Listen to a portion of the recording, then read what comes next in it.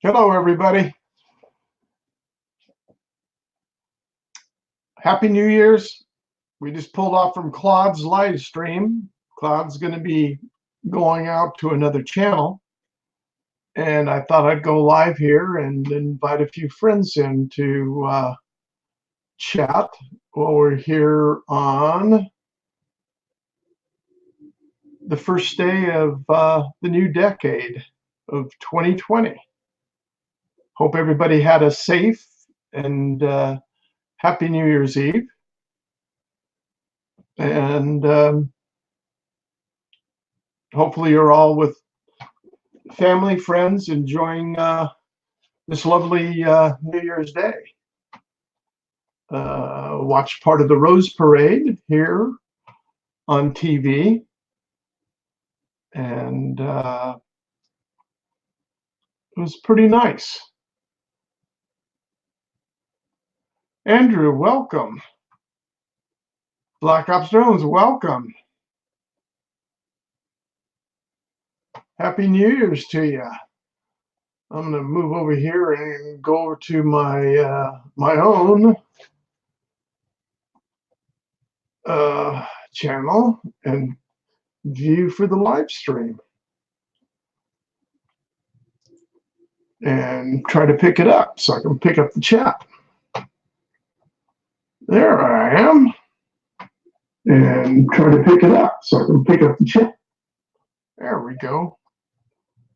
Mute that out.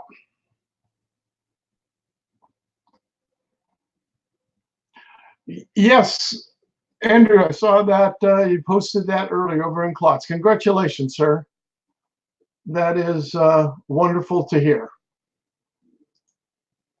It's a start to a new decade, a new 2020. I'm going to pull this chat out here.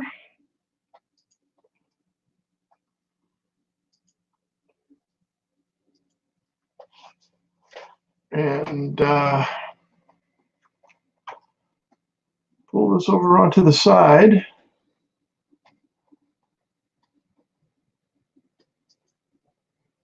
And launch this over here for a second. Mike, how are you, sir? Good afternoon to you. Well, evening for you, that is. Well, not yet. It's only 2:06 here, so even adding 3 hours, that's 5 o'clock. It's still afternoon for you.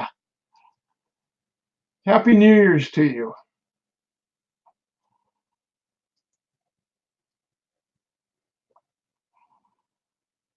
Thank you guys for stopping in. I was over on Claude's live stream, and we're going to have a couple of people hop back in that were over there.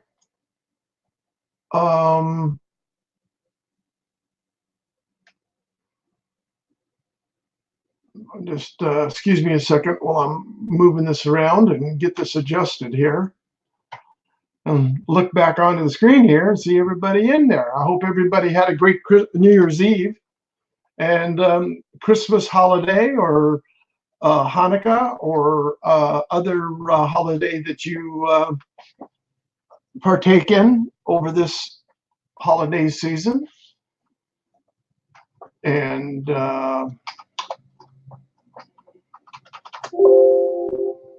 ding, yeah. There we go.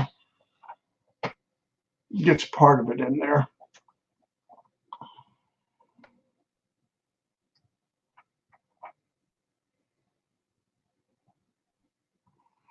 Yeah, Black Ops C is on the East Coast. But even he's ahead of himself. He's already trying to get a big push on the 2020.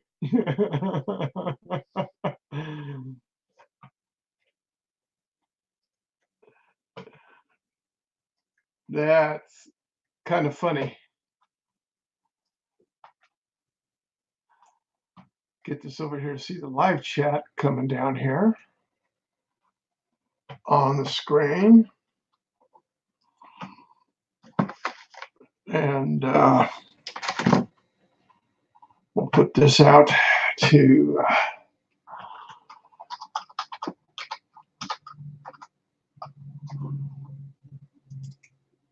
put that over there, put that over there,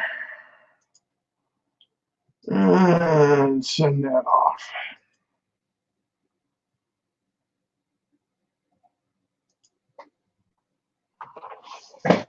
Hopefully it's going.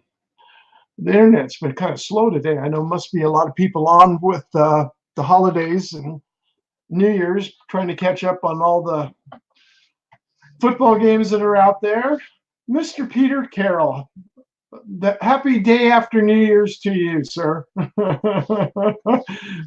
Happy New Year again. Thank you for stopping in. We were over on Claude's channel, and he broke the 1,000 subscriber mark on his channel.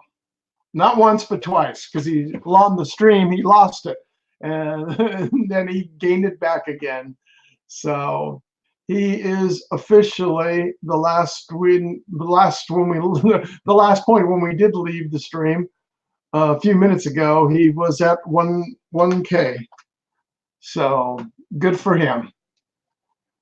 Now he can enjoy life, and as Jim Boyd was saying, he wants to find out how it's going to change his life.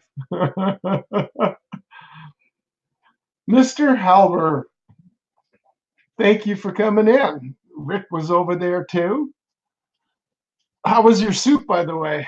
I hope it did some soothing for you.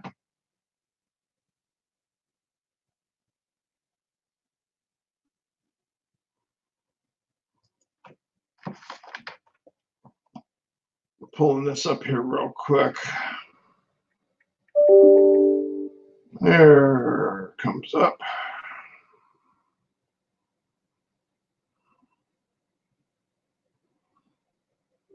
I'm just pulling this link down here.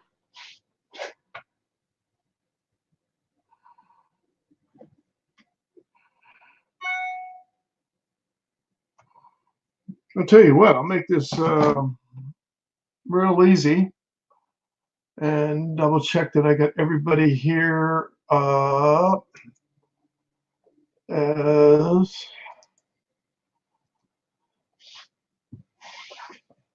Black Ops. Yes, I do have you on. That's what I'm doing right now, Andrew. I'm going through to blue wrench the people that I know real well here. Black Ops, you should now see it posted next time you come up. $50 each. What? You think just because it's New Year's Day? No, it's 100 is a going rate.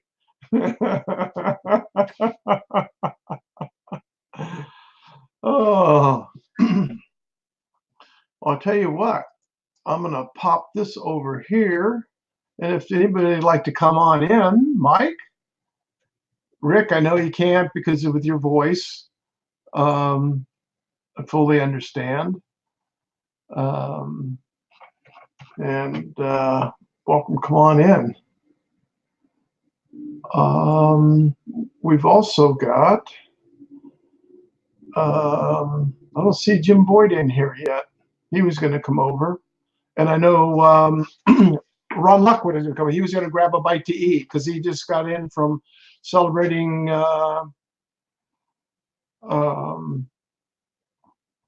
New Year's Eve with some friends. Yeah, Blue Smurf.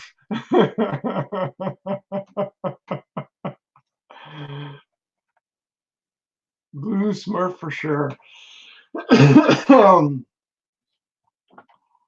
So has anybody made any or have they predicted or did they make any New Year's resolutions? And if so, have you already broken it? Andrew did one and he's going strong. So that's good. We pray for him to continue going strong with his commitment.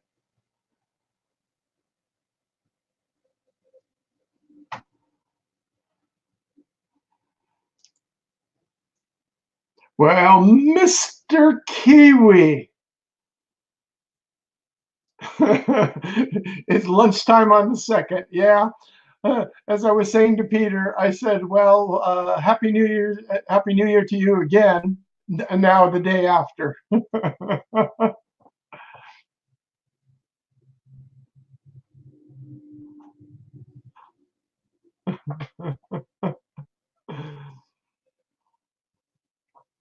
So anyways, I got this thing moved around here, put it up, and we'll see if anybody does else come on. If they do, great. If they don't, great. We're here. That's what counts. And thank you all for stopping in and being here on New Year's Day, where you could all be somewhere else. Started the diet back, huh? That's what I'm going to try to do. I had gone to my doctor, and he's an endocrinologist. I'm a diabetic for a long, long, long time.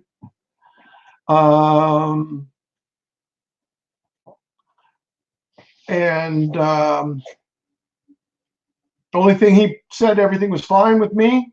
And so the only thing he wanted to see, my points that he saw on there, and he pointed at me and he goes, I want to see the numbers on you come down weight-wise. So that's what I've got to start doing within the next 6 months. Start dropping some weight and get out and exercise more. Unfortunately, work has been keeping me very busy. And for the majority of you know, my mom's health has been down, so I've been running around with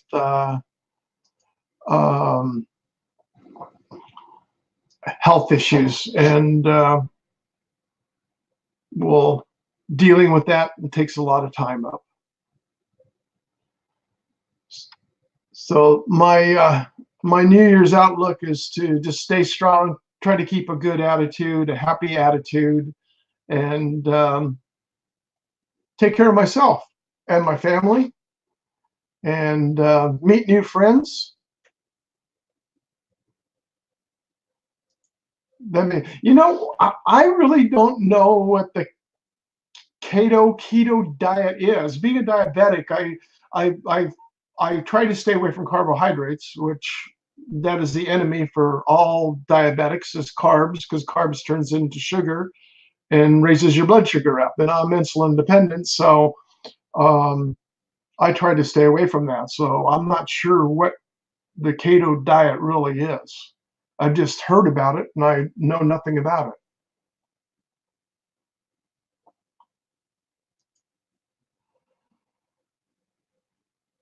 Keto is like the Atkins. Okay, then yeah, it would definitely be for diabetics, low carb. Yeah, because definitely that there are a lot of things out there. Because like one of the worst enemies for um, not enemies, the hardest thing to help you control being a diabetic is carbohydrates.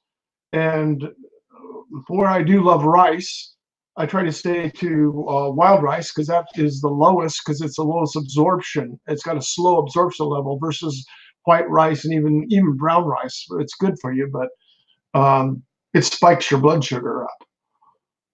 And of course, potatoes and bread and all those other good things. So all the good things in life, like pizza, those are those make it tough. If anybody wants to come on in, hop on. Put the link above. I'll pop it up there again. You're more than welcome to come in to say hello and wish everybody Happy New Year.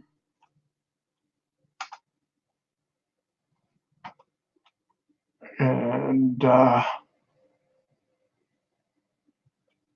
that's it. Because the thing about fiber, Kiwi, you're right on. Because you take your carbs, subtract away the fiber, and that's the net adjusted carbs. Spot on. spot on. Because nowadays, I mean, because I've been a diabetic for 46 years, quite a long time, type 1. And during those days, the only thing we had back then was Tab and Fresca. Now there's a multitude of things that are out there for drink consumption, but food consumption was the hardest part. And nowadays with, oh, thanks for spotting that out, Mike. Appreciate that. I don't know why they're not coming up here, because I went through on YouTube the other day and started doing some house cleaning. And I noticed that I put a lot of these people up, a lot of like Kiwi in. Now, Black Ops, no, I didn't have you in, because I'm looking back at my other screen here. That's why I'm sorry for turning my head. I'm looking back at my other screen to see who's up there. But I'm trying to keep an eye on it. And I know when I do my live streams, I try to keep everybody who keeps on coming in to support, my channel, and come back to support theirs. Gray hair. Wear with pride. Yes. Unfortunately, that does happen. Sky took my drone. Welcome. Happy New Year.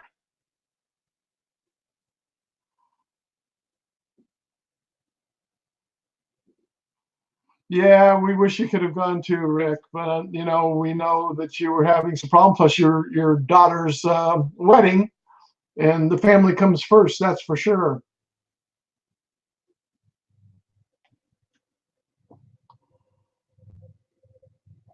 And that is number one.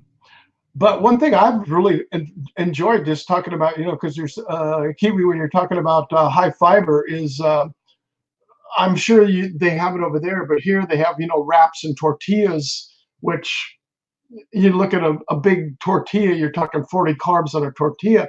But now they've got them with the high fiber and with the net adjusted carbs, you end up down around 6 to 8 carbs net on a tortilla. So I use those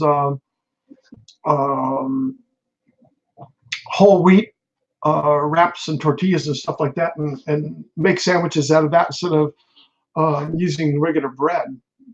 But even regular bread, even when you find the high fiber stuff or the low carb stuff, I mean, you're still talking 20 carbs per slice. But I'll get off that downer, because it's a downer.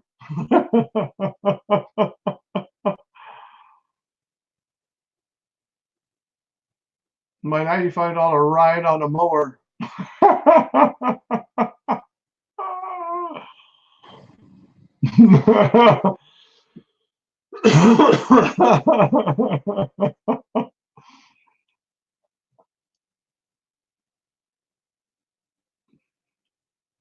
So you're picking up a mower, or you're going to mow and you get paid 95?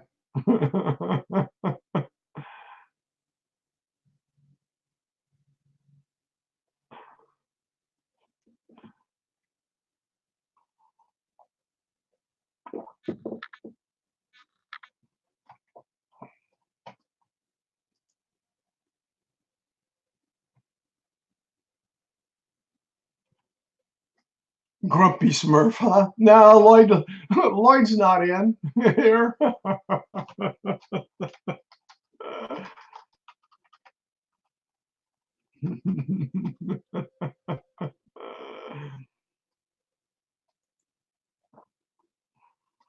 Mr. Grumpy, yeah, Mr. Grumpy Vlogger for president.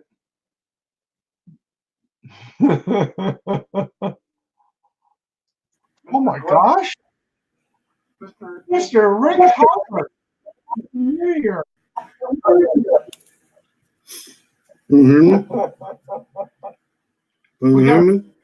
Yeah, we got feedback coming from you though.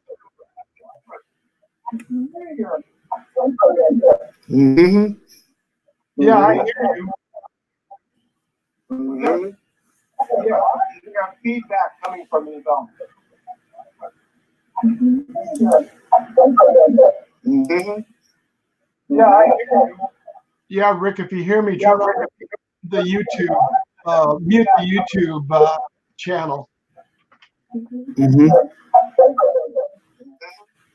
because we're getting feedback on it.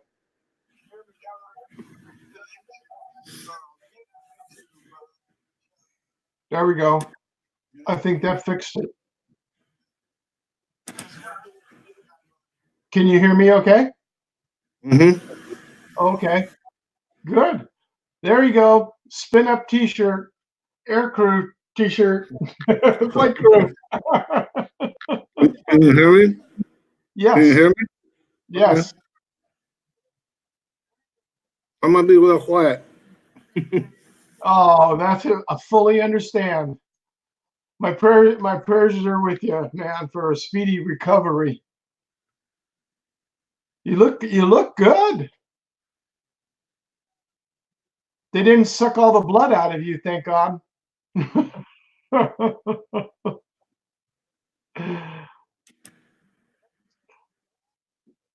It's all his fault. Feedback coming from Andrew. What? No.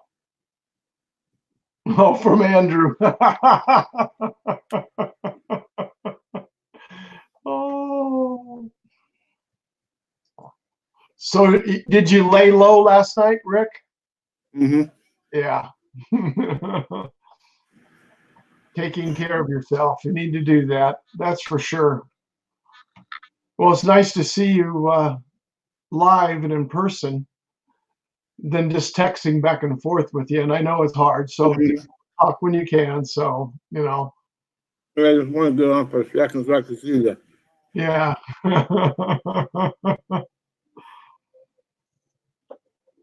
But I thank everybody once again for stopping in.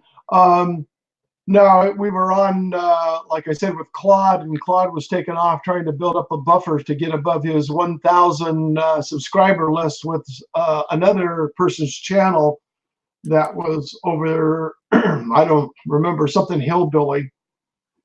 Because he wanted to build a buffer because he's been working very hard and pushing very hard to break that 1,000 barrier. And I said, he's just compulsive. He wanted to reach that.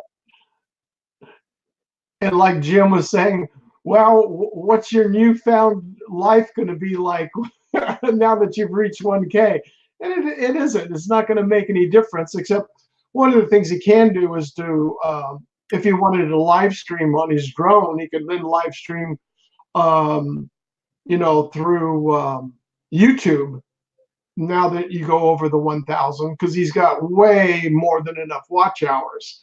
So that's one benefit for him. But I don't, he does his stuff mainly recorded. He doesn't really do that many live streams from his drone. I mean, obviously his shows with all his shows that he's put on. But I'm very happy for him. Gave him a lot of congratulations for breaking that, because I know he's done his best to get there. Mm-hmm.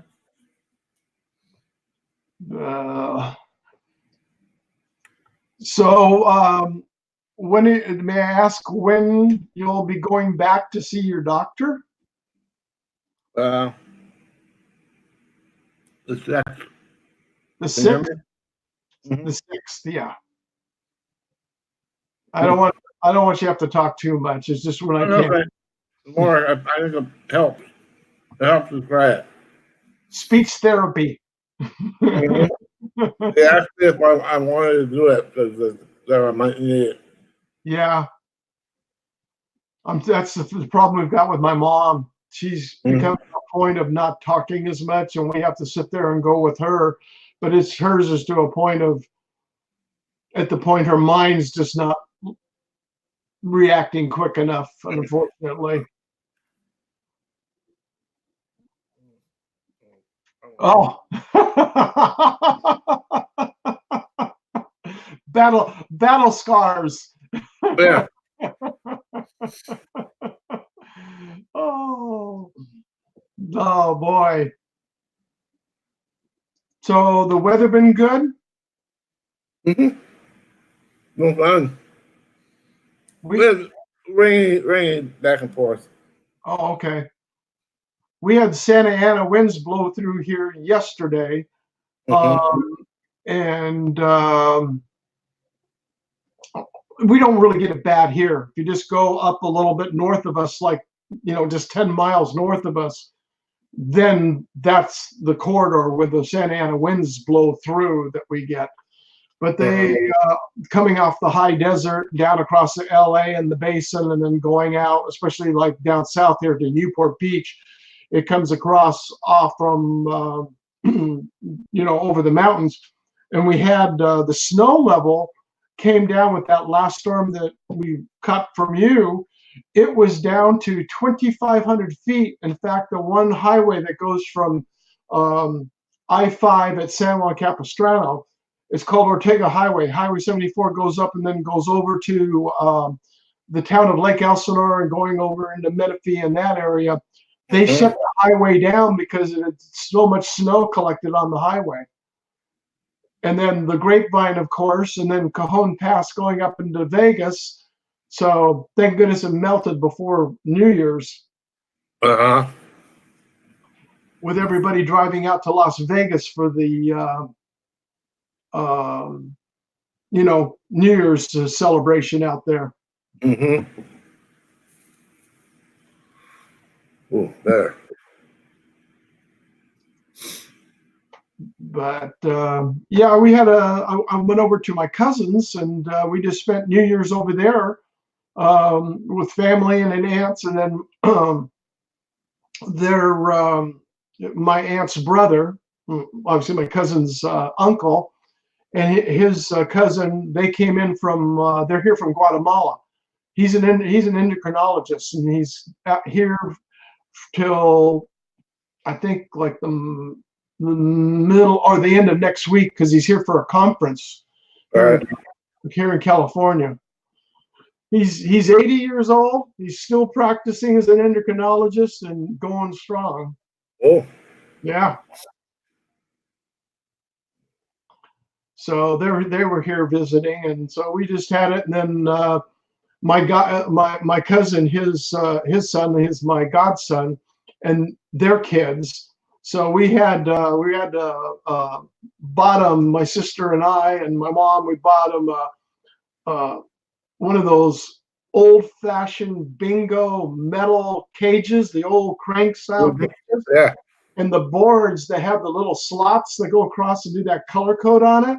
We bought them a whole bunch of boards and sets, so we were up playing bingo last night. A lot of fun. Yeah, it is. But we bought them an HO train set because they've had some battery other train sets that they've had, and I was really shocked at the price come down, because my son had G-scale, the big, what they call garden railroad, and it's great for kids because they can hold on to it. It's big enough and easy. But the problem being is it takes up a lot of room when you start putting tracks up, It takes up a lot of floor space. So we decided to, hey, Jim, come on in. I'll post the link again. And we bought them an HO set. And now, there you go. Halber Fields Airport. I like that. But now what they have is, growing up there, you had, welcome, Jim. What's up?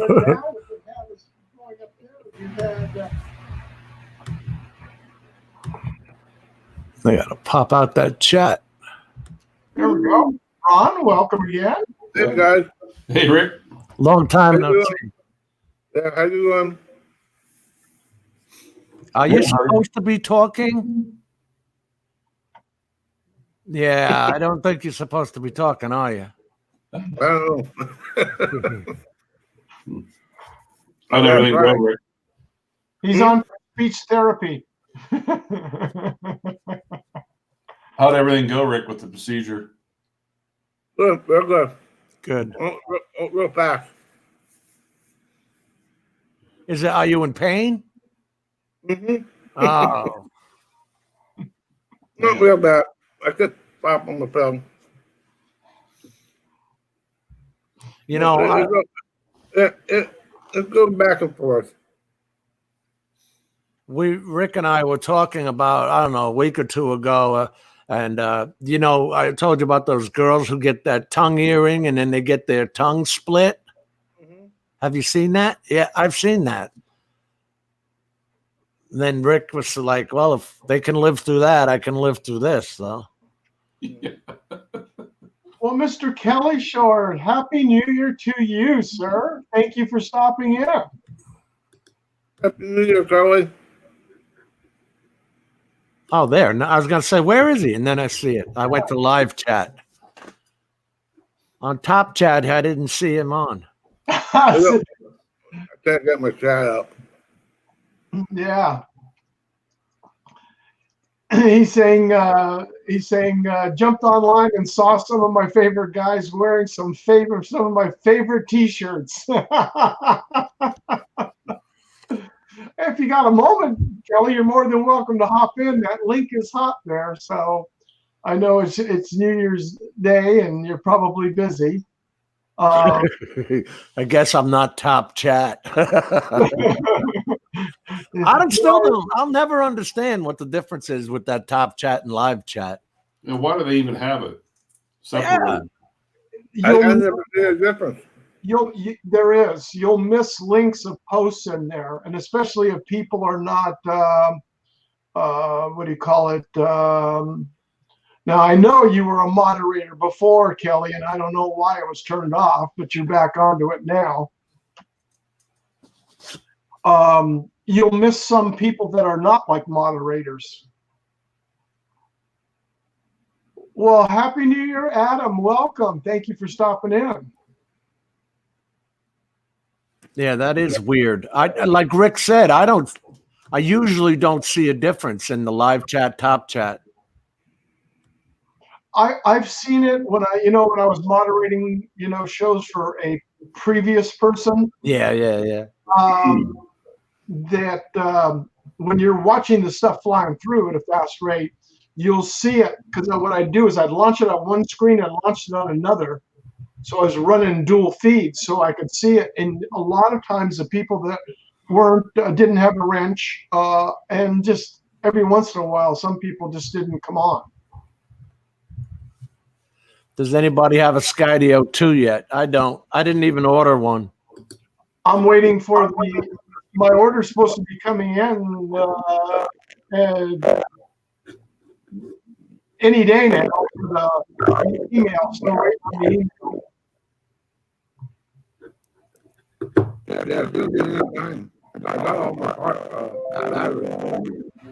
Rick, your audio is getting real scratchy.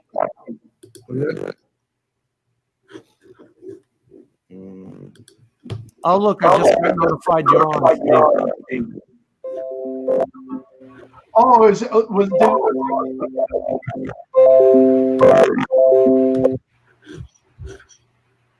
somebody's got their YouTube channel. Not me. Oh, when did you say yours, Steve? Because Kelly said that's what they told him as well. Yeah, in January. It was 2 weeks ago, I think it was, Kelly, that I got that one last email came up, and I know a couple of people have got them. And I know for me, I'm not a reviewer, and I know that I spoke with Sean Oz, and I told him I would let him have mine, because he was on the third round, so he won't even get his till I think the third quarter of 2020. Third Well, quarter? Rick was one of the first people to order. Yeah. Yeah, I got battery, the controllers, everything but the drone. Oh, okay. Yeah, he ordered within the first couple of hours.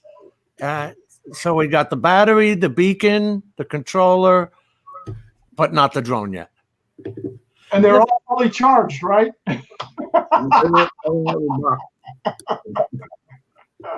You know, they're not a big company. And they got bombarded with sales, which is, I guess, a good thing. But yeah, that is weird that they sent it out that way. Yeah. Okay, so I won't see mine till next Christmas then. Well, I got mine out of line. I shouldn't have done it, but I did. He bought his online as soon as they came out. Yeah. Adam, I'm in the first round, and like I was saying and addressing to Kelly is, since I'm not a reviewer or anything, and Sean Oz being ski season obviously, and being able to have permission to take a drone on a ski resort, he's got permission, so I'm going to let him take mine, and then I'll take his downstream, because it's not like I need mine right away. And this way he can use it for ski season out there and do some reviews on it for ski season, which I've yet to see anybody do. Hey, Chris Hope. Mr. That's pretty Hope, cool of you, Steve. Happy New Year. You know, I was talking with him, and I thought, I heard about it. And because I know Rick and myself and Claude were all right in that same period within hours of ordering. Mm-hmm. And it's like, you know what? Let's do for the good for the community of let people see what the drone can actually do. I'm not going to be up there being able to do it. Right. Mm-hmm. Unless I had it chase me on the Harley, I couldn't put it to good use. All right. Oh, you're going to go visit Sean in February. That'll be cool. Kelly was saying that. In Colorado, yeah. Aren't they supposed to send it to reviewers first? No, as far as I know, it was orders in, first orders out. I wonder if they're thinking about hiring extra people to try and get some of these orders out before people start getting discouraged. Yeah, they did. Mitch turned around and canceled his order. Yeah, Old guy in a drone. Mm-hmm. Did you see David Koji's? Oh, Kluge? Koji Tech? Did you see his where he smacked it into On that bridge. the bridge and No. Oh yeah, I think he was flying it in a little bit too low light. yeah, Oh, wait, the bridge, Yeah. the wire. Yeah. yeah. That was way too low. But you know what? They don't state in their specs. Like DJI will tell you of like a low light lux of 10 or something like that. Skydio does not list that in their specs, and they should, because you're going to get idiots doing that, and then they're going to get caught having to actually replace it. Yeah, and one of the things that I heard, I don't know this for a fact, what I did hear is it won't take off in low light. Mm-hmm. That's good. That's good. But obviously, he was able to take off. Now, whether he got to a spot to where, like Ron and I were talking, that there was enough light, but flying through that bridge, you're going to get a lot of shadows that are going to be going through. Why And would he do that? he started losing connection, though, too. Now, whether the connection was due to all the metal and interference, or was that a connection of the sensors saying, hey, I'm having problems here and I shouldn't be flying? We don't know. The sheer fact that thing fell and a car didn't run over it just shocked me. Because it fell down onto the bridge highway. Mm-hmm. It looked like just the one arm and the camera got busted off. It looks repairable, but Yeah. the big 18-wheeler didn't come over and pancake. Yeah. Great. Chris, thanks for stopping in. I appreciate it. Happy New Year's once again to you and the family. Hey, Claude, welcome. There's a link above if you want to hop in. I thought Claude was with the hillbilly dude. Yeah, He didn't like hanging out with his hillbilly red. I guess so. That's like last night, guys, man. Here we are out in the middle of Sundance, Wyoming, shooting off shotguns at 12:01 a.m. It was kind of fun, though. He's double streaming, so he's on there and he's on here. He's out. yeah. Congratulations again, Claude. You make it?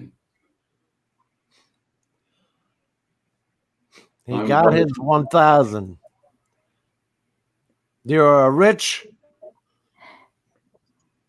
Well, Kelly, if you're still on, you are in the first order batch when you ordered your drone, or were you on the second order? Did he say when he was? He said he's still waiting for his, but I don't know if he said which In batch. January, but there was a cutoff because originally we were supposed to get it in December. That was all of it. And obviously, you know, with any new company, well, not new company, but new production output, you know, you're going to hit glitches with anything and everything. It's Yeah. called karma. The funny thing, you know, when they did that, I think it's on Skydio's page. They did they must have flew one of the drones through their facility, and that place is not that big. So I question how many do they get out a day? You know, Where? What's not that big? their facility, their Oh production. no, yeah, I saw that from their video. It's pretty Yeah. small, actually. Yeah, Yeah, Kelly was in the second round. So maybe they are moving you up, Kelly, because you are a reviewer. And he does say in January, yeah. Because now we're out to the last email we received, Rick and I, and I know Todd received.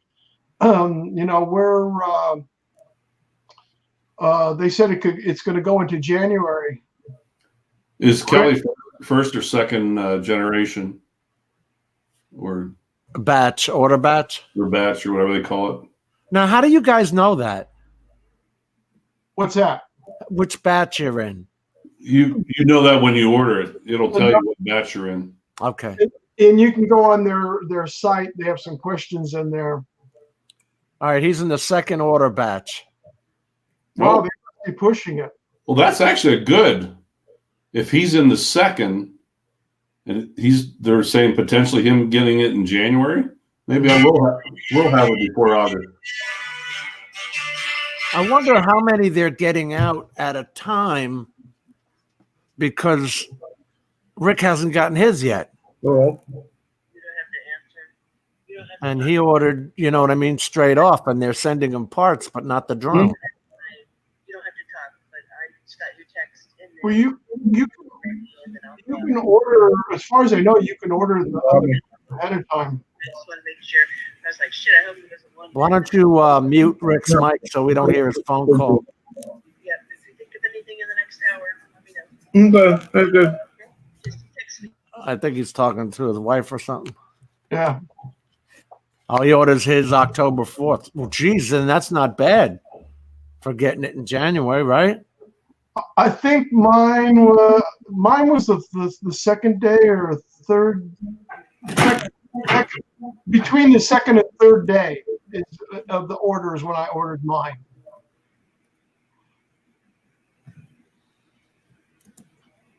Rick, did you order on the second day of the release?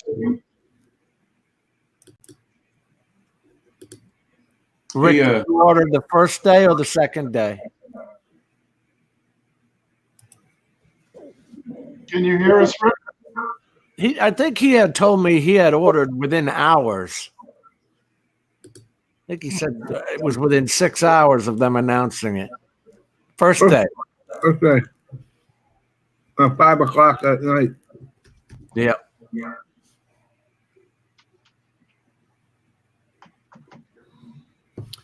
I'll find out the answer to that question. October 1st is when they Mm-hmm. announced it. Yeah. Okay. I'm launching my other email over here, and I'll find out. But I remember seeing, I don't know whether that was Rick or Steve that was showing their video from the email that they got Yeah, those originally, and that production line looked awful small, man. Hey, Steve, yeah. where on the website can you find out like what your order status is? Okay, let me bring it up. But my email. Okay, we can go over here and look up.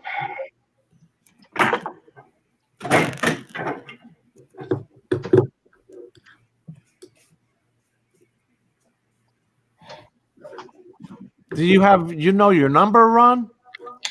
Yeah, I'd probably have to go through my emails.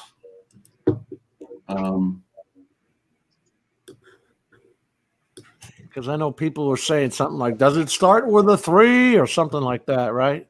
Yeah. Let's see. Skydio, my number starts with 617, which is the first numbers are going in.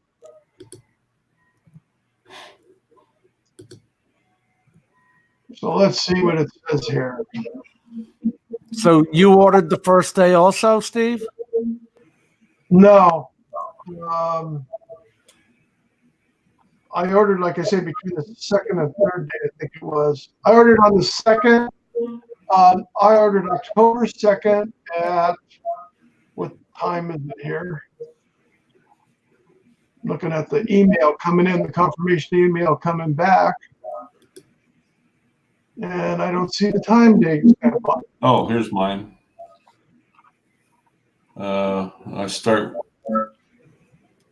My number starts with an 801. Oh, the 6 numbers are shipping first, Rick says. 6, 7, and then 8. And Kelly's looking for the And that was it. The confirmation came back at 5:36 p.m. on the 2nd.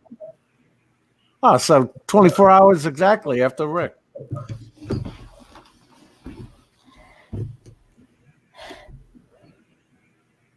Oh, okay. He's going to look for the link for what group you're in now and send it. His order is 719. Nice, before you, Ron. The only thing in my order status is it said that your place line was expected to start shipping in second quarter of 2020. I don't know. Hope all those people keep canceling because every time they do, it moves me up. So Yeah, but if they're going to be getting theirs in January, I would put yours probably in February. If not sooner. I wouldn't expect it by then. If I get it by April or May, I'd be happy with that. But I would just like to have it before August. Right. Before I go to Alaska and before you come. Mm-hmm. Well, Tomas, welcome, sir. Happy New Year's. We'll put that to some use, huh? Around the mountains. Yeah, absolutely. If it doesn't crash into a mountain, we're happy with it. Yeah.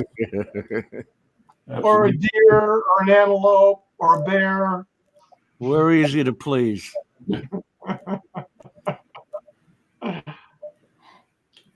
I'm actually going to take Jim into grizzly country. Did you know that, Jim? I'm okay with it. You bring bear spray, I'm all right. Or a gun, one of the two. Yeah. I got bear spray. Kelly's wanting to know where you're going in Alaska. In Alaska? Prince of Wales Island, southern Alaska. South of, about 2 hours south of Petersburg. Ron goes on his fishing trips. Yeah. What was the size of that halibut you caught last year? About 90 pounds. Thing was huge. Din din. I'd say so, yeah. Hey, yeah, did you clean that up and pack it up for the freezer? The halibut? Yeah. Oh, they do all that for you. So you did then? Oh, dude, I've already had several meals.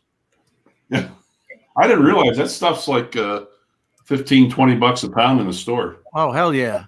Yeah, I didn't realize how expensive it was. Hey, here we go. Here's the latest update.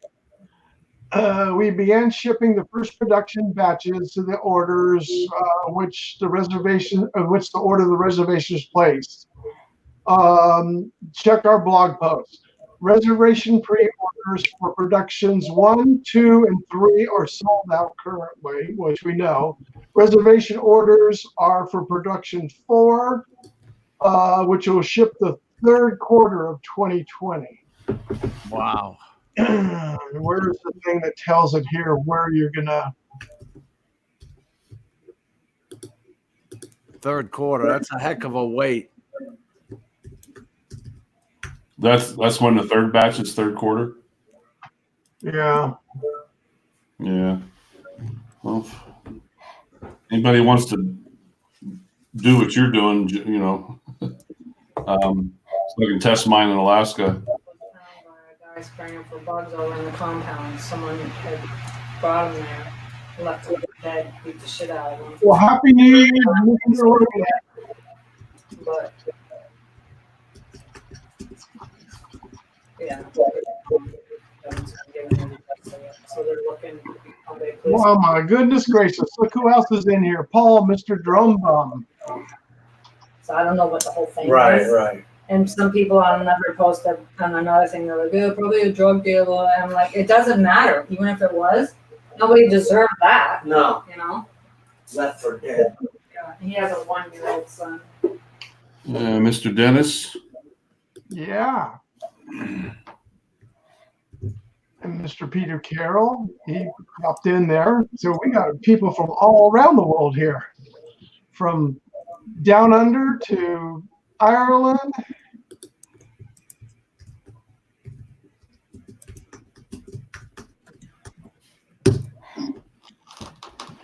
Yeah, one thing about taking the Mavic 2 Pro this year, Steve, the Evo just kept giving me, you know, the signal warnings, you know, that the signal was weak, and I was just too scared to take it too far, because actually where the lodge is there in Alaska, it's about the inlet that we're at. It's about a quarter mile long, and then what you gotta do is get out on the. And I had the Evo up there last time, and I get it out to the end of the inlet, a quarter to half mile out, and then I try to go out in the bay and go out and look for whales, because we would come in every night at 6 for dinner. I'd hurry up and race upstairs, eat dinner, race back down the dock with the drone, and take off and go fly and go look for whales. But it just kept giving me too many signal issues where I'm going to have a lot better signal with the Mavic 2. Now, when are you going? What month? August. Okay. I was in Alaska, but decades and decades ago. I was in Anchorage with my dad, actually, the year after the big earthquake. And when we got up there, I mean, that was seeing devastation. And we were driving up to go on the Matanuska Valley, and on the river flowing from, you know, where the harbor and everything is in Anchorage, and the river going up. We were driving, I want to say, I mean, I'm guessing now, at least 5 miles to 10 miles in. Here's this sport fisher 50 feet up on the side of the hill that had gotten washed in when the back surge came through with the, you know, the tsunami that came in there. But whole hotels had moved. But what a beautiful, beautiful country up there. Oh my God. I can't wait to go back. You just don't have, it's too hard to describe, but when you're out on the boat and the water, actually the whole week was fairly calm. And you're just out there trolling at, like, I don't know, 2 knots, 3 knots. You know, you're trolling for the salmon going up through the little channels. Right. You're just kicking back in your chair, you know, and watching your lines, and whales are popping up beside you. I can't describe the relaxation. Oh, yeah. Physically be there to witness it. It's Yeah, yeah. most definitely. Mel, Happy New Year again, sir. There's another one that became unmodded. They just, my wife was telling me that they just found a guy who was beat up and left for dead out in that compound area that I always go flying in. Oh man, that's no good. No, when I had gone with my dad up there to Anchorage, and then from there, after we were done with the convention, he was up there for. We flew on an amphib, which I didn't even know. We got on a plane, and all I knew was we were going to a fishing camp. And the plane's coming down and coming down and coming down. And I'm telling my dad, Dad, we're going to land. Look, there's no runway. There's no airport. And we were going on the water. I didn't know it was an amphib plane. Oh, We land on the lake, drives up on shore, pulls up, opens up the door. You get out, you grab all your fishing equipment. We were in there for 5 days. And when they say lights out, it's lights out. The generator got cut off, and you had flashlights to go anywhere else you wanted to go. yeah. The fixing regulations up there were unreal, because this was in the Katmai National Monument is where we were in there with, and like moose. I mean, Rick. in a distance, but I'm talking 100 feet away. We'd just be in the marshy area, just chewing away on the moss and reeds. Rick says better than sex, Ron. That relaxation. Well, it depends. You gotta be thinking about it. Well, you got to think about who you're with. Yeah. Yeah. With an ugly broad, Rick. Yeah, with an ugly broad, I'd rather go fishing. But But it's absolutely beautiful up there. And we were fortunate enough is National Geographic was actually up there filming for the Bald Eagle. Dennis was up there in 2016. Yeah, my cousin was just up there. They took a cruise ship up there and then went up into the lodge and took the train. Dennis, I just got a notification that you posted something. That's what we did, yeah. the neatest Can. Hey, wait a minute. They went to Ketchikan. Did you see the Alaskan family that's supposedly been raised in the wild? Oh, what was that? The Brown Alaskan family, people or something. That was the name of that show. Alaskan Bush people, yeah. Yeah, Brown family. it was all fake. Well, now they're in Washington. Yeah. Well, then they were sleeping in the hotel with the film crew. Yeah, Yeah. and making tens of thousands of dollars an episode. Apparently the locals didn't like that up there, and that's what they were raising a lot of hell. I don't know what truth there was to that night that they were they were being shot at or something. Mm-hmm. Yeah. But it's almost like some of the Hawaiian islands, like the Big Island. The locals don't like tourists. No. They make it clear, But no, I'll never forget my most exciting visual ever on a vacation. I know this sounds weird, but when we were trolling in this one channel and we came around this buoy, we were only 25 yards from this buoy, and I turned my head at the wrong second, and my camera box at the moment, because I was concentrating more on fishing, but I had a Pelican box that was 100% waterproof in the event that we got overturned for some reason. But I heard this big splash, and I turned around and saw those two orca killer whales. Mm-hmm. So it was almost like a performance at SeaWorld. They come out of the water simultaneously at the same time. They came up and smashed into that buoy and knocked all those seals off that buoy. Yeah. And they just gobbled them up. I mean, the whole thing was over in 1.5 seconds or something. It was so quick. But man, what a sight to see, though. I mean, it was only like 25 yards away. That's Matter of phenomenal. fact, we got soaked from the splash. That's how close we were. Dang. Yeah. Well, let's welcome in Mr. Dennis Lovelady. Howdy, what's wrong with my camera? You're sideways, buddy. There you go.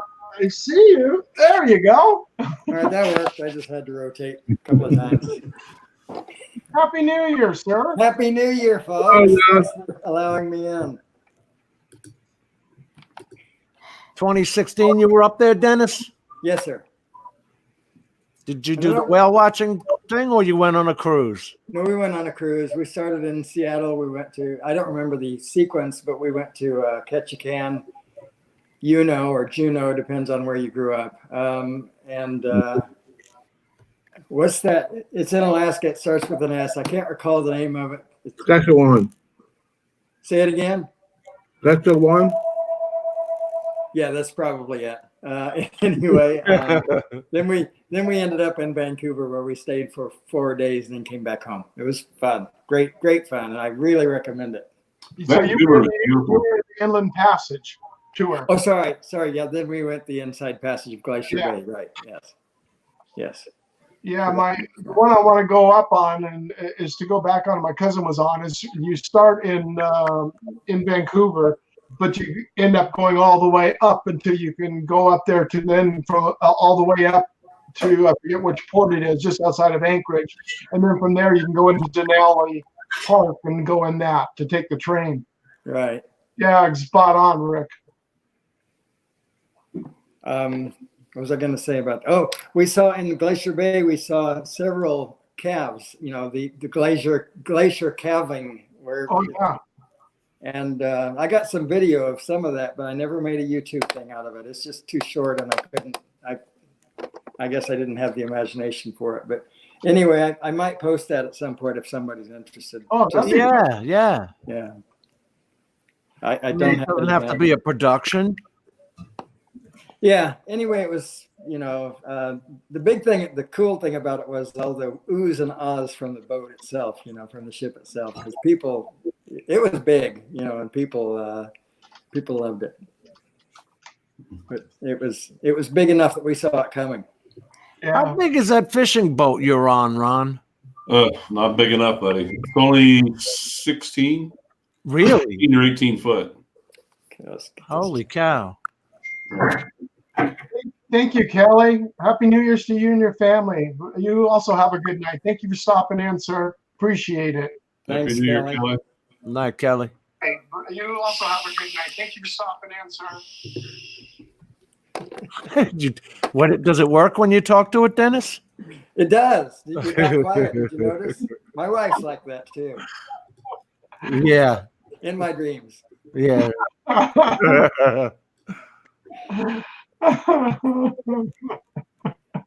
16 foot. You're putting 100-pound halibut on there?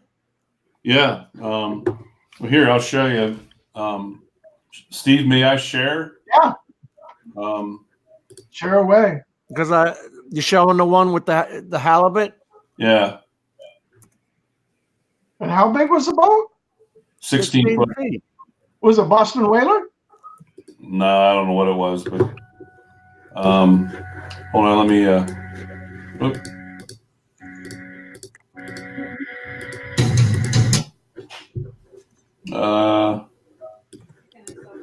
Hold on.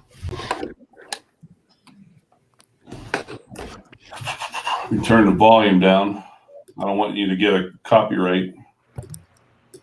I don't have to worry about that. I'm nowhere near close. Oh. You want me to play the whole thing, Steve? It is 5 minutes long, but or I can just play that part of the halibut. But You can skip through if you want. yeah, here. Just go to different parts or whatever. Play the whole thing just for the halibut. This is for the halibut. I understand, Rick. No, I fully understand. Thank you for coming in, man. Take care, Rick. Take some Thanks, pain Rick. meds. Great to see you, man. I'll be watching. All righty. Thank you. Understand, man. You rest up. Yeah. But see you guys. Yeah, Happy New Year, buddy. Happy Glad New you're Year. okay, buddy. Bye-bye. See ya. All right, I'll hit share screen. Okay, where you at? And Gonna then hit that today, Ron? it's hit. We see you. I have to wait for Steve. Wrong one. Hold on. Yeah, that's not the right one. There we go. There we go. There we go. This is flying over Vancouver here. What was the temperature when you went? High 50s, 60s. Nice.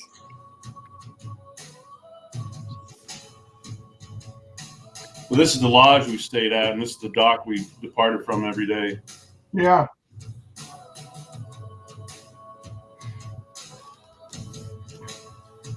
But most of these whales that I was able to film most of them was with my phone, so it shows you how close they were. And it was never zoomed in. That was about a mile out. You're watching the cruise ships go by. Yeah, Whoa, nice shot. it's one of the professional fishing boats.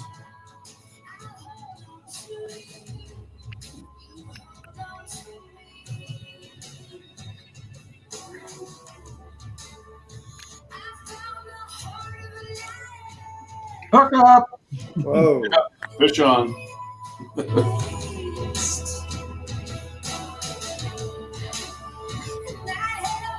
They got so close. Yeah. You got some nice shots. There's those seals. You lost your life.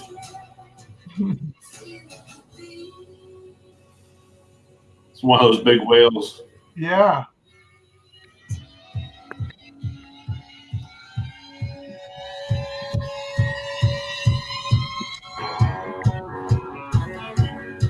They said it was a small boat.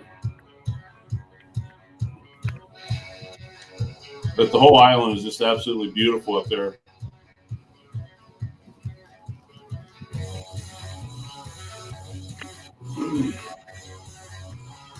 Did you use a variety of cameras, Ron, or just one? I dropped my underwater camera to film that salmon coming in.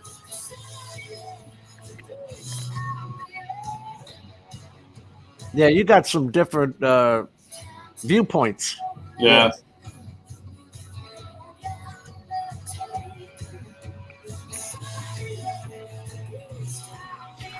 And what month was this, Ron? August, late August. Wow, and you're pulling salmon in that late? Yeah. They were late coming in. Yeah. I totally agree, Paul. Ron should be working for NetGeo, especially with those last whale breaches that he got on his early Christmas Maui trip. Yeah. Wow. That's just amazing work.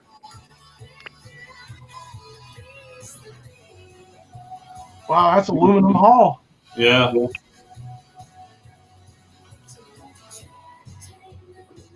The You ship- see that, and you're in a 16-foot aluminum boat. Yep. That was the biggest salmon I caught. He was about 20 pounds. Man, there's some delicious smoked salmon. Can't get much fresher than that either. Yeah. And my buddy kept high-fiving, man. Why not? Yeah. Rick loves seeing that. Look Yeah. at that pole bent over like that. Yeah. I know, it's incredible.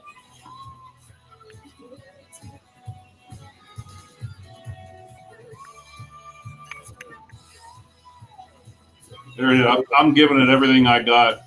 Oh, yeah. 100 foot of water, bringing this halibut up. This is where I started to wear out after 45 minutes. Whoa. Wow. Really that long? Yeah.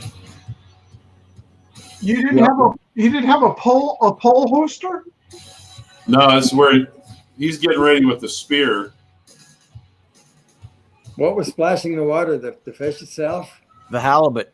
The halibut. Wow. I'm surprised you didn't have a pole hoster. Yeah. Well, there's the hook right there. Yeah. That's just a little one there. He's only about a 20-pound halibut there. So how do you bait that? What's that, Jim? What are you using for bait? Squid, and I forget what else we used. I was reading Peter's comment. I get my salmon in the supermarket.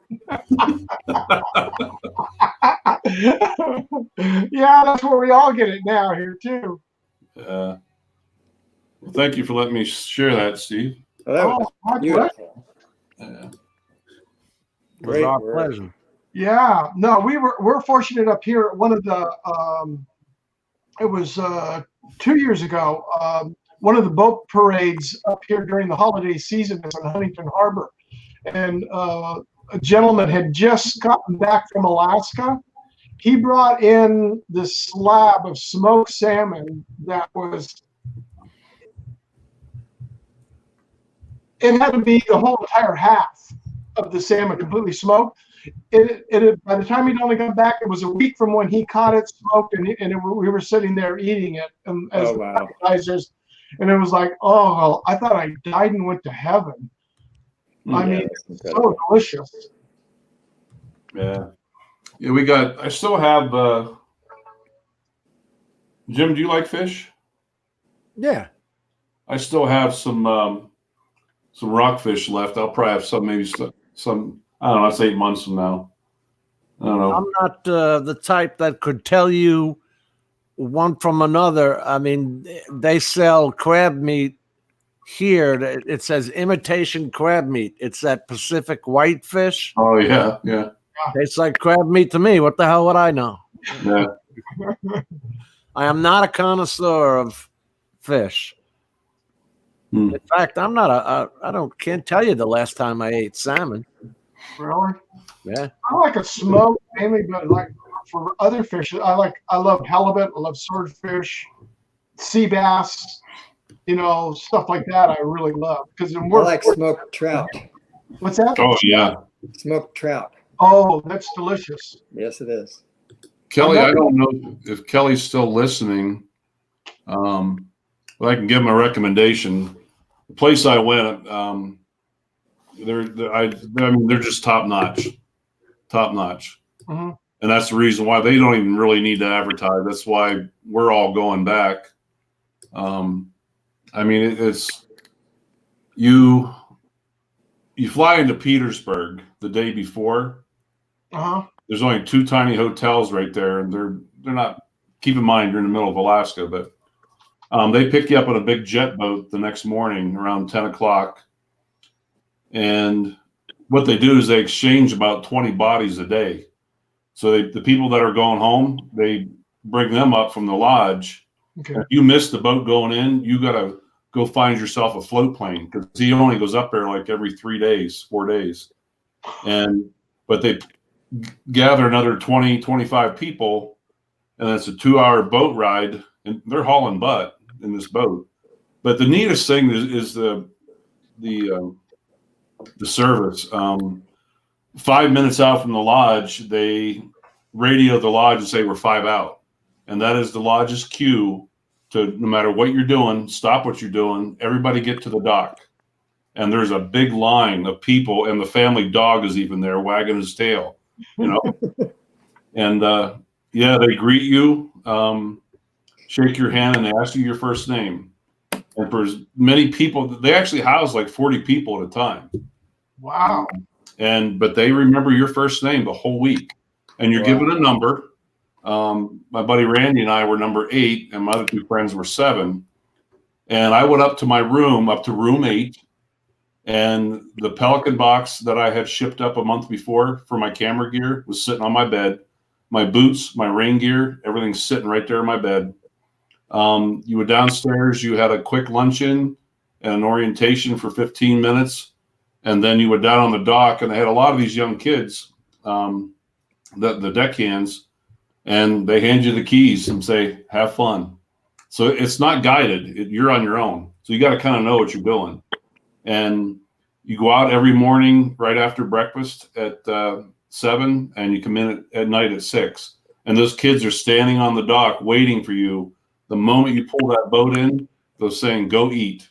And they get into your dry box. They pull all your fish out. It goes into tub 8. And then they fillet it. It goes into freezer 8. And at the end of the week, they know which fish, is yours.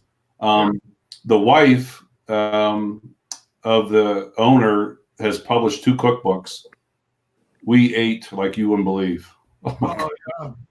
The final night we had prime rib, lobster, baked potato, vegetables, like 3 different types of desserts.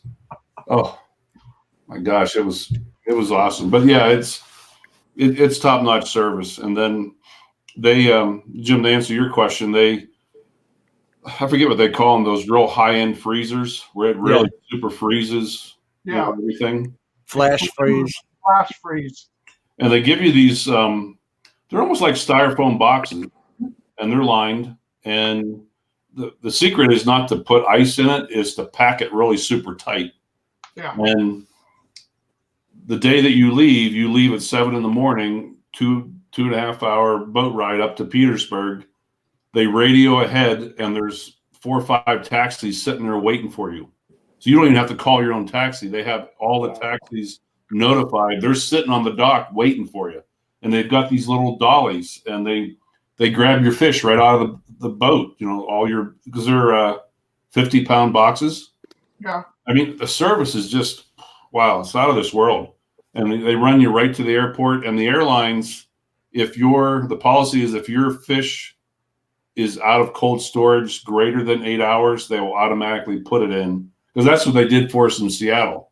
We went from Petersburg back to Seattle, and then they put it in cold storage overnight.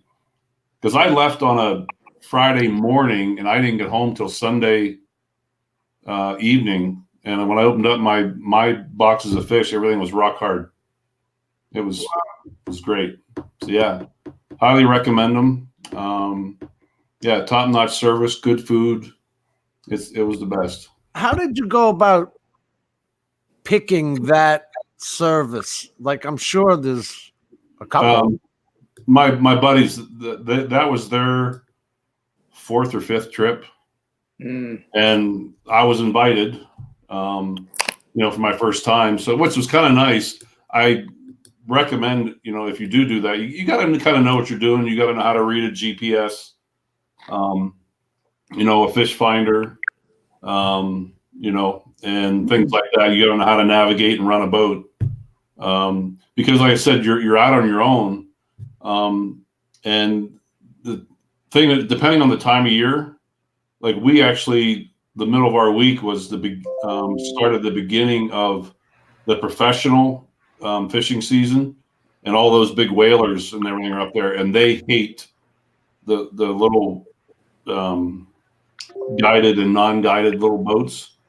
And man, you better stay out of their way because they will run you over. Yeah. We found that out. Yeah. Wow, what happened?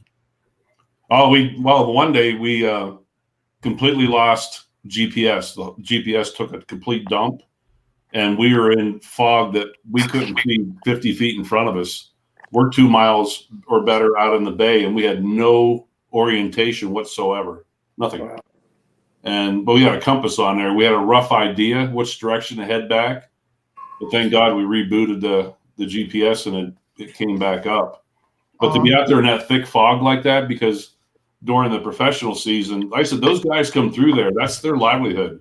Yeah. And they don't give a crap about a little 16-foot boat that's crawling through there, So, but yeah, it's pretty neat. The only thing you really got to watch for is those whales.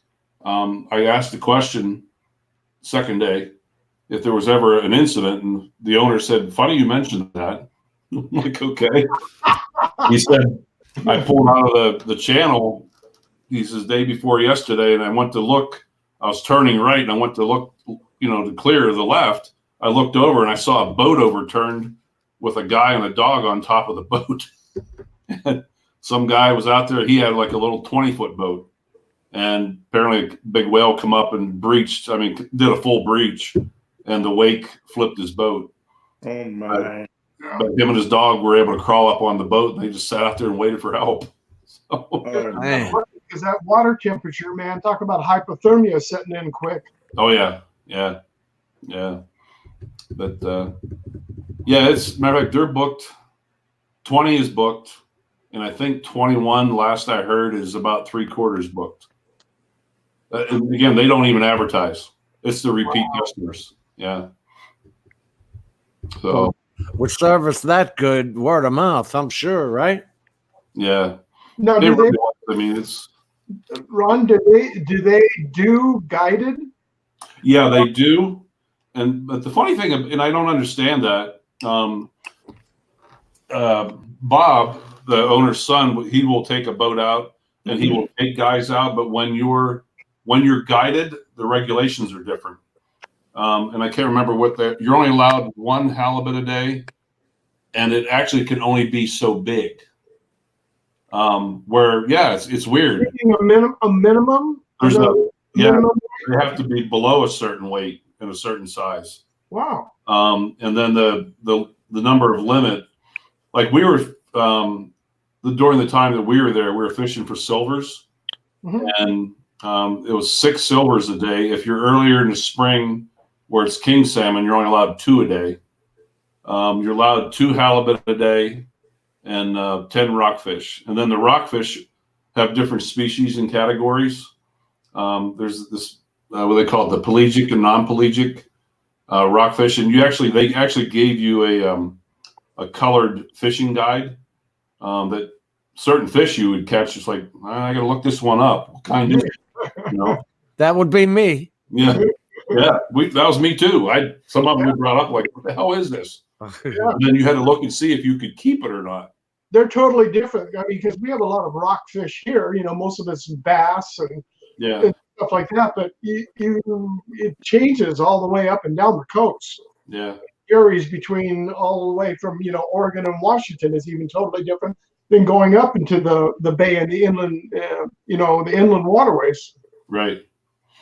Yeah, and it's the halibut fishing. Like I said, that was my first time. I learned a lot from it. If you have 2 guys to a boat, you technically only one can fish at a time, because what you got to do is you got to fish during what they call slack tide, and it's when the current is either not coming in or going out. And the idea is to try and keep your line straight down. Don't let it angle out and drag, because that's when you're going to catch a lure. That's when you're going to lose your all your gear. So you want to look on your GPS and look at you want to find somewhat either a flat sandy area or down at the base of a little mountain of some sort, because that's where they lay. They lay down in there, and all you do is you bounce your jig and the bait maybe, I don't know, 6, 8, 10 inches off the bottom. And when it's surprisingly with the weight on there, even in 400 feet of water, you can feel your weight bouncing off the ground down there. That's interesting. And all you do is just bounce it up and down, up and down, up and down. But the second guy needs to control the boat and make sure that your line stays straight. And then it's his job, once you actually hook one. We had one guy out there, he decided to go out by himself, dummy, and he hooked on to a 140-pound halibut. Whoa. And he's trying to reel this thing in, and he's screaming on the radio, I need help out here. I need help. Because what you have is it's a spear. When you get them up to the top of the boat, the spear, you tie the rope onto the boat, which is tied to the spear. The spear has a cap on it, almost like the same theory of like the old Bic pens, where you have a cap. So when you spear this fish, you're going to put a hole, maybe like that big through there, but the cap is about this long. So when the spear goes all the way through the fish, that cap falls off, and when you go to pull back up, now that cap can't come back up through that hole. So that's when you have them. And usually right dead in air, usually when you have the fish, because you got to do it at the right second. Because what happened to me, my buddy speared it right at the right time, because as soon as he did, he pissed that fish off. Snap, there goes your 100-pound line. snap. Yeah. Yeah. So it's a lot of fun. If you've never done it, that was my first experience, and I can't wait to go back. Yeah. Learned a lot. But yeah. So Yeah, because I know a lot of people, have gone up there. Friends, I've never. When I was up there with my dad, and we went fishing. We flew in that fishing camp. We were the salmon were not spawning yet. They were still in the lake, and the only reason is just like what you're doing is bouncing the jig, because when they start to spawn, they don't feed. And then what you're doing is you just, you keep casting, and then they'll attack because of like frustration. And Right. that's when you pick up some salmon or even snag them. You pick them up with a large treble hooks and snag them. And then as you fished on the mouth of the stream that came into it, the river stream that came into the lake, you couldn't use any barbs on the hooks. right. And there's no light bait allowed anywhere Mhm. at that time. And then as you went up the river, it changed all the way up and down of what you could have as far as lures, whether it could be treble hooks or single hooks, and artificial jigs. But we were just pulling salmon, lake trout, and grayling Mhm. is what we got out of there. Yeah. I never halibut. I like halibut, to go halibut. What's the mentality of having a cap weight on the halibut? I don't know. I'm actually going to ask him that when I do go back up, because I'm still curious about it. But there's all these regulations that, It seems odd. yeah. I don't know. Maybe they think, because it's guided, that because your guide's going to automatically get you the big. I don't know. It's weird. Okay. All right. It's strange, I mean, it almost would be like along the same lines of me guiding my deer hunters, saying, "Well, your buck can only be so big because I'm guiding you." Yeah, that's what's going through my head. Yeah. Because I mean, on halibut, I mean, I've had friends packing up, 200 and 300 pound halibut coming out of Alaska. I mean, you can get some huge fish, and Yeah. I mean, that 16-foot boat is not going to do you any good. You hook into a 200 pounder. Well, we ended up once I caught mine, we were actually only about maybe a mile out from the dock, from the lodge. So, and we still had 4 or 5 hours to fish. And I told my buddy, I said, "Let's take this thing in," because he was taking up the whole back end of the boat. Right. And so we took him in, and the kids grabbed him. We pulled into the dock. They took him. Said, "Go back, go fishing. See you tonight at dinner." And like I said, the service is just phenomenal. It's anybody who likes to fish or thinking about going there, I'd highly recommend them. Yeah. Yeah. I'd like to go up there to go fishing for, like I said, to go halibut fishing up there, and because, like I said, the salmon fishing we did was inland after they've already started to get in before they get ready to spawn off lakes and everything. They've already come up, parts of the stream, because at the very top of this, where our fishing camp was, at the very top was actually a fish counting cam. Mhm. So they're counting the fish through as it would go through. Yeah. And because versus down here in saltwater, I mean, as a kid growing up and as a teenager and even into adulthood, we'd go out here, and the big time of fishing here is for albacore fishing is the biggest one. They get skipjack that'll come through here, but yellowtail, those are the big ones, is albacore and yellowtail for us here.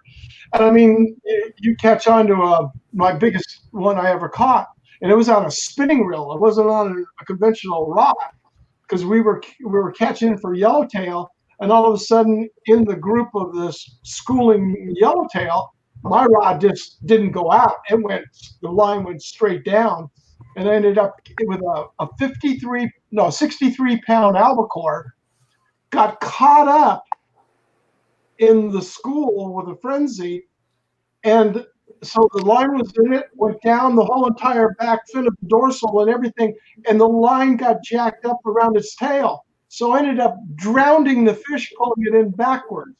An hour to land that fish because I caught it in tail first, in essence. Wow. Wow.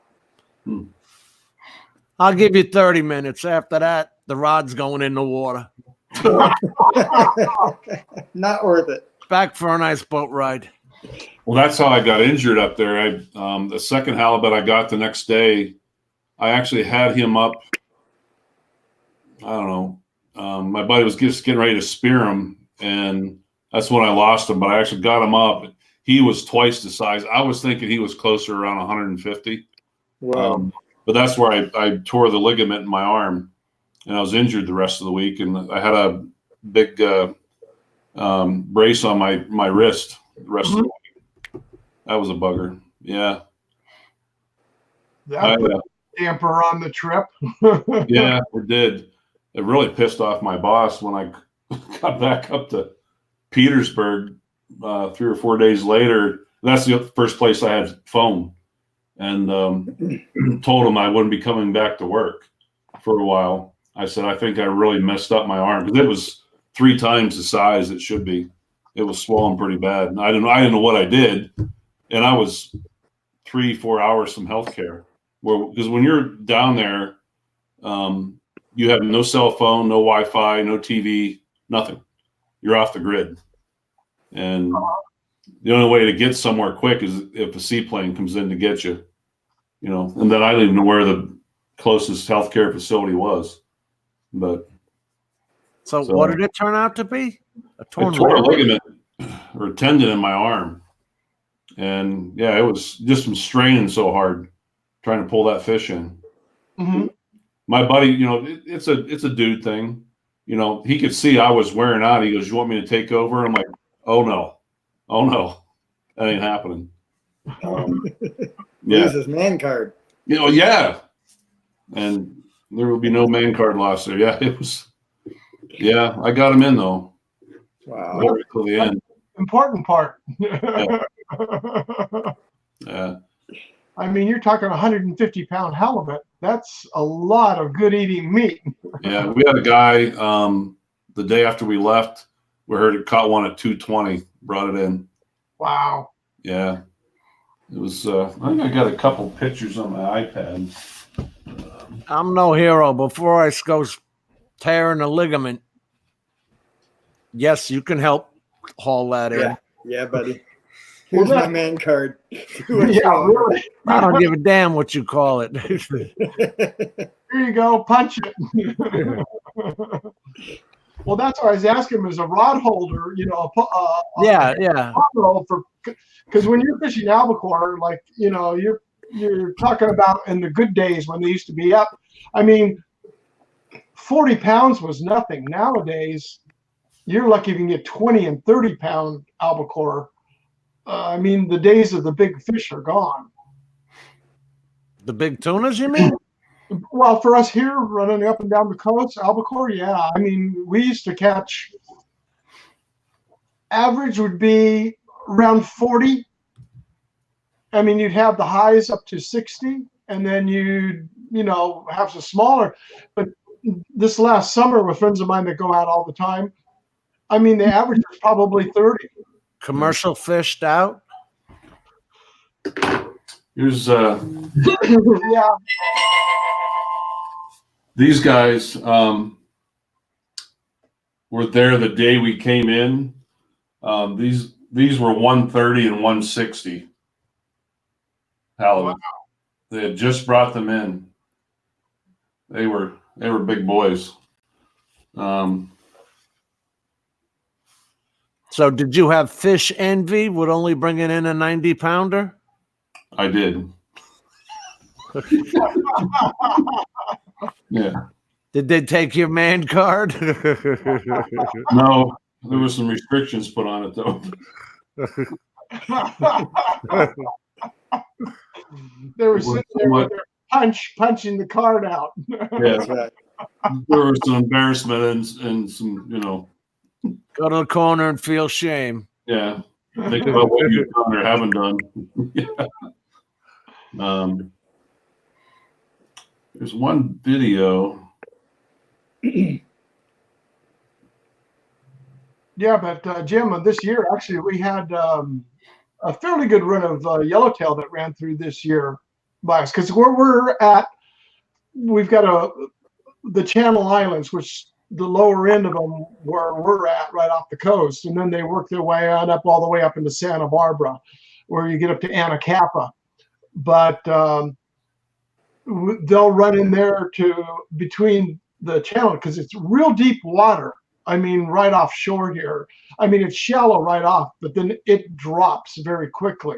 Right. And you can get 3,000, 4,000 feet out here that they run. And in between here and Catalina Island, which from us is 30 miles, if you went in, because we're at an angle from it.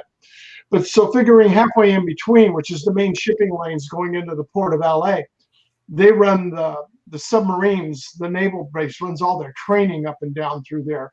But the water that we get that follows through, you'll pull them in, and we'll pull the yellowtail in, albacore in, and then going out towards Catalina, now they're fishing after marlin even out in that area. Well, I know you have the pleasure boat. Do you do any of that fishing off of there too? No, haven't really. I need to do it and get the grandkids out and go do it. Well, teach them, yeah. What I need to do is I just got to get all my fishing equipment and get it all cleaned up or get it replaced because I haven't used it in so many years.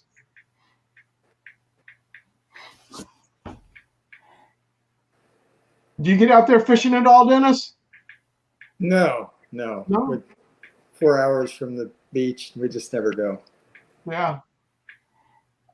A lot of people do that here, and they'll come in with blues and all that. We used to do blue fishing up north on Long Island.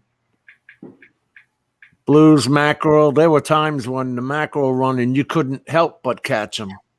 Mm-hmm. They'd go out with the, like 4 hooks on a line. They used to be plentiful, but those were the days when you could eat the fish that came out of the Long Island Sound. Right. You can't do that anymore since the 80s. All the clams and lobsters and all. We used to pull up. Well, we were kids, remember. We used to pull up lobster traps, get the lobsters, go over to the beach, boil them up, and eat them. Mm-hmm. They do a lot of sword fishing down your way, don't they, Jim, in Florida? They go out Yeah, there. there's tarpon, sword, stuff like that. Yeah. Tarpon, yeah, that's what I'm thinking of. Isn't that up more towards the Carolinas, though? No, you got Cape Canaveral right here. They got all those. I don't do it. So what do you call those? Charter boats and all that. Well, we used to do it here because Dana Point, in fact, one of the boats that we used to go out on, it was a small group. And what they do is we get it on a charter. And it was a group of guys. The boat goes from Dana Point here. It would go down to San Diego to Sportsman's Landing down there. And it would go down there for albacore season, yellowtail season, and get down there because you're going mainly into Mexican, going out further out, like even 100 miles because they're overnight trips, or down into Mexican waters. And you'd go out there, but they would go down there for 3 months. They'd take the boat down there and go out. And then we go out on we'd book it for, my dad and I would take turns. And it was a Wednesday, and it would be 8 consecutive weeks to go. And there were only 20 people on board the boat on a 65-footer. So no monofilament was used. All the line was there. You're going over, under. So everybody's making sure that they're landing their fish, not like you get on these cattle boats like you're talking about going over there. That's when you just take your Dacron line. Somebody goes with a monofilament, and they give you any stuff. You just let that spool spin for a second. It'll melt that monofilament real quick, and you still got your fish. Wow. Just public service announcement from Drone Bum. He says, unless you want to glow, you probably shouldn't drink the water around Long Island Sound either. Yeah, back in the 70s and 80s, they were going to build. Lilco was the Long Island Power Company. They since changed the name, but they were going to build a nuclear power plant. There already is a nuclear plant out in I don't know, somewhere near Montauk for the university system. It's a research center. And then they have what he's talking about there is Bethpage. Grumman was the big corporation there. They weren't part of Northrop. They were Grumman, the Grumman Corporation. They employed everybody. They built the planes right there on Long Island. They had Calverton Airport was all theirs. And now there's just a plane sitting where thousands used to work. And now it's funny because up the road here, you've got Northrop Grumman in Melbourne, Florida. And L3 and Harris have merged now, so it's L3 Harris. Yeah, the Tomcat was made on Long Island. Yeah, I worked for Grumman for a while there. It's okay if you add coffee. Too I'm funny. wondering if you dip your drone in there, can you fly at night? Well, it used to be, it is a shame because we used to get clams out of there. I think every boat club, like your marina, Steve, everybody would get together. We had the Nissaquag Yacht Club, I remember. Everybody would get together in the summertime, and it was kind of a family thing. All the clamming you would do and all that. And we'd get some big clams, man, and have, huge raw and baked clams. It'd be a good time. Just so much of that was ruined. There's so many mussel beds. It's crazy along that river, right off the shore. We used to call it Gilligan's Island. Huh. It was just Long Beach or whatever they call it. Long Beach is up the coast here. Everybody's got a Long Beach. There's even a Short Beach on Long Island. Yeah. No, we don't have a short beach. We have a long beach. We have a Black's Beach. There was a lot of things. They were getting a lot of cases of breast cancer. But you got to remember that area started off as duck farms, sod farms, all that kind of stuff. And then you built houses on top of it. You developed the land. Yeah. Plus all the chemicals we used to use back, when we were younger that are all banned now. Yeah, see? There is a Short Beach. There's Long Beach and Short Beach right off before Port Jeff. In Smithtown.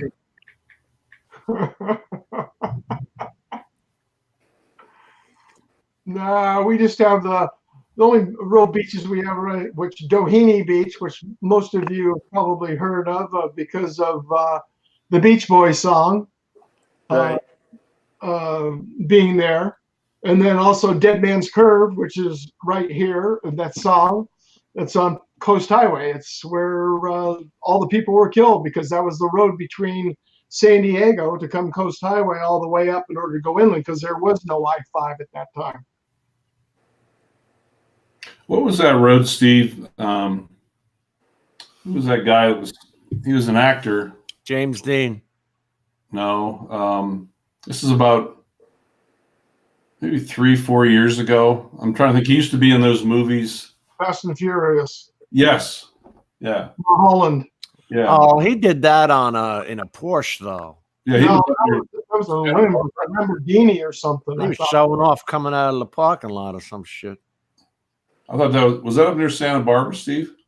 No, it's up Mulholland in Los Angeles, up by the Hollywood Hills. What Oh, was that kid's name? Mulholland Drive is a beautiful drive up around the hills, and it comes back down to the other side. yeah. There's a movie called Mulholland Drive. Yes, there is. Wasn't Faye Dunaway in that, Dennis? I don't know. I remember that But was I a while ago, that movie. Mulholland Drive is a very famous. The song "Our House" by who did that? Crosby, Stills, and Nash. Stephen Stills lived on Mulholland Drive when they wrote that. He was talking about his house on Mulholland Drive.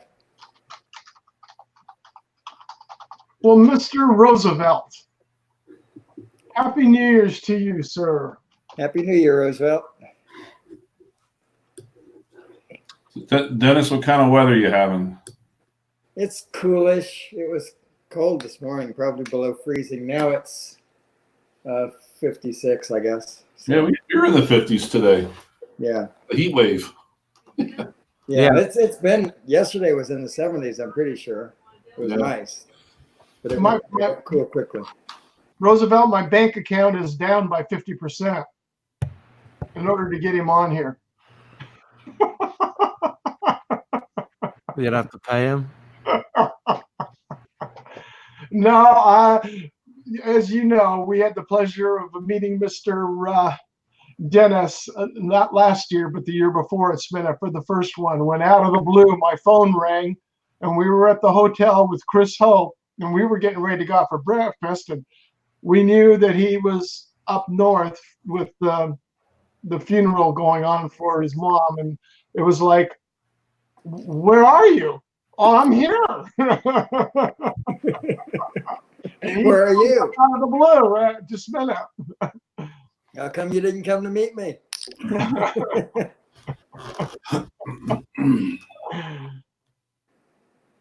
I'm doing this for charity, Fly Natural, so.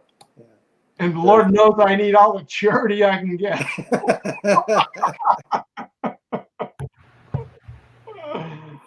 Oh, Lord. Happy New Yeah, Year. it's funny how times, we reminisce talking about how times have changed and how areas have changed. And, like a kid growing up here, and I'm fortunate where we live, the house that we first lived in here before my dad built his building, which was for his business, and our home was above it, 2-story building, is actually the corner lot off this lot here. And we're only a block away from the freeway. As a kid, I used to skateboard on the on-ramp when they were building the I-5. Yeah, man. Yeah. And the old saying, here's a quarter, go play on the freeway. We didn't do that. We just didn't get the quarter. We just went and played on the freeway. That's I worked, and everybody's first job in the town was an 810-acre facility called the Kings Park Psychiatric Center. I'm talking 10-story buildings. Like, it was a complex like you've never seen. It held 10,000 mental patients. Your first job in high school was in the food service there. You started out as quarter time. Everybody's first job. Mhm. Miraculously, when I guess the bill got too big, everybody got cured. They tore down the buildings, and there's still portions of it now, but it's more like a museum than anything else. And I think some of Paulie's Drone Bum, Yeah. some of his videos do some of those old abandoned buildings now. It was a big deal. It had its own coal plant that used to come in by train. And when they finally took the tower down, the chimney down, I've seen videos of that. No, I still have the key to it right here. I'll show it to you. Yeah, because that's where Paul did his video. Paul, that's where you did your video at, correct? This is the ward key to Building 84. Oh, shit. Oh, no It was wonder the old- everybody escaped. Used to lock the patients in. You're out. Now we know the reason. Let me tell you something. This is the 70s now. My mother went from just being a civilian, right? She went to working there. They put her through nursing school. They had their own school, their own dorms, put her through nursing school, and then she became a nurse and went on to get her master's degree and all that. That's the kind of complex it was. Wow. Brady. Wow, that's wild. All gone. I mean, but you talk about the way things have changed. You can't the things that we did, you can't do. The boat clubs that were associated with that are gone, Yeah. Yeah, Drone Bum and I did a similar to that place as Pilgrim State, and we did Yeah, that's still two open flew now. over the cuckoo's nest 2-part thing. He did one part, I did the other part. That was fun. Had a Oh, great It was time. huge there, Dennis. Huge. Oh, it's huge. Yeah, we didn't even we don't show a fourth of it. Right. Yeah, Oh, that was Pilgrim State is the one that you guys did. right. Yeah. Yeah. Kings Park was the other one. Kings Park Psychiatric Center. There are still a few videos on YouTube of the place. Oh, I was laughing my rear end off with that with Paul. When they were going through and they're filming, I'm sitting there going, "Yeah, well, they escaped. Look at in." But the these guys are trying to go back in. What's wrong with this picture? Did Roosevelt say here? He said, "I guess I'll have to call New York and tell them Paul is an escapee." Guys, as I said, we already did nothing about it. Oh, that was a great video. I mean, that was some great footage, and I mean, that's the size of a major city. Yeah, there's another one here. Well, it's about 2 hours from here called Central State, and it's the same situation. It's been abandoned, and Uh-huh. That's what I'm saying. Nationwide, mental health has been cured yeah, because it costs too much. Well, and that's the ridiculous part about it is instead they just put all this money into the homeless and everything else, and that's where it needs to go, unfortunately. My own opinion. We've got I'm with you, Steve. You got homeless living on empty lots around here, right? People bitch. Can you believe that? People bitch. Get them out of. They're friggin' homeless. How much lower can they be in life? Leave them alone. yeah. Well, At least- unfortunately, up in San Francisco area, that has gotten, I mean, ridiculous. I mean, I had my friend that lives up in Sonoma. If people know about her, San Francisco, Sonoma, and the Napa Valleys, and for the wine country, but going up there, and they won't even go back down into the area in the cities anymore because of the homeless and the drug problems and everything down there. Isn't yeah, it Drone big Bum in says LA they cured too? it everywhere except Philadelphia. Oh, now don't be poor. Don't be picking on poor Mikey. Hey, Ron used to live there, Where's that? Philly. Philly. Yeah, he lives in one of the roughest sections of town. Is that right? Yeah, Yeah, Ron was a medic there. he was just a block or two up from that where those 6 cops were shot up in Philly there a couple months ago. Yeah, he's only like 2 blocks away from that, up near Temple. I because when I heard we were talking about it and I was texting him, I texted him and he finally got back to me and he goes, "Hell, I didn't even have my phone with me." And he goes, I said, "You didn't hear all the shots?" And he goes, "That's normal. We hear It is. shots every night." I remember one night or 2 nights in a row we went to Temple. They were really good, big cardiac facility there. They're a level 1 trauma center. But one Friday night we come down off the roof and you come down the elevator and went across this little parking lot and then right into the front doors of the ER and the trauma room. A couple nurses I knew down there because we used to go down there all the time. But the one nurse was standing out there. He goes, "Hey, Ron, what's up?" I looked over and they're yanking this dude out of the car and he's all shot up. And he just looks at me and says, "Yeah," he said, "typical Friday night." The following night, we go back. Almost the same time, we brought him another cardiac patient. Same nurse is working the same weekend. And he's standing outside again. They're unloading another car. He goes, "Hey, Ron, we're carpooling tonight." They had brought 6 of them in, the whole carload. The only one that wasn't shot was the driver. They had 6 bodies and they're all shot up. But that's a typical night in North Philly, Yeah. Hey, new joiners. Happy New Year.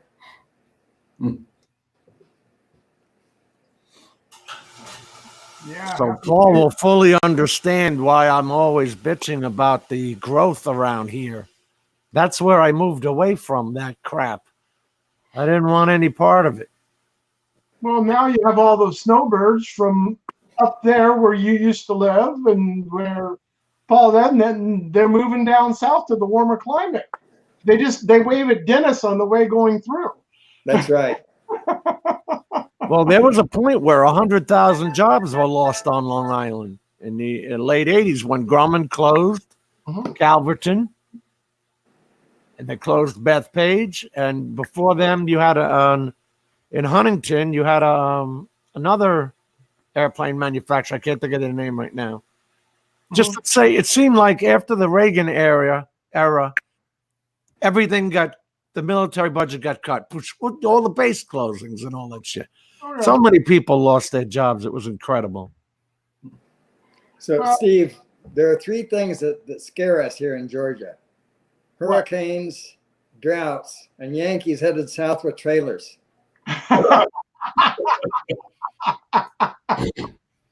Yeah, well, why don't you stop a few of them, let them live in Georgia?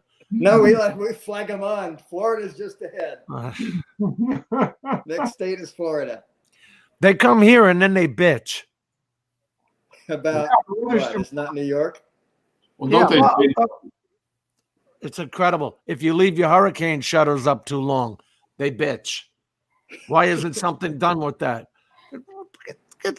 Get out of here before I slap you. Jim, isn't what they say Florida's like where old people go to die? Used to be, but they're bringing their youngsters now. Yeah. That's to keep them older longer. Yeah. Well, well, of course,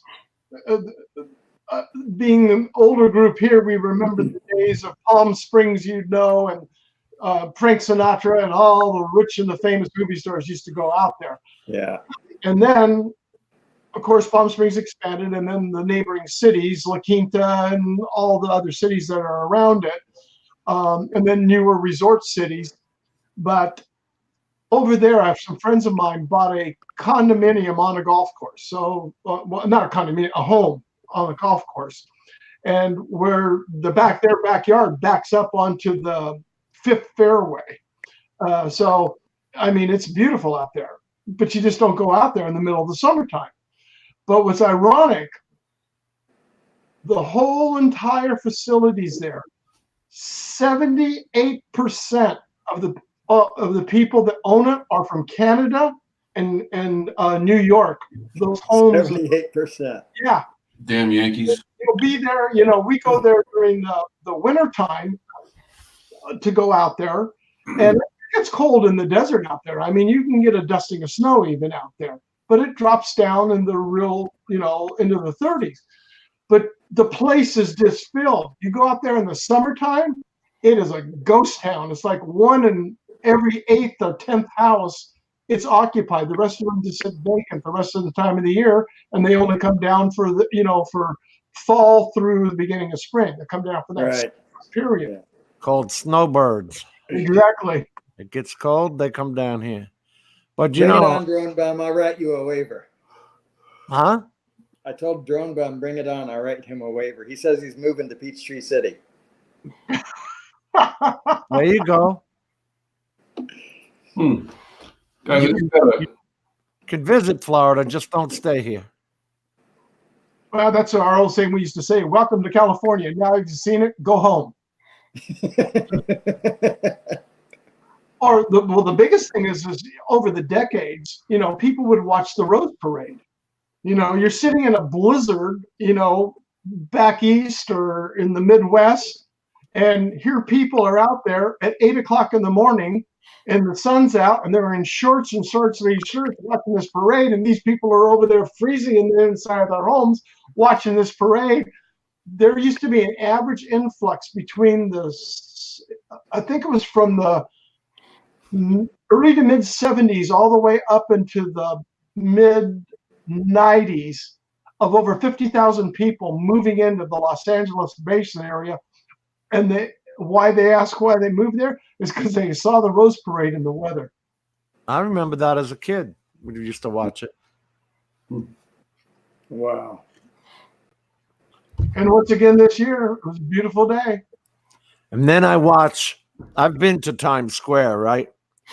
Then you watch, like last night, 1.5 million people getting searched like this. What the hell would you be in Times Square for? Not a damn thing you can do but stand there and freeze your butt off waiting for a ball to drop. Look, I did it once just to Idiot. experiment. I probably wouldn't do it a second time. And exactly what you said. Yeah, stand there freezing your wazoo off. But hey, I just got a text from the one research guy that was on the boat with me in Maui, and he wrote or texted me and said, "Hey, Ron, Happy New Year." He said, "This is what I'm talking about." He said, because I sent him the full resolution pictures. He goes, "This is what I'm talking about." He said, one of the biologists was able to recognize one of the photos of which whale. He said this whale was last spotted about 10 miles out from Washington State about 2 months ago. Now, how they recognize these things, but this is the one he was. Hold on, let me bring it in. Oh yeah, you showed that picture elsewhere. That is beautiful. Yeah. Yeah. But he was able to recognize that particular whale, which just blows me away. Or the biologists were. So. Well, the same way in the orcas that they can do it. The color markings on I the thought it was usually the tail. each one is done on their by the flukes. Yeah. And or the tail. Yeah. Yeah, we considered the Times Square thing once when we were living in Battery Park City, and that's as far as we got. We considered it. Then sanity set Not in. happening. Yeah. Tell by his cavities. How can you tell a visitor in Manhattan? They're looking up. While their wallet's getting robbed, they're looking up. That's a tall building. In fact, when we were kids, Paulie, I don't know if they still do this, but when we were in elementary school, we used to have class trips where they would take you and you would walk up the Statue of Liberty and all that. You'd see Ellis Island, Statue of Liberty. They do those as class trips. That was cool. I don't even know if they have the stairs anymore. Do they allow you up the stairs since they rebuilt it? No. Yeah. No. I did something. Quick funny story, Jim. You'd appreciate this. I was working outside of Philly, and when I first got to that area, I was working for it's kind of a BLSAM before I went to paramedic school. And we used to do long distance transports with this. We had a facility called I can't remember the name of it now. But anyhow, it was actually a facility where Sylvester Stallone was. But we would take these kids all over the U.S. And we took one to New York once, and everything's going fine. I mean, I'm being paid on the clock, per hour. And we're actually a little ahead of schedule. So my partner and I decide to pull off at the Statue of Liberty, which I've never been to. Mm-hmm. And we were standing there, and there's this long line to get onto the boat to go out to Liberty Island. And all of a sudden, this woman at the ticket thing, where you buy your tickets, goes, "Oh, you paramedics, come on up here." So she waves us up in front of like 50 people. We get on this boat, and we go over to Liberty Island. And she said, "I radioed ahead, and you guys, one of the Rangers will meet you." In other words, give us a personal tour. Right. And he actually let us go up those back stairs, and everything's going perfect. And we come back down, and because we're still on the clock, and the boss is expecting us back by a certain time. Well, they put us on the wrong damn boat to go back over to Ellis Island. Oh, all right. It was a 3.5-hour tour boat. Oh, the Circle Line. Yeah. So we went on the Circle Line. And my boss is calling us on our cell phones going, "Where the hell are you?" I'm in Harlem right now. Where are you? Yeah. He was like a real calm, very soft-spoken guy, good boss. And we were expected back like 4 in the afternoon. We got back at like 11:30 at night, and he's sitting. We walked in, and I'm like, well, I'm fully expecting like we're gonna get canned. We walked in the office, and he just looked at us and said, "Can I assume that there'll never be another trip to New York and on the Statue of Liberty?" And I'm like, yeah. He goes, Once in a lifetime thing, boss. Oh man, that's spectacular. yeah, if they wouldn't have put us on this wrong damn boat to go back over to Ellis Island, we would have been fine. Yeah. The only problem was that cell phones were shitty in those days. The cameras. Yeah. That would have been awesome. Yeah. God, I don't know where all those pictures. I remember when we used to buy the what were those cameras where you put the cube flash cube on it? Oh yeah. Kodak Instamatic. Instamatic. Okay. 126, 127 film. And you had to choose your 100, your 400 speed. Yeah. Yeah. Kodachrome. Here's dating your ages. Anybody remember the Polaroid SX70, where you pushed the button and the picture came out and you watched it develop? Yeah, my father had that. Yeah. It had the bellows that would open up and come forward. Yep. The bellow would open up. Yeah. Yeah. I just took one of those to my son last week. He used to sell those things on eBay. He sold many of them. He made pretty good money doing that. I don't know where he got them from. It's amazing, guys, the people that collect those and the money they will pay for old vintage cameras. Right, but I was cleaning the shelves out here and I found one in a box, so I just took it to him. It was an open box. Wow. Really? Yeah. Wow. Oh Lord. Yeah, that thing was valuable. They sell. Did they sell the film still for it though? I don't know that much They about sell. it. They might because we got my granddaughter a miniature that actually takes pictures. It's like a 2-inch size, but they do make them. Still make them. Well, I know Polaroid because in fact, I worked on the building where Polaroid is set up that they used to when they were doing the transition out of those old instant photo packages. Yeah. Big square plate things you'd load into the back. Yep. And I don't think Polaroid is even doing film anymore. How many? You only got like what, 8 or 10 to a pack? 8. If I remember right, 8. Wow, that's a memory, huh? Remembering 8. Had to make it good. Had to make them count. Yeah. Yeah. I mean, they were good. They for the time. I mean, they came out with a really good camera. In fact, Dennis, do you remember Ken Herron had one at the first spin up? He was taking pictures with people with it.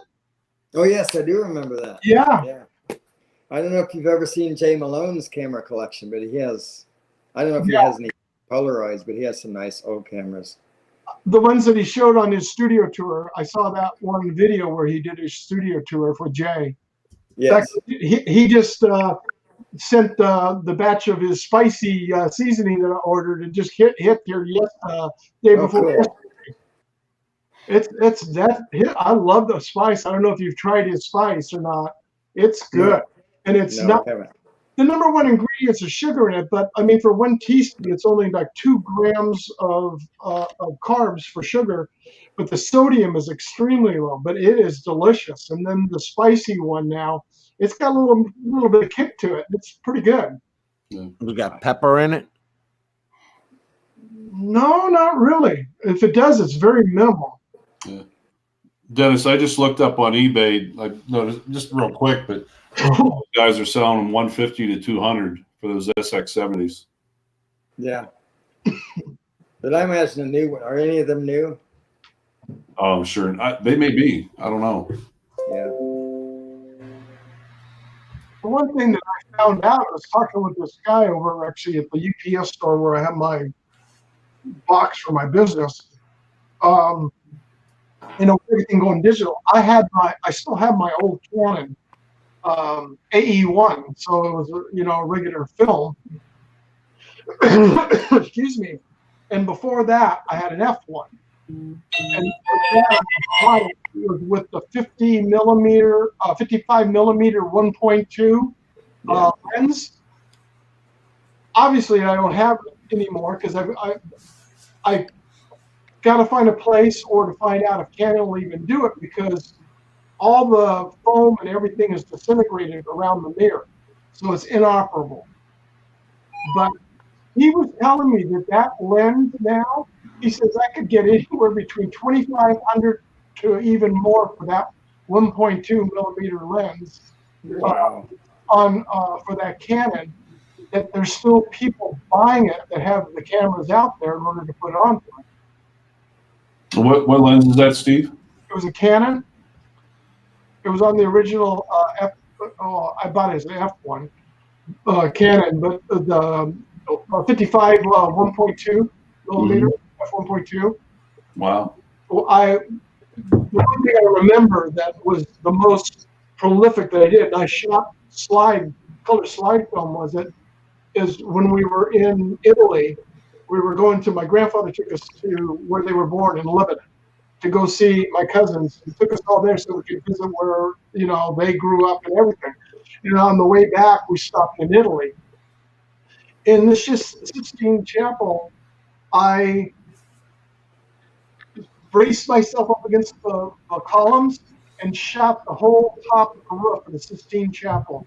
And I was able to get them together, and I went through and edited them and made it like a panorama. Right. And it came out phenomenal. Cool.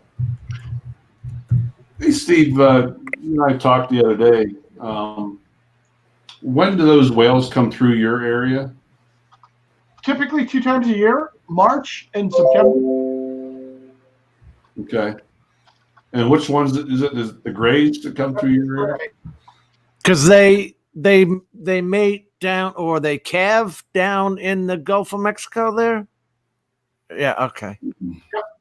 They go all the way up past it and around through the Lucerne Island chains, and they'll actually go above into the area where the Deadliest Catch and all that area of the it's filmed up out of Alaska. They'll go up that high. Do you have like boat tours? I want to keep doing this. Oh yeah, whale watching tours. They go all the time. I mean, we have regular tours that go, unless the weather's bad, 365 days a year, because you never know. We'll get strays coming through, because we'll also get every once in a while humpbacks come through, depending on the time of year.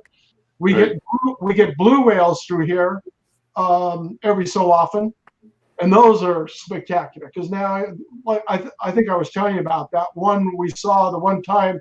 It was a blue and a mother and a calf, a male, and he was. I'm guessing it because my overall boat length is 29 feet. He had to be every bit of 80. Wow. And the mother went underneath our boat. And all I could do is I'm looking ahead, and he's just over there, and he's just like his eye is staring straight at us, because we had drifted together. I'd shut the engine off, keeping the 300 feet distance, which you're supposed to keep. Right. But they kept on drifting closer towards us. And I saw the calf, and I didn't want to start the engine up to spook anything. Right. And so all of a sudden, mother, I look over the side, and I'm going, wait a second. I look to the other side, and I'm seeing her tail clear off in the distance, and she's over on this side coming right underneath us, because my depth finder was going off. Don't ask me what kind. I don't know if Paulie would know this, but off of Long Island, you have whale watching trips too. I took my nephew. When you have to chaperone for the class, I chaperoned my nephew's whale watching trip. We went off Long Island to Block Island. Oh yeah, and we saw the whales and all. I have no idea what. I don't remember what kind of whales they were. They would obviously be completely different from Pacific. But what is it, March? Stevie said they're pretty heavy. Like down in the islands, down the Hawaiian Islands, I was talking to the one guy. He said, "Yeah, if you come back here in February and March," he said, "you could literally almost walk on them out here. They're so thick." I'd love to see that. That'd be cool. Yeah. Yeah, one thing I screwed up on that trip, and I'm still kicking myself today. I purposely went out and bought a real strong little ball of twine, and How to drop your camera in? Because my fourth trip out, on the last day, literally 4 hours before I had to head back, we had that big, they call it a competition, where there was like 6 or 8 of them out there, and they're all just going at it. Mhm. 3 of them came right under the boat, and I've got that new GoPro 360 Max, and I was going to use that. It's waterproof.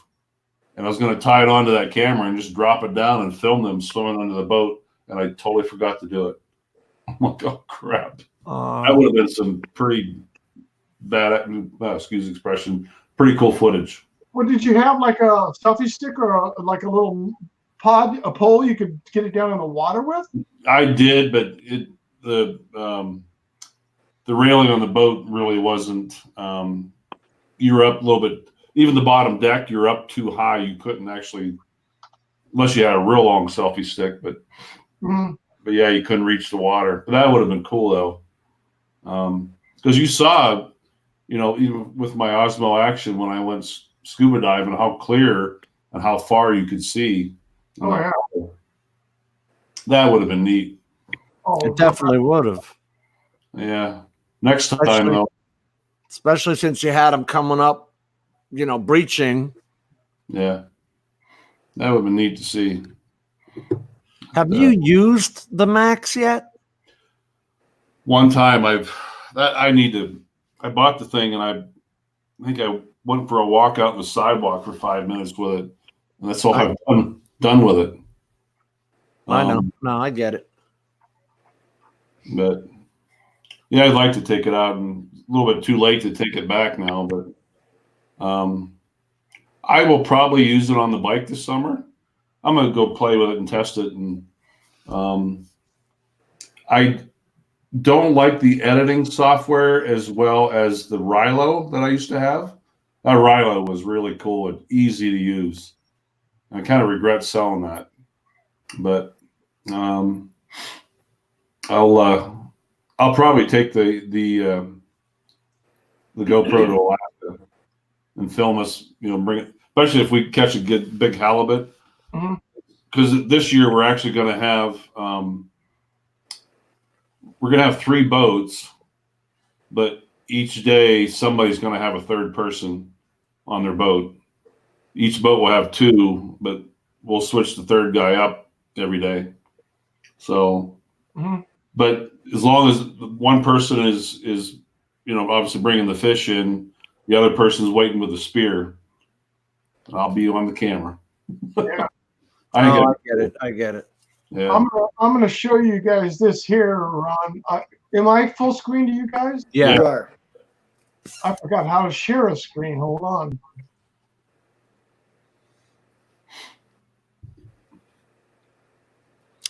While he's doing, okay. But why isn't my screen on there? You clicking it? I've got the screen clicked. Hold on. You're using 2 screens, right? Yeah. I got to bring it over, I think, into the same screen. Screen share. Oh, there we go. I want to share that one. That's what I want to do. There we go. Yeah. Okay. This is one of the whale watching tours and dolphin tours. This is their page. You see right here, Ron? Yeah. That is a plexi porthole that's off the side of the catamaran on both sides of the boat. Wow. You can go down in the inside. You go down, and then they let people take their turn. And that's that image there. You can see the reflection of the people in there, right there. Wow. Okay, yeah, I see it. Look at the size of those tails and those whales. Jesus. That's Catamaran Hall. And when you see these dolphin, well, I'll just wait again and I'll explain to you. Well, there's the gray whale. Yeah. The drone flying back. There we go. Yeah. With the dolphin, that's Yeah. almost on a daily basis off here. We have two of the largest dolphin pods in the world that travel off the shore here. Really? Can you catch it with your drone, or is it too far off the shore? It's too far off, but I can go on one of the boats because the other boats that they not this company here, but he's a real what do you want to call it? A person of protecting the whales and dolphin. All right. But these shots here, like this one here, that was shot through the porthole of the Orca. What did I see the price tag on that tour? 800. That was to rent the boat. Oh, it is? The Where- top one said 795. Yeah, what was that? Go up to the top, Steve. It's $695 for a tour, $65 for a tour. Well, what was the 795? Yeah, I saw something at $795. Yeah. There's $395. Yeah. What the heck is that? Oh, boat rental. Sailboat dolphin, ultimate special occasions, close-up dolphin watching, limited rent. In other words, you rent the whole boat and get 22 guests on board. Oh, okay.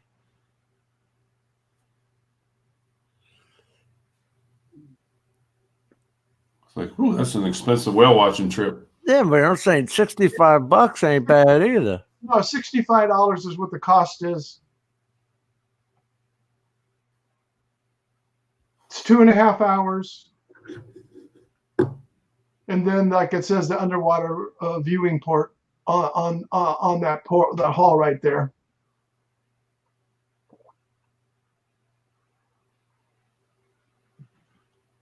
But the gray whale, like I say, it's March through September. March and then again in September.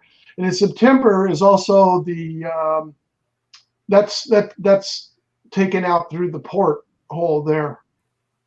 And that's again right out through the porthole. There's nothing more awe-inspiring than seeing something like lions or whales. You know, the male lions or the whales. The sheer size of these animals. You know, it's phenomenal. I'll tell you what. The first year we got the boat, we had gone out, and it was our 5th or 6th time out. We hit the potted dolphin, and I'm guessing that it was right around 1,500 dolphin. And what we did is we took off from the pod. We were falling behind them because you just get in and they'll come around you, so there's nothing you can do. So you just keep a constant speed, and then they're surfing the wake all around you. yeah. But drifted off to the side, and then took off and went way around them, sped up around them, got in, and then shut the engine off. And then they came right smack in through us, and you could hear the high pitch soundings that they make. Yeah, that was neat. They had that on Facebook where they dropped that underwater microphone. Yeah, the hydrophone. Yeah, drop that down. You listen to those whales. Yeah, it was.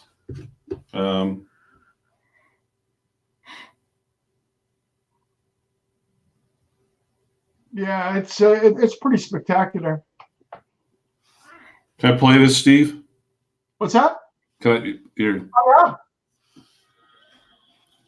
look, hold on. There you go. Your full screen. Can you hear that?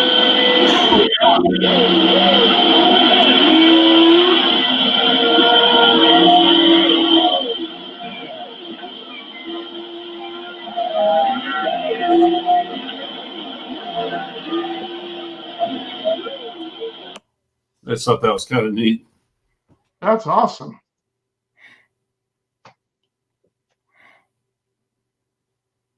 No wonder you weren't able to hook up with any cute girls out there. Those whales they're sounding their tongue. Wasting my time on whales, whales and turtles.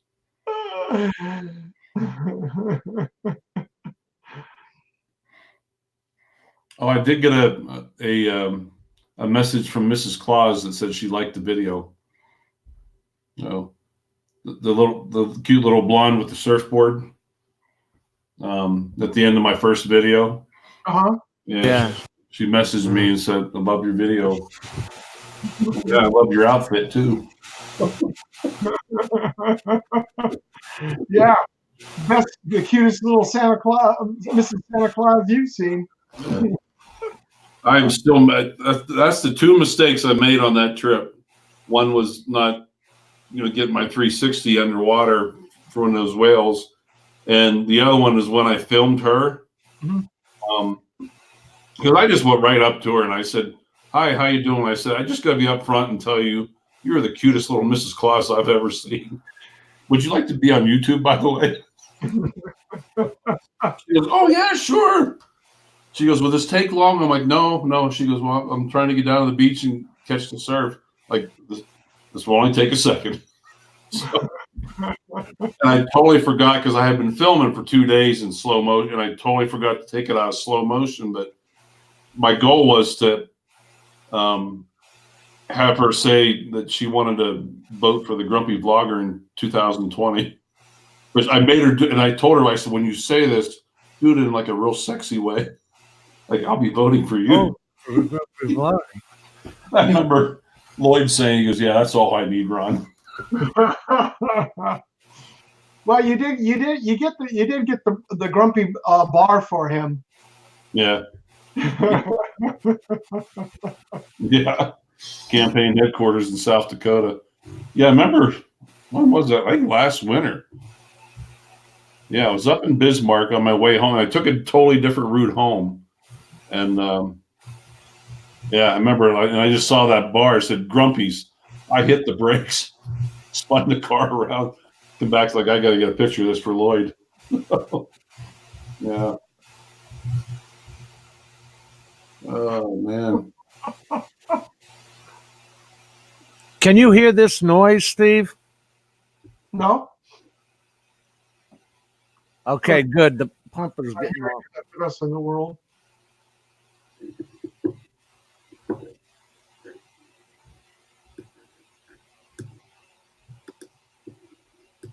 Oh my gosh, Mel, that's hilarious. Thanks. Mel posted a link to a video Dennis did here today.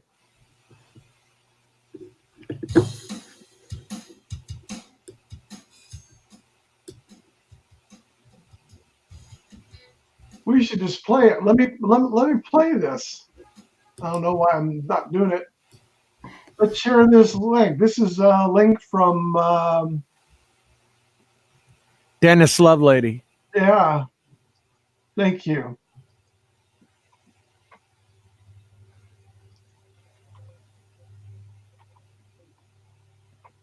Yeah, that he posted that while he was on your stream. Can you hear the audio? Yeah.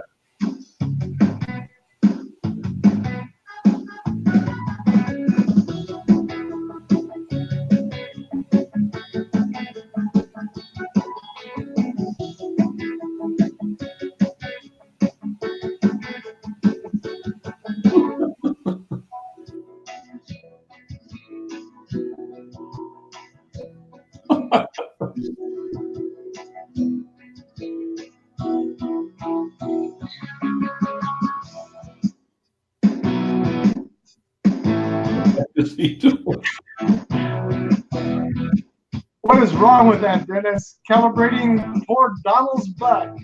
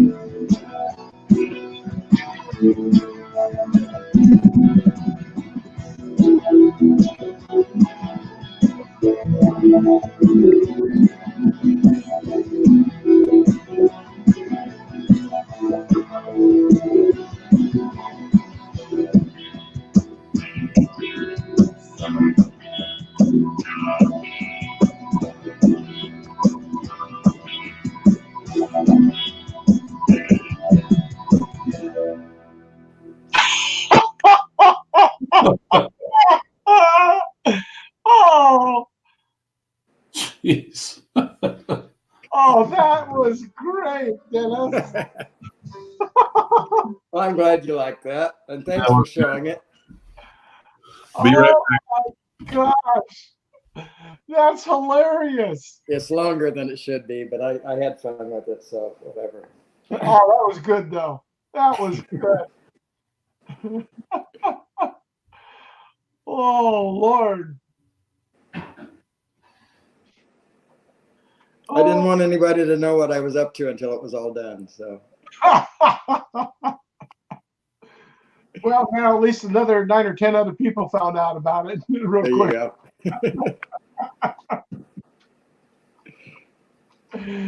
Oh, that was well done, sir. Thank you so much. I appreciate that. Yeah. The life and mind of a retired genius.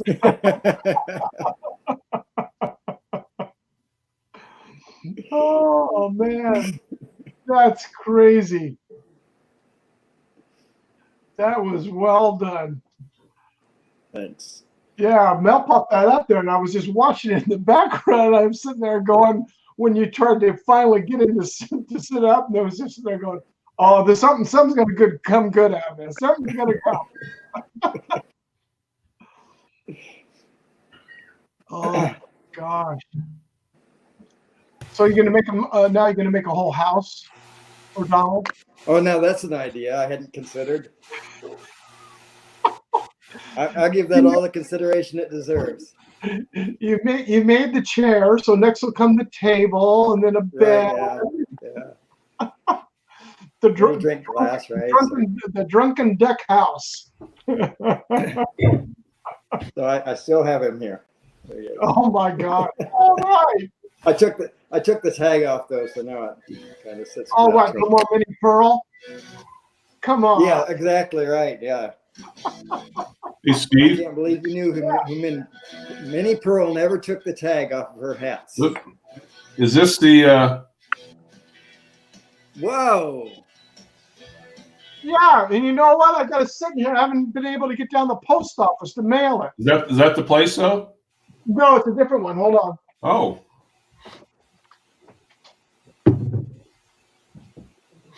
Ron Wine. Put the duck on the drone. That's a great idea. the life and mind of a retired genius. Hmm.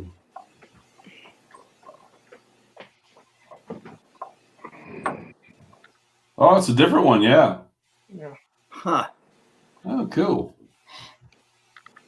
Monterey County, which is up, here in California. Yeah.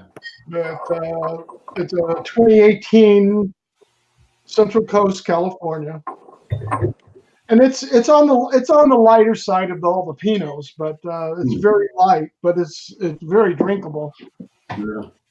and extremely affordable. Really. That's where I used to work, was Monterey County.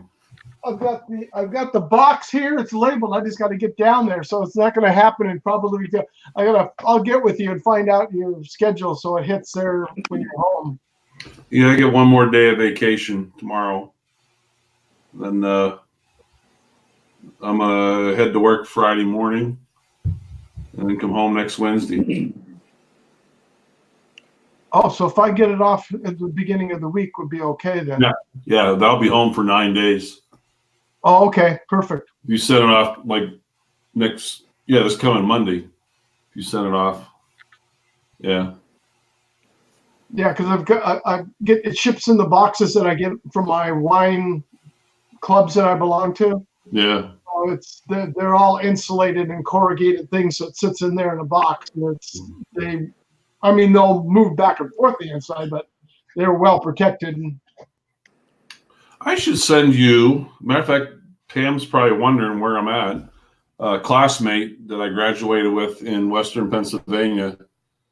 She runs her parents' winery now, and they had every year I always contact her around the holidays, and I forgot this year, but I always have her send me 6 bottles of Rattlesnake Red. It's called Rattlesnake Red, huh? Yeah, it's pretty good. It's really good.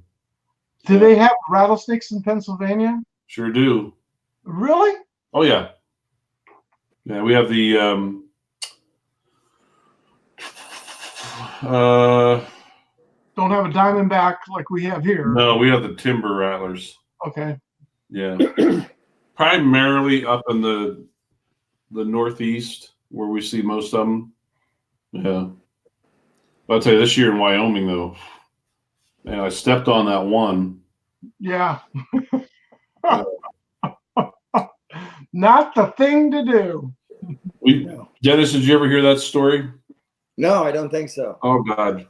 Quick story, but I was with a hunter and archery season, and he had hit an antelope the night before, right at pretty much last light.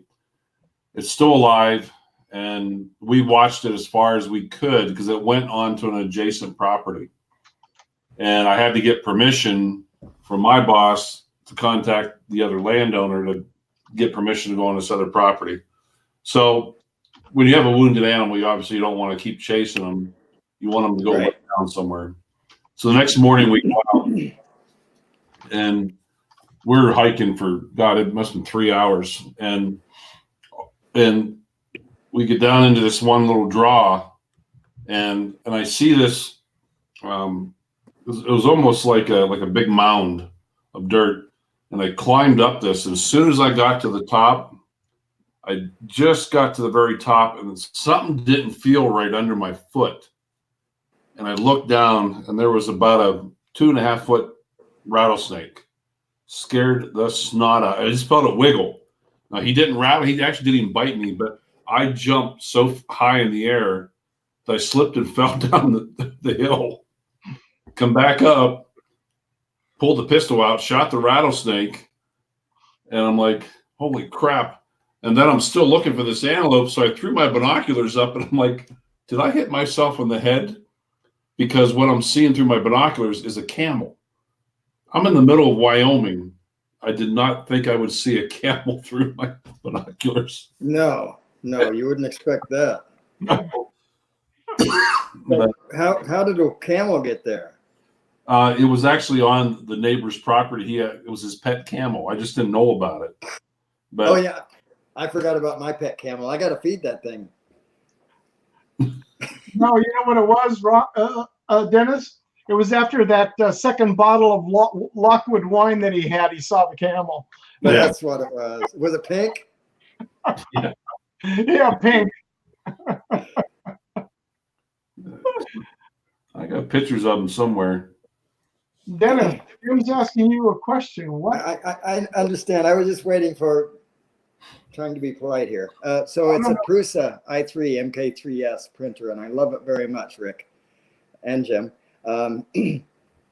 Yeah, I've done, I don't know that it's paid for itself quite yet, but I have done a lot of, made a lot of things around the house that we just wouldn't have had, you know. It's amazing. You can conceive something that didn't exist this morning and hold it in your hand this evening. You know, it's just amazing.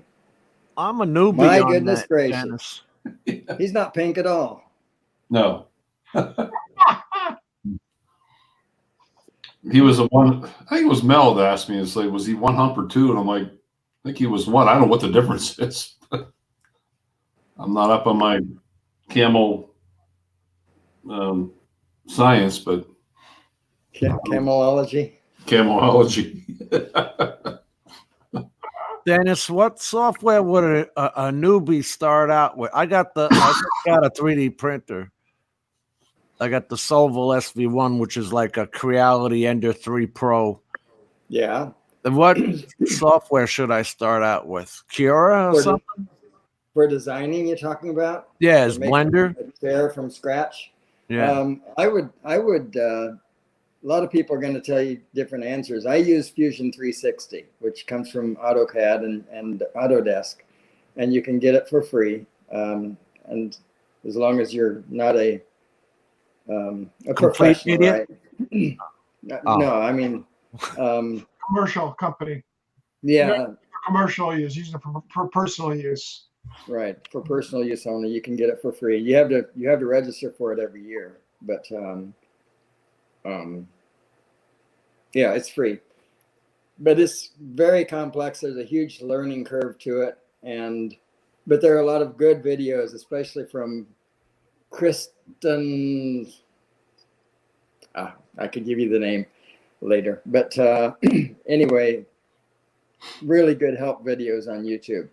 But for more user friendly, there are things like Tinkercad, which Mel at least used to use. Mel's the one who got me interested in this in the first place, by the way. I've used FreeCAD in the past, which was pretty good. Wasn't 100% reliable, but you know, if you want something that you can do pretty much anything with, but large learning curve, Fusion 360 is a really good answer. But if you're just going to toy around and make, I don't know, this bottle, then probably Tinkercad or something like that would probably serve all of your needs. Thank you, sir.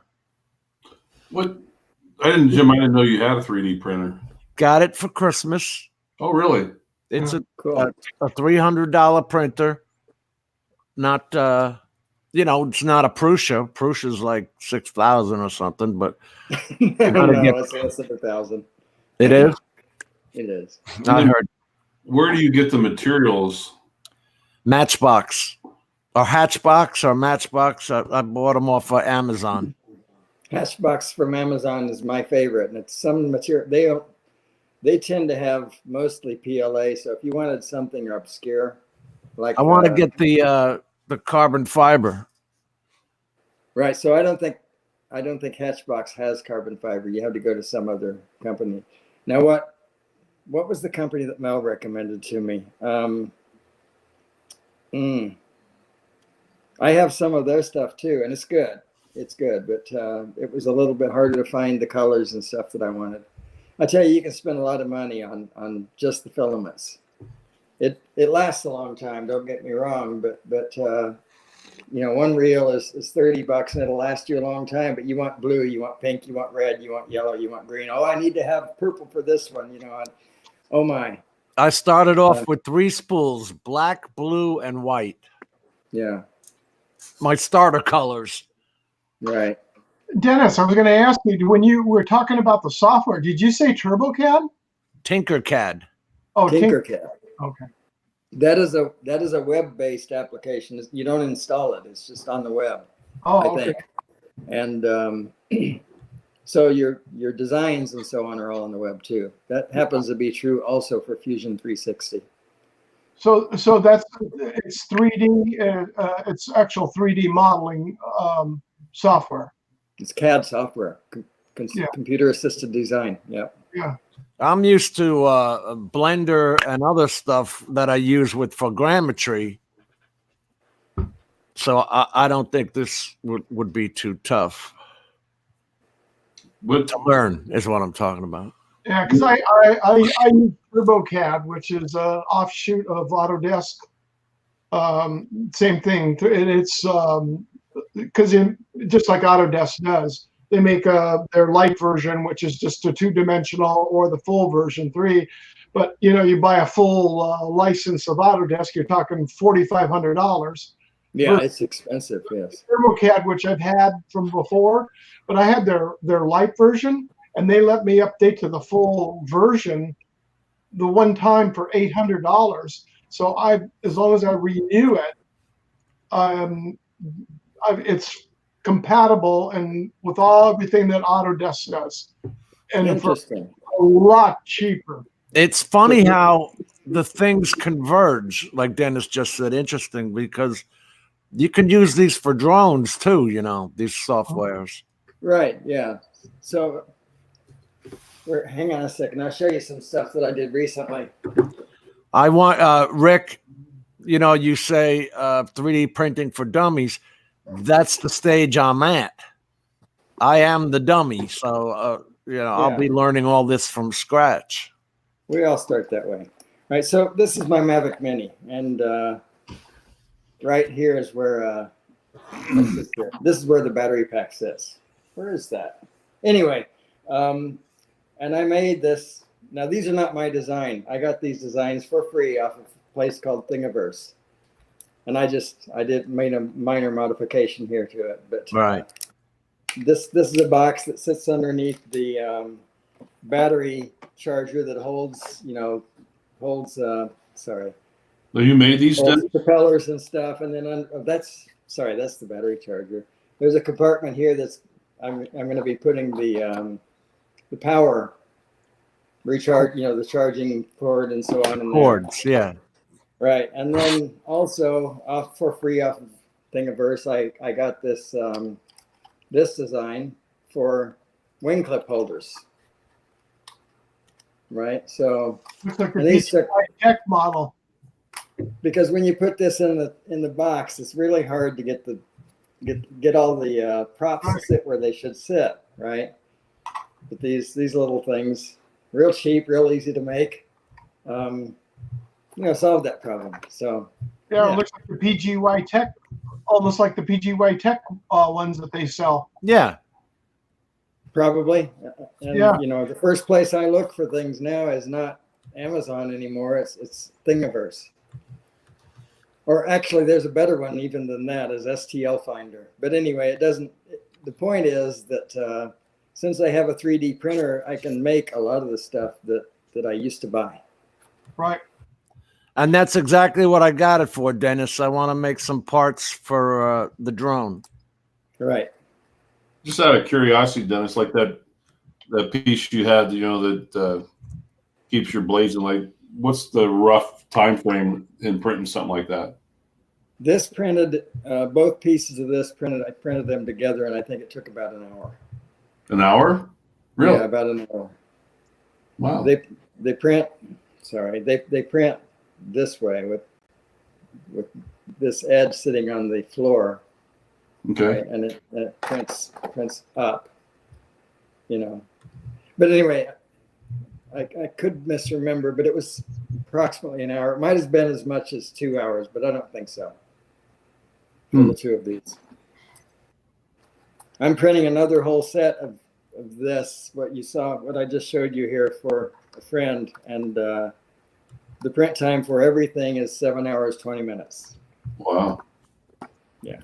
Dennis, have you done Octopi and any of that yet? Raspberry Pi you got the camera on your Prusa? Yeah. Oh, you best. I don't know that I can share with So anyway, guys, you can hook up a Raspberry Pi with a camera on and just sit it in front of your 3D printer. So Dennis can use his cell phone and check on his 3D print anytime he wants. Yeah, that's Octopi, and then Right. Octolapse is an add-on to Octopi that what it will do is make all of this stuff is free, by the way, all of it except the Raspberry Pi itself. Which is $30. Yeah, $30, right? Yeah. So, but anyway, it can make really interesting looking time lapses for you. The printer just sits there in a certain position while the item that you're making builds itself up, or the print head is moving in a circle and the item again is just building itself up, or depends, if you're creative, you can do some really interesting stuff with it. So I have a great deal of fun with it. If I wasn't retired, I'd be going crazy.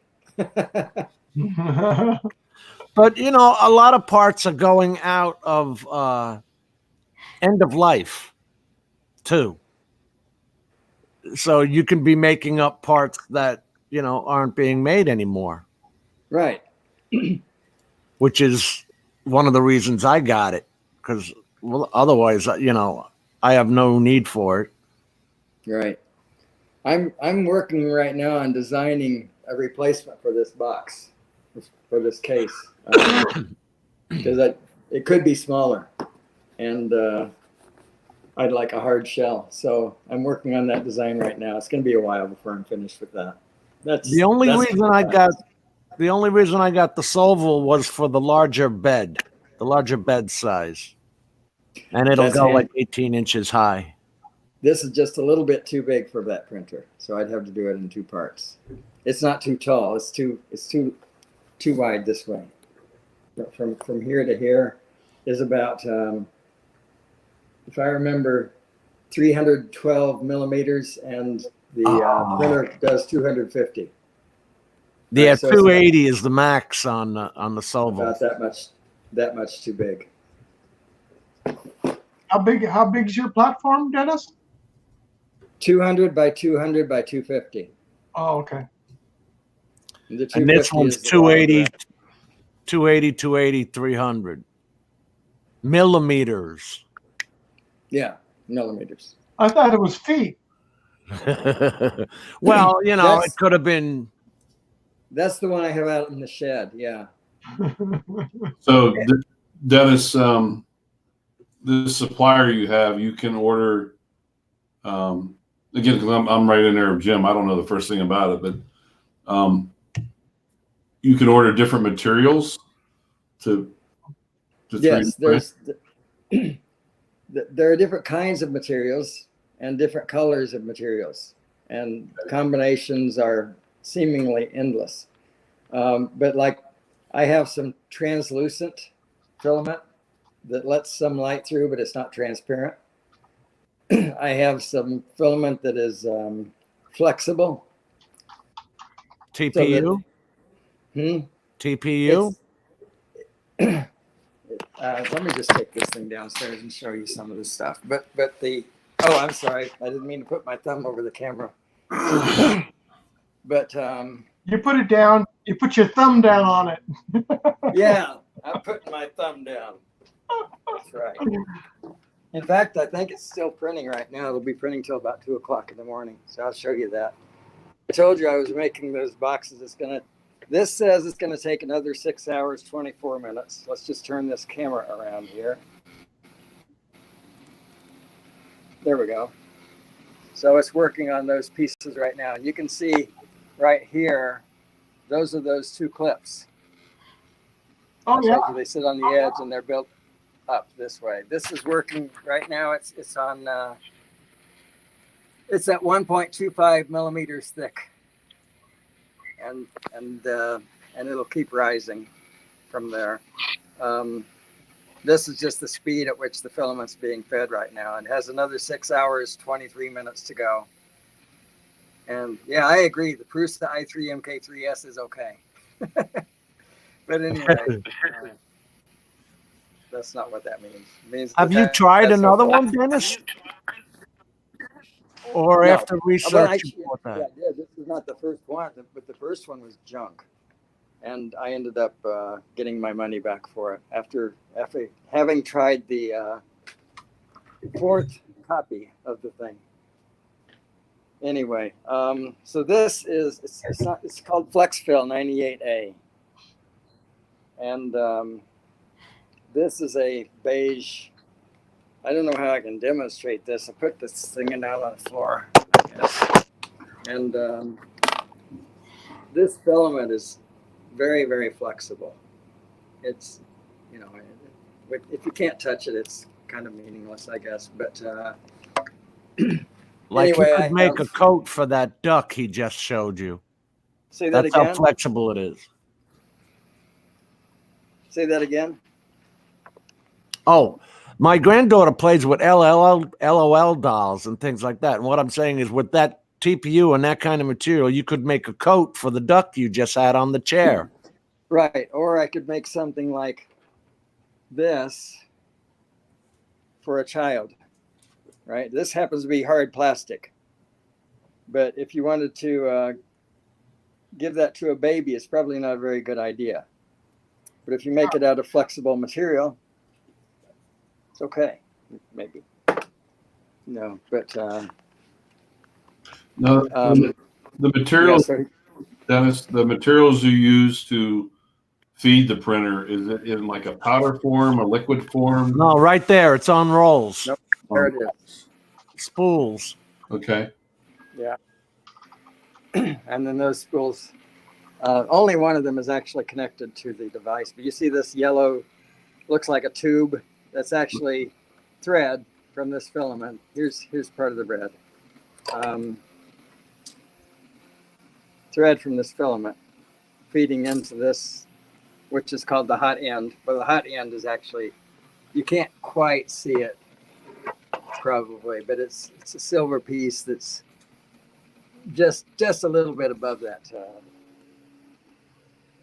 where the stuff's going down. But yeah, so there you go. I didn't mean to take over the show, but No, I'm very interested. I have a lot of questions. No. So yeah, what happens is it's laying down. You can see probably that it's laying down a layer, right? And these are fairly large layers. They're thick layers because it hasn't gotten to the walls yet. It won't get to the walls until this is at 1.75, I think. The wall, the bottom is 1.75 millimeters thick. But then it'll start printing really quickly because it won't have so much stuff to do. But it's moving everything on the X and Y axis back and forth, kind of like an Etch-a-Sketch works. And then when it gets done with that layer for everything, all of this finished, then it will move up to the next layer, which is another 0.15 millimeters up. That's the way I have it set right now. And yeah, so that's it. It's hypnotic. It is. I've spent more hours than I care to admit watching it print. Dennis, when you go from job to job, you find a lot of maintenance or cleanup of the printer itself before you switch to like a different type of job, or? No, none, zero. Now, well, I say zero. You have to clean that. You have to make sure that print bed stays clean. And Mel can tell you. Mel's the expert. I'm not. But you have to make sure that print bed stays clean. But that's a very easy thing. You just use alcohol or and a tissue. That's all. Nothing really is stuck there unless something went wrong. But you get your part off and you clean it with alcohol, or you clean it with what's the technical name of nail polish remover? Mel? Isopropyl alcohol is all I ever use.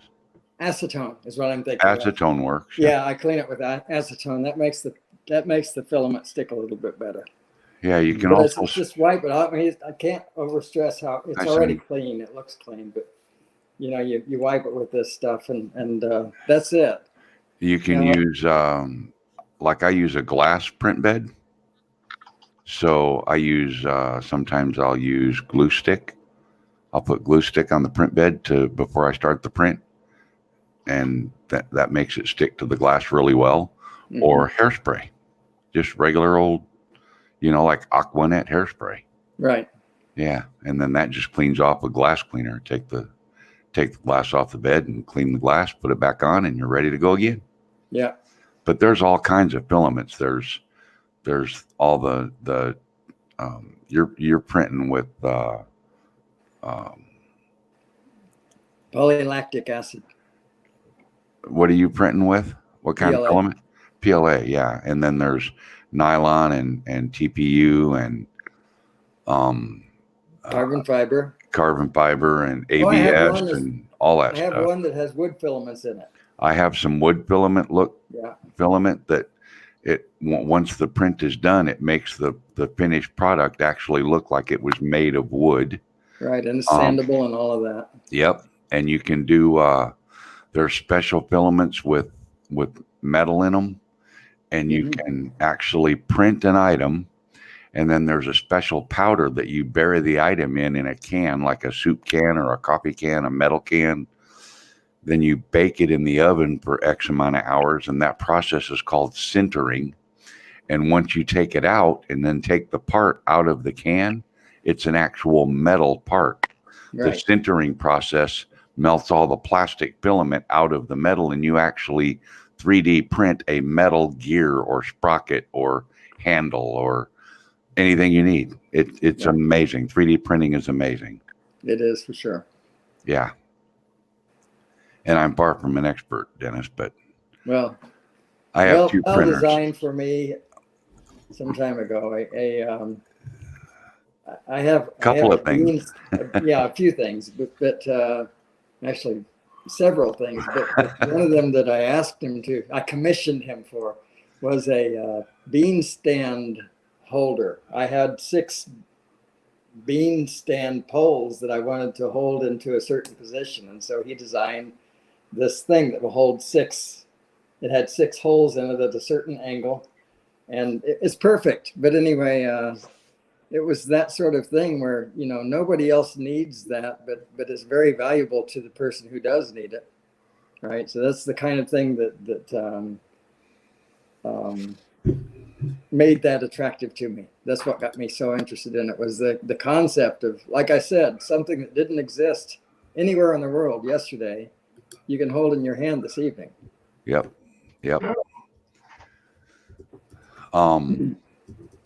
Yeah, I've got 2 printers. My big printer is 400 by 400 by 400 millimeter. Whoa. Yeah, that's like the Creality series. It's a knockoff of the CR10. And then my other one is a G-Tech. I can't remember the number of it, but it's actually capable of printing 2 colors. Yeah. So it can print 2 items of 2 different colors at the same time, or it can meld the 2 colors together to make a 3rd color. So if I was to print blue and yellow, I could print 3 items, 1 blue, 1 yellow, and 1 green, and put all 3 items together and have a blue, yellow, and green finished product. Wow. all that's in nice. one print. Yeah. Or it'll do a gradient. It'll start out with blue and gradually end up at yellow. Mm-hmm. So that's kind of cool. Where did Jim go? Jim left when I came in. He just texted me. His computer froze. Well, the browser froze up again. And I know I've been having problems with Chrome ever since the last Microsoft update. And I'll have a screen open and it'll be running for like 2 minutes. And like I'd say go to watch Claude screen, and all of a sudden you just see it go in a circle, spin. His said he had to restart it. Mine does it, and about 30 seconds later, it'll refresh stuff, and it won't happen again as long as you have it up for that session. But you Wow. put the browser down and you open it up again, and the same thing will happen again. And it's doing it on 3 computers. I've not had any problem like that with mine at all. Maybe I should knock on wood. Don't update the last update on Microsoft. If you have. Yeah, it's already updated. My stuff updates. I've got Windows 10 set to update automatically, and it just does it. I don't even worry about it anymore. With Windows 7, I used to watch the updates and be careful about what it updated and stuff. But with Windows 10, I don't even worry about it. I just let it run. Oh, 7 was okay. 8 was the terrible one. And ME. But yeah, with Windows 10, I don't even mess with it. I just let it update. But yeah, Ron, 3D printers are a blast. Oh, they are. They'll take your time, though. You could, you'd want to get yourself a good digital micrometer so that you can get good measurements on things. Yeah, that's what you saw me measuring The duct width, yeah. Measuring down. See, Ron, how you got your camera sitting there on the desk right now? Yeah. You could actually make a 3D printed item that would keep your camera from sitting on the desk. It would sit in its own little holder. Like, for example, this is an iPad, the big 9-10 inch one. Okay. This is a thing that I came up with out of my brain and made, and you can see the pieces swing and sway. And the purpose of that is so that it folds up to near nothing. And it's actually a tablet or phone stand. And the tray is far enough off of the table so that when you're standing on end, if I can hold this without dropping it, you can plug your cable in and you still have room for the cable to plug in at the bottom.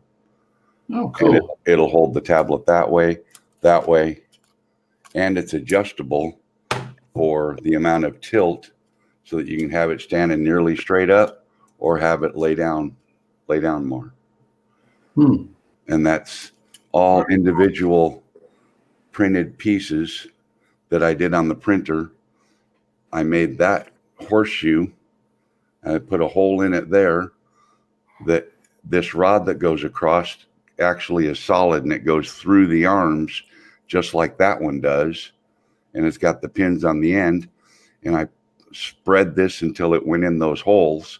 And I made the rod, I made the holes just a 0.5 millimeter bigger than the diameter of the rod itself. And then I put this one in this one, and it's got the holes in it. I don't know if you can see. Yeah, you can see the hole. So this just pops right in there, and this will spread enough to put it in, and then it assembles. And it's all hinged because the holes are just a smidgen bigger than the rod. And I've been using that for, Jesus. I printed this when I was still on my truck, and I sold my truck over a year ago. So that's how long I've had this stand. This guy used to drive his semi around with that 3D printer sitting behind his chair. You know, it takes hours to print something. And he'd have it going while he was driving. Yeah, some stuff take, 10, 20, 30 hours to print. Right. So I'd set the printer on the floor in the sleeper, and I'd start the print and head down the road. Isn't that amazing? Or even as Jerry made these for us over there, for helping out his group. I've got one of those. Mine's gray. This thing is great because it's got the turn around, the hole in the bottom, so you can still put your cable on through. Yep. And you set your phone in there, just as it can be. I got it on there. Now, I guarantee you that took a long time to print those. Those took many hours. Oh yeah. And I'll bet, depending on the infill, if he had anything more than 20% infill on that, that's a 20-hour print. Yeah, at least. And he gave, God, how many? Well, He gave away a 6 or so of them. Wow. More than that. All I That's saw him with almost a was week. a 6. Because I know everybody on the back line of the table got it. I saw him with a half dozen. That's all I know. Yeah. But they're great. I have it here, and it's just a little handy gadget. I got mine on my nightstand from my phone. Yeah. Hey, Mitch. But anyway. Welcome, Mitch. Just so you guys know, I expect my wife will call any minute now. So Well, I'm gonna bounce out of here. I got to go to bed. I got to get up at 3 a.m. So. 3 in the morning. Yeah. Up start. Well, it's it takes me an hour to get the cobwebs out of my eyeballs, and it's a little over an hour drive up there where I got to go to work tomorrow. So, got to be there by 5:30. Ooh. Yeah, 2 more days of that, and then I'll be done with training with this company, and then I'll be working down here in town. So, I get up at 4 and be to work by 5:30 or 6 or whatever. Get up at 4:30, be to work by 5:30. Well, I mean, that won't be so bad. Drive 10 minutes across town. Cool. But yeah. So anyway, yeah, I thought that's why Jim left us, because I came on. I see he's back, or it looks like he's back in chat anyway. Is he back in the stream yet? No, don't see him there. Oh. Well, anyway, I got to run, guys. Happy New Year to you all. Happy New Year to Happy you. New Year. Well, Good night. Good night. good night. Be safe out there. Well, that's cool, Dennis. Thank you. Yeah. Well, that's a new toy I want to get into. Uh-oh. Yeah, they Planning the bug. just it's a matter of fun. Yeah. I get to exercise creativity that I didn't realize I had, so it's good. I just wonder if I can set up a. So this is kind of like my office type photography computer. I kind of miss being back home in Pennsylvania. I had a big house back there, and I had a room down in my basement that was all my man cave stuff. I had my reloading bench. I used to do a lot of reloading. And it was my photography, and had everything all in one room, one big room. But got my wheels spinning. So I'm going on eBay tomorrow, Steve. Uh-huh. I honestly think, I just don't foresee myself keeping all this, my DSLRs. I have 2 older Nikons. I'm not going to get much for them. And I have That's 3 or 4 lenses. Why keep them if I'm not going to use them? Thanks, Mitch. Yeah.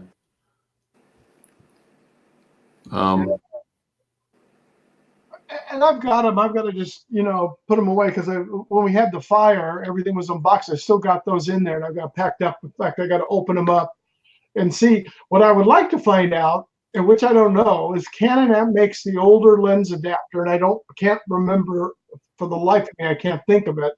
Is that old 55 millimeter 1.2? If it will fit on the newer Canons, or if they make an adapter for it. From the old, regular 35 millimeter for the digital. Yeah. Even if it's manual, to be able to have that 1.2 glass, it's phenomenal. Yeah. There he is.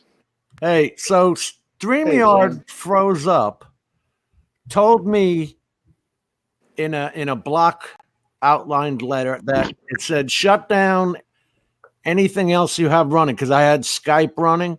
It says shut down Skype, Zoom, anything else you had run. And just yesterday when I was on Zoom, it didn't want to see my Yeti microphone and was switching back and forth between the computer mic and this. But I've never, ever had this freeze up before. And it said your browser cannot handle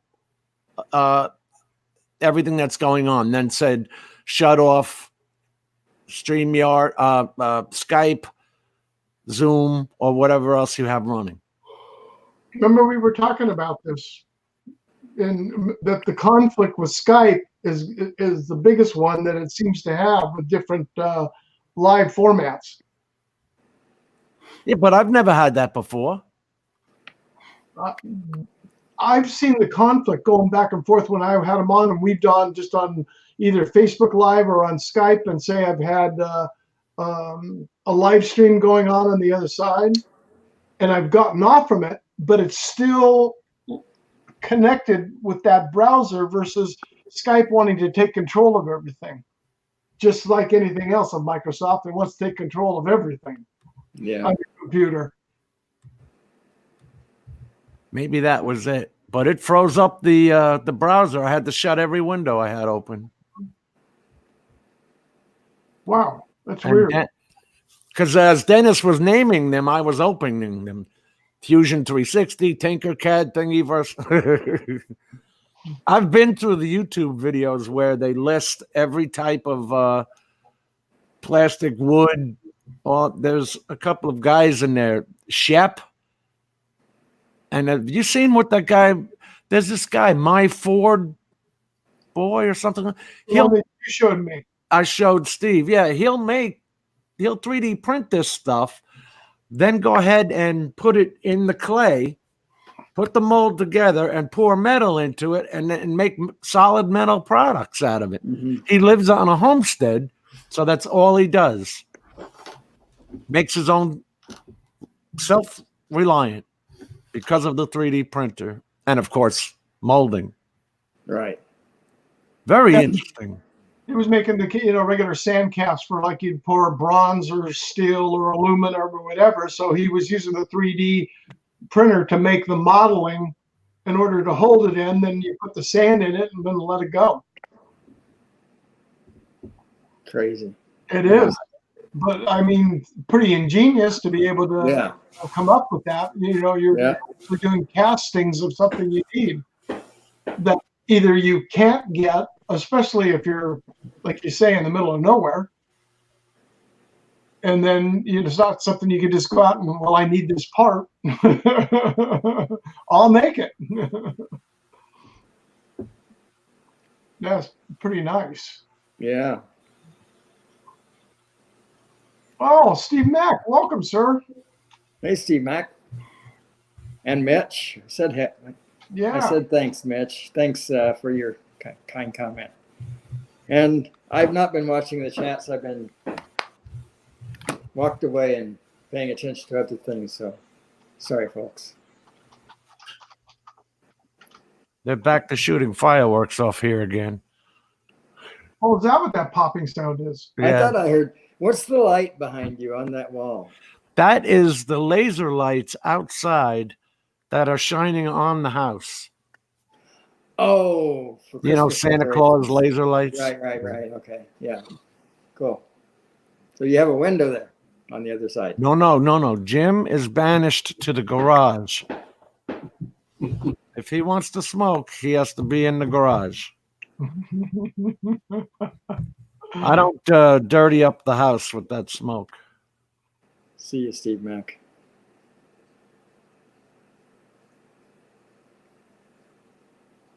Yeah.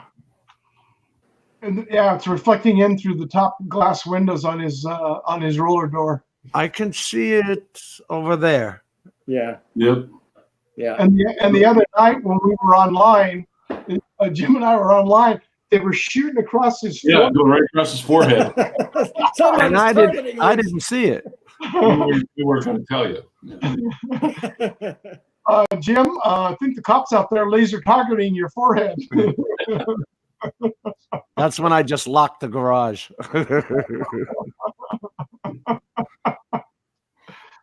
Oh, crazy. We've had quite an array of subjects tonight. Yeah, we have. Yes, we have. Well, watching to Alaska fishing to 3D printing to cameras and But I tell you what, Ron, with that 3D printing, there's no end to what you can think of to make. Oh no, yeah. So, and with that, Jim and Dennis, So, how do I ask this? I actually bought a 3D printed part that goes over the cover of the M210 to keep rain out from when it's flying. Right. And so I will be making them from now on. Right. Then, like Dennis, like in your little video with Donald Duck, like, did you come up with that design yourself, the measurements yourself? Yeah. Okay. Yeah. That's what that CAD software is for. Right. He can figure that out and do all the dimensions and all that, and then play with it in the CAD software. Or, Dennis, I was going to suggest Blender. That's more or less why I was asking, because when I do photogrammetry, I use Blender and GIS software to 2D and 3D model that. Yeah. So I was seeing if there was a correlation. Sorry, folks. My wife is just calling, so I'm going to have to go. All But, right. Thanks for the info. Thanks, Bye-bye. Steve. Happy New Year. Everyone. Take I care, appreciate Dennis. you letting me join and share my stuff. So Wish your wife Happy New Year's for us.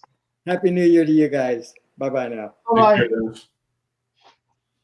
Yeah, but I was watching the videos, Steve, and the first thing they said to do is to get Aquanet hairspray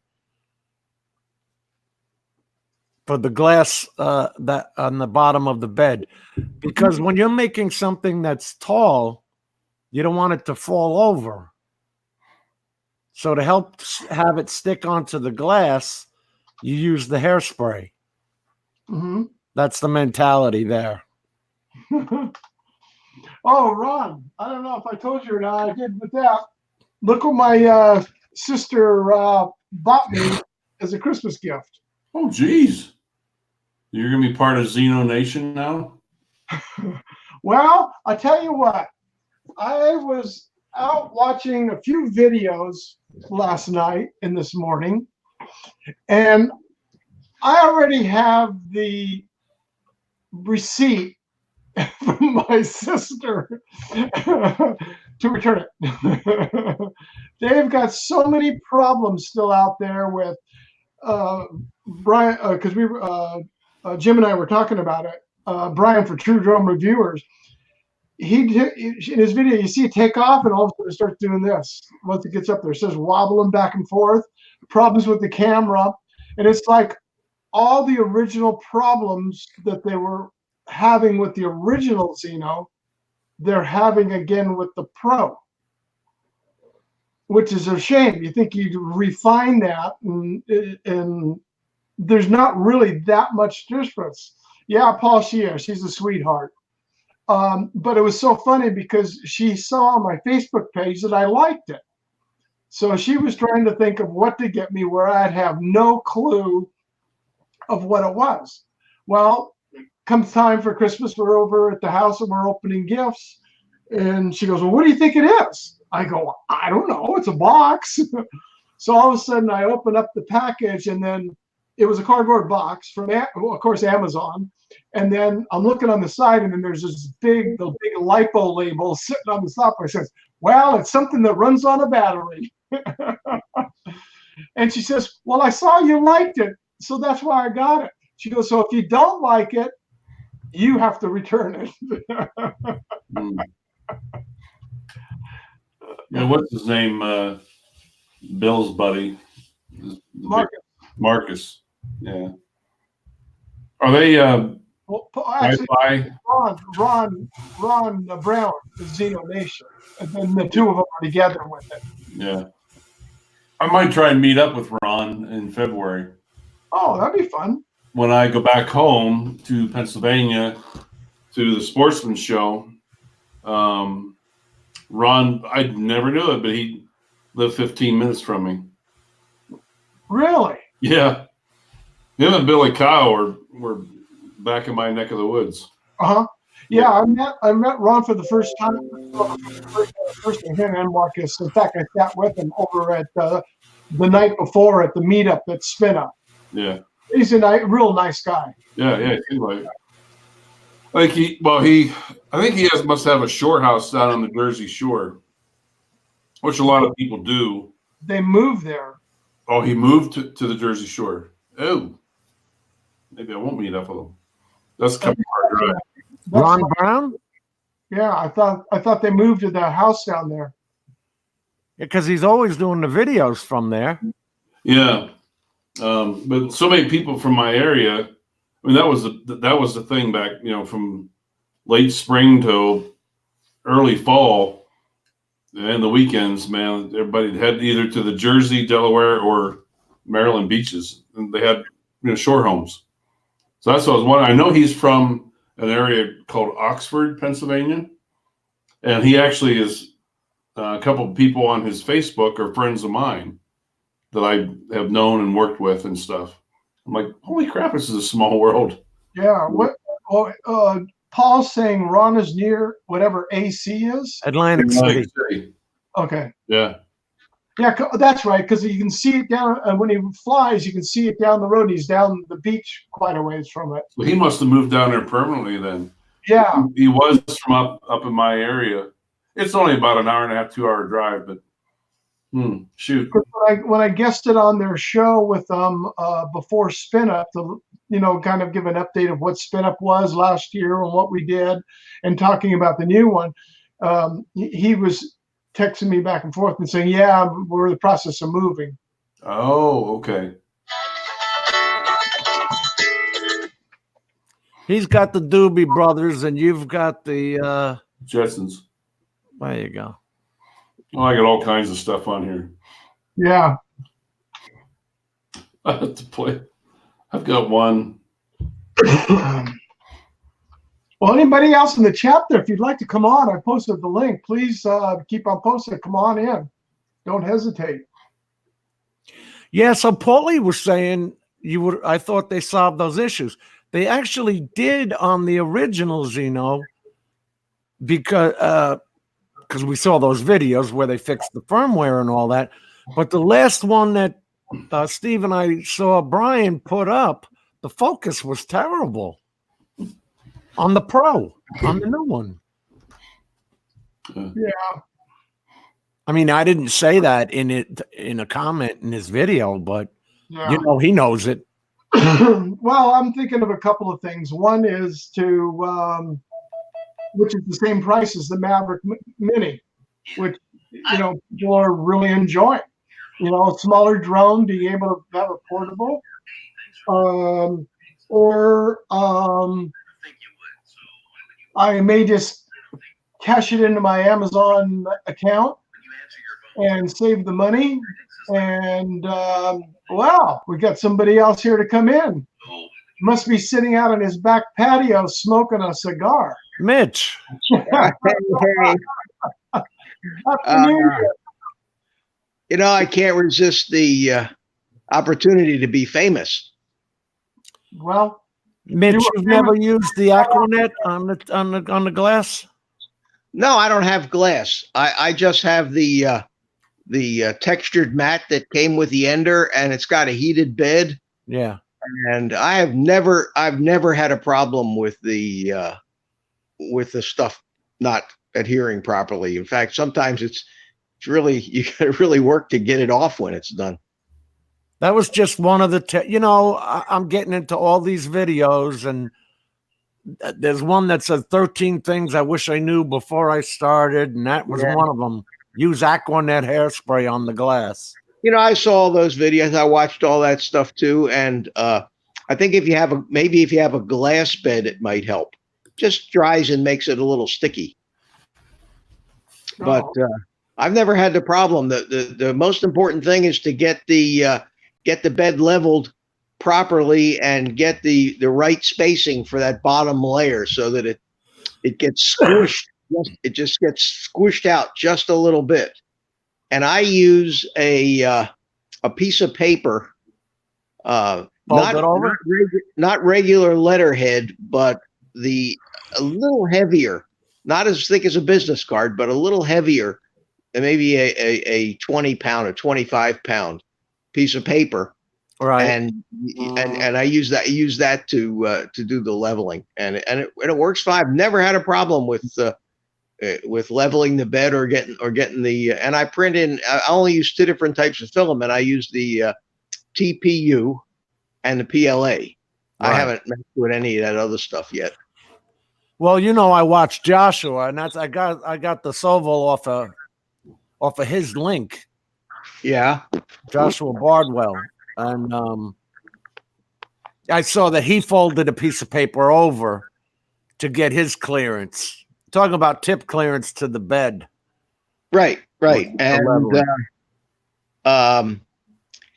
I at first time I just used a regular piece of standard letterhead, which is what I think might be 15 pound, and it was a little too thin.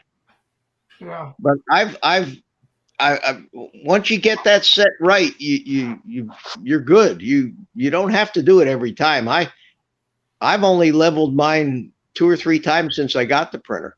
Yeah, because your standard, printing paper is 20 pounds.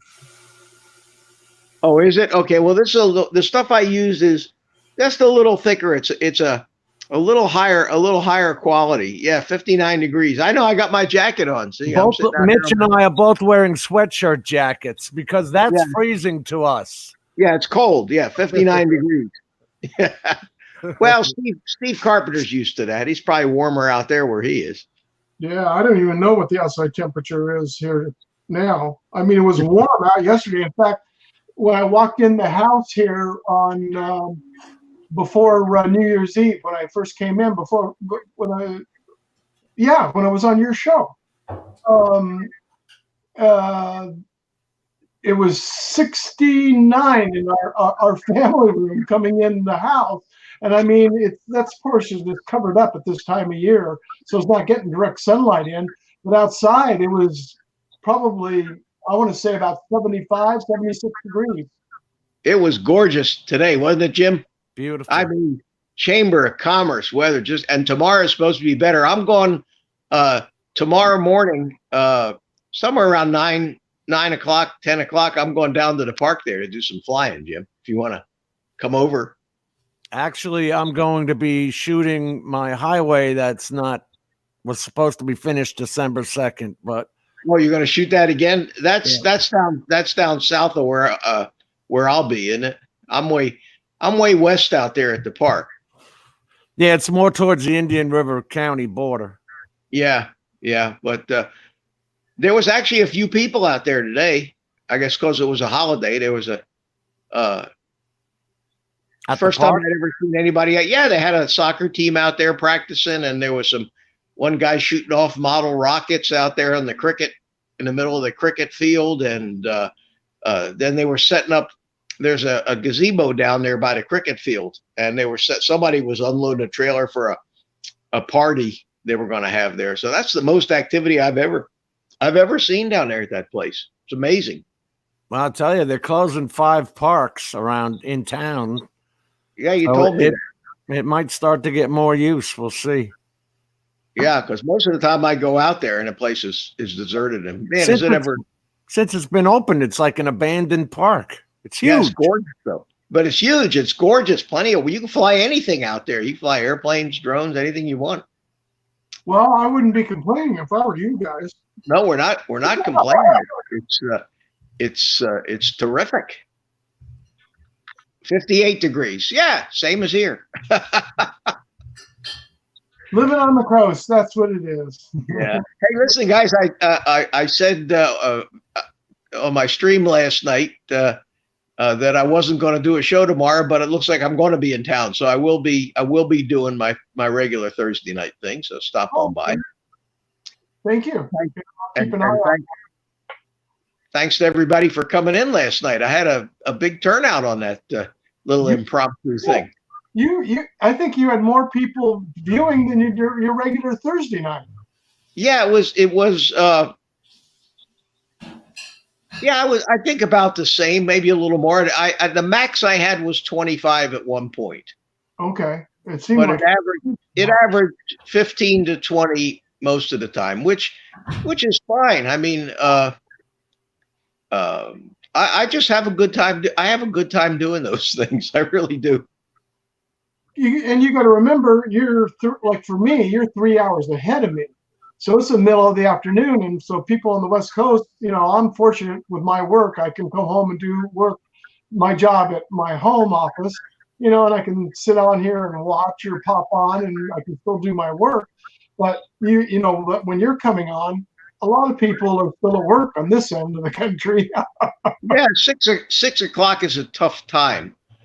But most of the nights, the 8 to 9 o'clock here, has got some regular people that have been on for a while, and I don't want to compete. I really don't want to have to compete with anybody. So it works out good, and I get off at 8 o'clock when Ken comes on, and it is what it is. But I did that one last night. I started an hour later at 7 o'clock, and we went for 3.5 hours last night. I couldn't believe it when I looked at the analytics on it this morning. I had 5,000 watch minutes. So 5,000 divided by 60 is how many hours? It's a lot. 60, 70 hours of watch time, something like that. Yeah. How much? 5,000 hours? 5,000 minutes. Minutes. Divided by 60. Oh, hold on. Well, 6,000 divided by 60 would be 100, so it's probably around 80. It was 83.333 hours. Yeah, it was a lot of hours, and I got plenty of hours. I need to pick up another 50 subscribers, and I'll hit that magic 1,000 finally. Well, Claude hit it today, not once. Oh, good for him. Good for him. He hit 1K. It fell off during the middle of the stream. He fell below 1K. Then he went back up again. Well, I hit 949 today. Well, congratulations. 949, and but I've got the interesting thing is because I do so many of these live streams, and I've had some videos that went viral for small viral, Yeah. 23,000 views or something like that on one video I did. I've got well over 5,000 watch hours in the past 12 months. So I'm set on the watch hours to be what they call a partner. Yeah, I'll be YouTube's partner. I'm sure they'll go throw a big party when I qualify. Yeah. Circulate the news around the headquarters at Google. Yeah, Tomas, he promised he'd stop using that. What's the name of that? Face rig or whatever it was. I said to him today, well, if you stop using it, I'll come back. Stop using what? Stop using. Who are you talking about? Me? No, Claude. Oh. He was using face rig, and it'd be a raccoon or something like that. Oh. And in fact, when we were on, I was on there, and he pointed. He's pointing at me, telling me, "If this guy made me come to my senses. He's coming here to see me, not an animated thing." And I'm going. It finally. God, Steve, you've been on for 3 hours and 38 minutes. It says I just came out here after dinner to smoke a cigar, and I didn't get any notification or anything, and I was just looking to see who was on, and there you were. It was a real surprise. Well, I just launched it from StreamYard. I'm surprised the notification didn't go out because it usually does. I don't remember getting a notification either. I don't know if I did. I'll have to check the settings and see if something changed. Yeah, but I'll have to go and check. I'll have to check your channel to make sure they didn't unsubscribe me or unbell me or something, because that happens sometimes too. You go back and find out that for some reason you got unsubscribed or your bell got on. Yours happened to me on yours, the notification. I was still subscribed, but the bell was off. I think I told you when I was on your channel, one of the first times I came on. And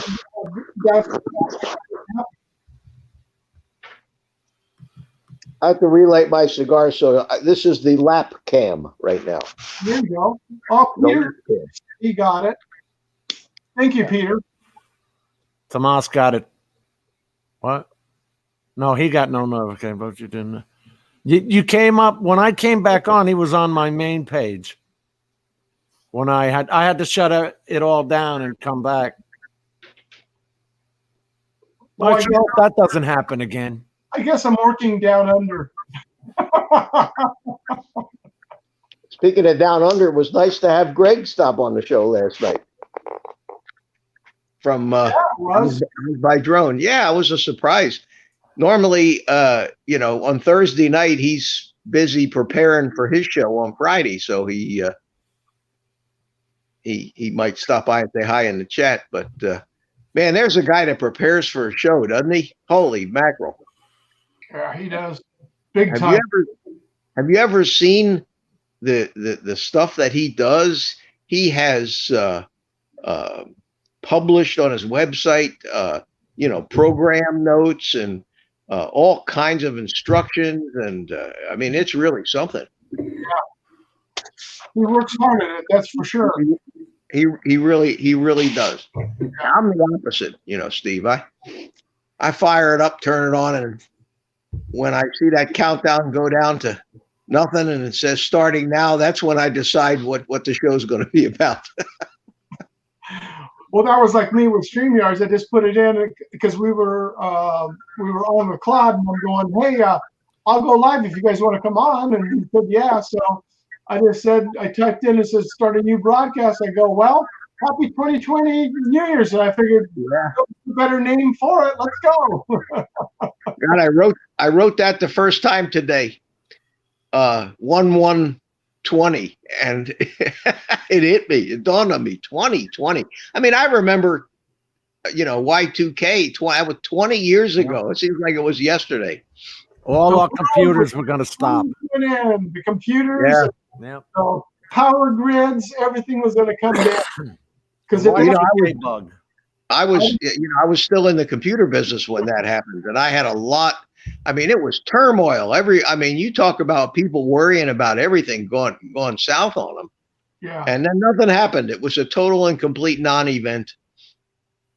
Oh, yeah. Because what was so funny is at that time I was working for a company called Simplex Time Recorder, the fire alarm systems. So if you looked in mini schools or clocks and stuff like that, you saw just the name Simplex up there. And we were starting a brand new project at the original Disneyland to retrofit the fire alarm system for the whole theme park.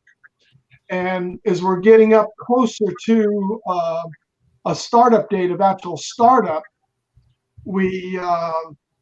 all the panic started coming in. And of course, then Disney's attorney started writing, and they wanted proof and evidence that Y2K wasn't going to affect anything on the computer systems that were, because the fire alarm system is self-reliant on itself, no matter what. But what it is there was two monitors, one across the street in the hotel, and one at the security desk that was monitored, 24 hours a day. And they wanted to make sure that Windows 3.0. Oh, wow. Yeah, I remember those days. Was operating, because the reason it was so far back is California State Fire Marshal is the authority having jurisdiction. It had been tested on that. So the only way we could actually get around that is we got Anaheim Fire Department to agree we could prove to them, bring the operating system up, and come up at that time to Windows 95, and get it operating on that portion. So we did, and we were able to get it up. But it was insane because my technician and their headquarters in Massachusetts were working on it for almost 2.5 months in order to prove that nothing would go wrong. And how do how do you prove that nothing's going to go wrong? That's a tough thing to guarantee. Well, yeah, the only thing you could do is by putting the date, time changes, and then you had to prove that on so many different, not only the computers, but you also had to prove it on each model of fire alarm panel that they had. Oh, So- wow. Electronically, that the time and date wouldn't change for that, But as you say, it was a big nothing burger. Yeah, the total non-event. We all woke up the next morning, the world was still here, the airplanes were still flying. Remember, they were worried about the airplanes crashing, which was kind of far-fetched, I think. But Hal landed on a freeway. yeah.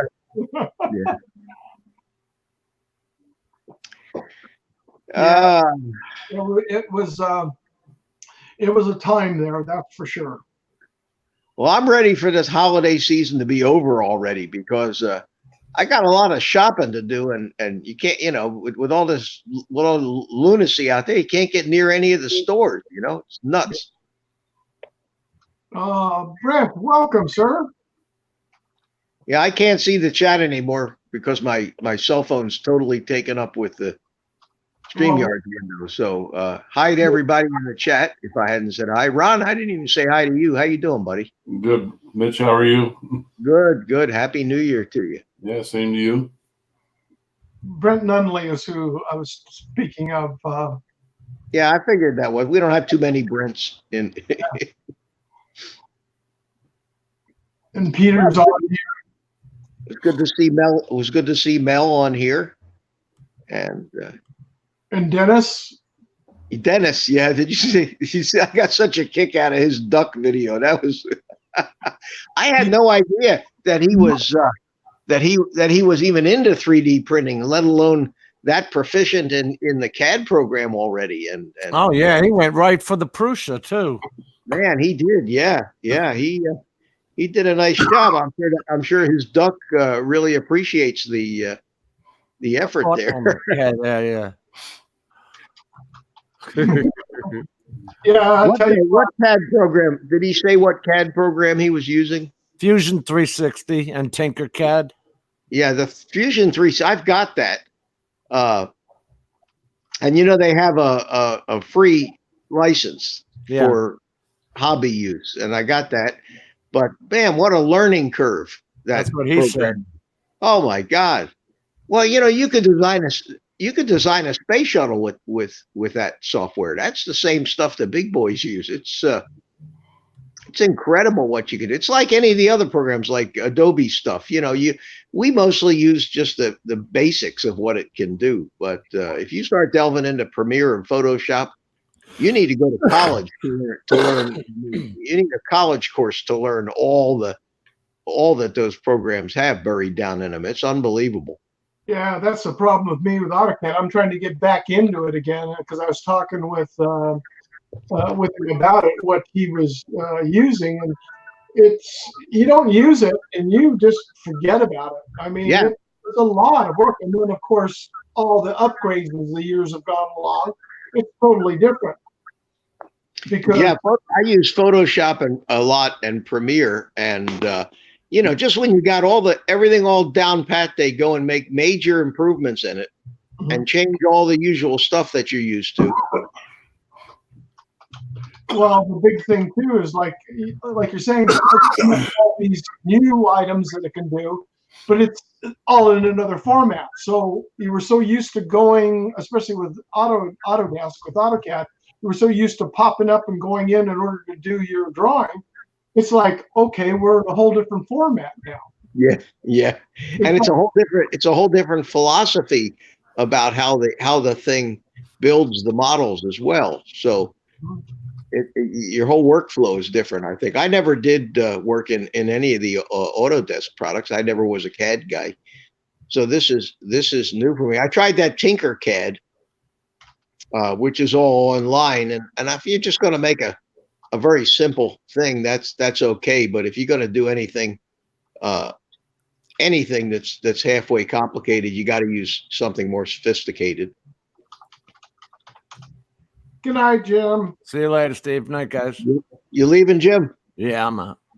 All right, buddy. Take care. Good to see you. All right. There we go. I'm in the middle now.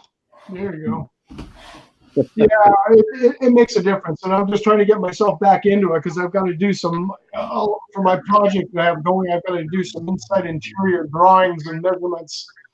I've got my laser measurement meter where I can just go into the rooms and walls and shoot it, and laser measurement, go across and get the dimensions of the inside of the unit. But having to start from scratch and drawing up walls and interior, it's like, God, I forgot about all this stuff. Well, you could go out and buy one of these $1 billion scanners that you set in the middle of the room and it'll do it all for you. Yeah, 3D. Yeah. Well, they do. You know, they're not the one that I saw that they're doing for real estate. They do the 3D imaging modeling, and it'll actually give you. It's more to give the dimensioning, but it shoots the whole inside 3D. It's like $5,000. That's what I said, $1 billion. That's a lot of money, unless you're a professional using it every day. It's not a hobby. It's not a hobbyist thing, you know. Well, our biggest thing is here. I can't get an architect for 90 days to even talk with me because everybody is so busy. Are they really? I thought everybody was leaving California. There's so much building still going on here. It's crazy. They're all because a lot of Steve, you froze up on me. I'm moving. He froze up. You froze up, Mitch. Yeah. Yeah, a lot of the California people, Steve, I tell you what, they're really, really pissing off the people in Montana. They're coming in and buying up this land, and then they're, buying these big sections of land, and then the people trying to come in and buy property that, that may be from Montana, whatever, they can't, because now they can't afford it because the property value is just shot through the roof. Yeah. And they're trying to ban hunting, and it's like you're coming to a state that's been a hunting, fishing, mentality all their entire existence. Now you want to come in and change it. Yeah, it's ridiculous. And when I was in Texas, over there in Austin, people there hate California's guts because it's exactly that. Yeah. Californians will say, well, I'm going to retire or I'm going to move and go off and, whatever, or move there. They go over there, they saw their problem there. And he says, and I was talking not just one, but like 5 different people. He says, what's got the people really ticked off is there's no state tax in Texas. So that's why they're moving there. So there's no state, income tax to pay. But the thing is they're moving in for what they sold their home for in California. They're buying not one, but 2 homes there, a beautiful home, nice piece of property, and then they're renting out the other one.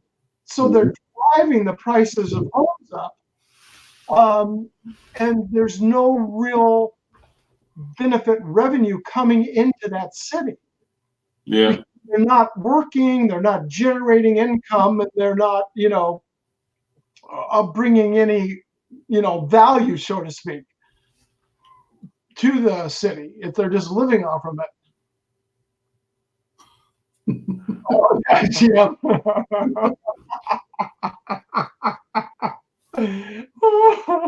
It is funny though, how you acclimate to the weather. I was busting on Jim and Mitch, but you give me a 60-degree day and I'm out there in a t-shirt and I'm literally putting shorts on. Yeah. Those guys are. I still to this day I remember when I was young. I was in college. My dad came and picked me up and we drove down to Florida to my grandparents for Christmas. And I'm out there in the beach, in my swimming suit, jumping up and down the water, having a hell of a good time. There's these, native Floridians in their winter parkas with their hoods up over their heads and, giant mittens and boots. And Oh, it is. It's funny. And what's interesting is I was talking with my godson last night. His wife's family is originally from Illinois, and they're over there near the Missouri-Illinois border. And they were talking about cold weather being over there. And he goes, yeah, I'm over there and it's snowing and everything because they bought a bunch of homes that he's done and fixed them up. And then they're renting them out. They're leasing these homes over there in this small town. And He says, I come back here and the same temperature or even warmer, and I'm freezing. And I go, yeah, welcome back. Yeah. I don't know what happened. You know, I'm sitting here on my cell phone and streaming this to the TV on my porch, and then of course what happens is the StreamYard is something different. So I think it just decided it was getting tired of patience here at the same time. So I just shut the TV off now. Oh, okay. Oh, there you are. Yeah, Okay, you froze up. I got you now. That's the same thing, when I went to Maui. But it's still a couple breaking weeks up. ago. I get into town and I'm out here on the heat and humidity. Yeah, I'm out here Wi-Fi, and I don't think this connection is real good. No, you're breaking up. All right. Well, anyway, we'll just wanted to stop by and say hi. Wish everybody a happy New Year, and I guess I'll see you all tomorrow night. All righty, Mitch. Thank you. Take care, Mitch. Okay. All right, Ron. Take care. All right. I'm gonna sit and watch. I'll be in the chat. Take care. Thank you. Bye-bye. Bye-bye. Yeah, but he was being so close to the water. You get that temperature change, and the coldness point, that water just brings that temperature down. It's a big difference. Yeah. But for you being in Hawaii, now that's day and night. Yeah, I get off the plane and man, I could feel it as soon as I come down to the lower level of the airport. It's all like open, and I'm like, oh dear God, But then again, I'm in jeans. I'm in a long sleeve shirt because when I left Rapid City that morning, it was, I don't know, it was like 18 degrees, And I sometimes I try to figure out, how do I want to travel? Do I want to, freeze my butt off, hardly wear anything when I leave, or die when I get there because I got too much on? You never know what the temperatures of the planes are going to be. No, that's for sure. Well, I got one more day of vacation. I think I'm going to jump on the 4-wheeler tomorrow. Got a new camera that I've had for 6 months, trail camera that I've never taken out of the box. And I'm going to get both my trail cameras out and put them out in my spots. And getting ready for lion season. So see how I do this year. Came within a millimeter last year. They have lions all over the state, but in what they consider the Black Hills, which is on the western side, it's a total of 60 lions or 40 females, or whichever comes first. Wow. Yeah. And, it's different, the laws versus the states, where you can hunt with dogs in Wyoming. You can't in South Dakota, with the exception of Custer State Park. And that's by special permit only. Getting a lion without a dog that means you did your homework, or you were damn lucky. They're extremely intelligent. You think you're tracking them. A matter of minutes, they're right behind you, tracking you. Oh yeah, they're stopping you in a blink of an eye. Yeah, I had one last year. I have a game call with a remote control. That's a speaker. It's about 6 to 8 inches long, loud as can be. And I set it about 100 yards to my left. And I was kind of out in the middle of nowhere. And I set it off and crawled down on these rocks. I'm in full camo. What it was a lost fawn call. This call box, you can put up to like 30 or 40 different sounds in there. Oh, wow. But I play either if you've ever heard of a vole, it's almost like a ground mole. Two guys that I've watched online, this mountain lion Facebook page that I belong to, they've gotten two.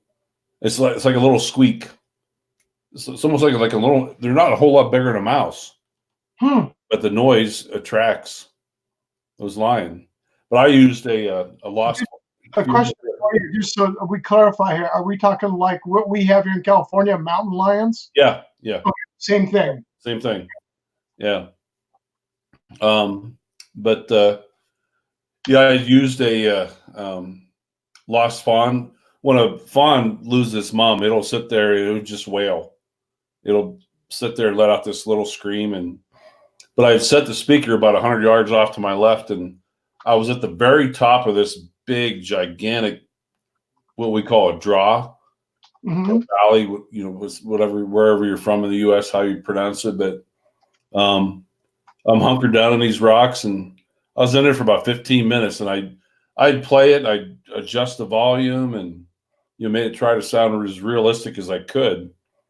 And I just shut that thing off, I think like the third time, and I shut it off because I said I'm operating it from a little tiny hand remote. And I was sitting there about 5 seconds, and I looked down in there about 100 yards below me. I'm like, holy crap. There come this big male up through the weeds. And he is looking directly at that speaker, trying to find that little fawn. Yeah. And he started up. He's looking. He don't see it. So all of a sudden, he literally backtracks. And I've got the scope on him. He would have given me another 2 seconds. Would have had him. Oh, wow. He backtracked into the weeds, and I could almost see him laying in there. He was laying down, waiting for that, what he thought was a fawn. Yeah. Waiting to see it. Yeah. So, and I had 12 minutes of shooting light left. They're very strict on shooting times, and I'm watching my GPS, and the game wardens go by GPS time. So 30 minutes exactly past sunset and 30 minutes before sunrise. So, but yeah, I had to back off, and then the scary part, when you're out there in the dark like that hunting, if you're like I was 300 yards from my four-wheeler, you're walking up through the woods and it's pitch black. You have no idea what's 10 feet from you. Oh, yeah. Could be lurking up in a tree. Well, we have mountain lions roaming, all over the local mountains here that come down the housing, building in. We have an area that it's in San Juan Capistrano, and where I-5 is, there's a road that's called Ortega Highway 74 goes over to Lake Elsinore. Casper State Park out there, we've had 2 kids that were attacked out there in the state park. Right after, one was within the first year, and then it was like a 3-year period or 2-year period later, and another child, ended up being attacked. And I've always been, I used to hunt, but I've been backpacking and trekking and been through survival camping schools and stuff. And, as you well know, you got to keep a tune of what your surroundings are and listen. And we went up to Yosemite one New Year's, and this is the year that the government went bankrupt and all the national parks were shut down. Yep, remember. Yep. Well, we found a way to get into Yosemite State Park. Really? Yeah, we got in there. We drove all the way down into the park. I'll go into that in a second. But we were out walking because we were staying outside the park in a there used to be owned by Marriott at the time. It was called Fish Camp. And we're out walking at nighttime, and I could hear a noise. And all of a sudden, I looked to the side, and I couldn't really see it because I could have thought it was a pair of eyes, but I couldn't tell for sure. And we got younger kids too with us, so we got everybody together in a bigger group and said, my friend says, you keep them going that way and I'm going to fall back. Mhm. I just let them walk past me, and then I fell back and came in behind. So the next morning we went out there in the snow, paw prints right up there behind us. You Mhm. can see paw prints from the cat following right Yeah. behind. They will track you. I was in Nevada, and I was up in the Ruby Mountains, and when I used to work out there, the Ruby's outside of Elko, which is on the very eastern side of Nevada. And when I used to hike there on my days off, I would always tell the helicopter pilot that's on duty that I'd tell him, say, hey, if I don't show up at 8 o'clock tonight, this is about where I'm at. So they Yeah. knew, Ron, don't show up for work tonight at 8. We kind of know where to start looking. And I remember I parked my Jeep, and they don't patrol or not patrol, maintain the roads up there. So I went as far as I could in my 4-wheel drive Jeep, and then I parked it. But I went for about a 2-hour hike, and I came back. And sure as heck, the tracks leading out of my Jeep, walking up through there, they were not there when I left. Yeah. Yeah. They say here in South Dakota that they say there's never been any tax, but that's a bunch of crap. No way. You know, it's rare. I mean, the chances of them coming after a single person out there, if you're the safest way to hike is to have 2 people. Yeah. They about 99% of the time will not come after you if there's 2 people, but 1 person. And the reason, it depends on, I guess, the weather conditions and how hungry they are. Mm-hmm. When I did a education thing back in Pennsylvania, about 2 years after I left Pennsylvania, I went back and helped my buddy. He was doing an education seminar. He asked me to teach, and I'm like, what in the world do you want me to teach? And he's like, pick something. So what I did was actually the differences I found from Pennsylvania working there versus coming out west and in the Midwest, how I found things so different. And of all the different, things that I found, one of the things I had talked about was being out in the wilderness, doing wilderness rescues. And, but I did a lot of research on mountain lions. And the strangest one I found was a guy in Colorado, was at his cabin cutting firewood using this gigantic chainsaw, cutting firewood. And all of a sudden he went to turn around, the chainsaw's running, and next thing you know, he's got a lion on his back. Oh yeah. He ended up killing it with the chainsaw, but you sit there and think, holy crap, you're running this loud, powerful chainsaw, and lion comes up. He's a big dude. He was a 6-foot guy, They come from behind, and most of the times that you hear about the tax here in the Los Angeles Crest Mountains, up above Griffith Park, because that's the other places they've done it. You got people walking and hiking up there in pairs or more people. It's the last person. Those cats know exactly what they're doing. The last person is boom. They come in and they come from behind and they go straight for the neck. Yeah. And you're not allowed to so much as slap them on the hind end out there in California. Yeah. Yeah, there's quite a bit of them. You guys got a lot of cats out in California. Matter of fact, one of the best deer hunting spots, which you had been to before, was out there in Mammoth. Where?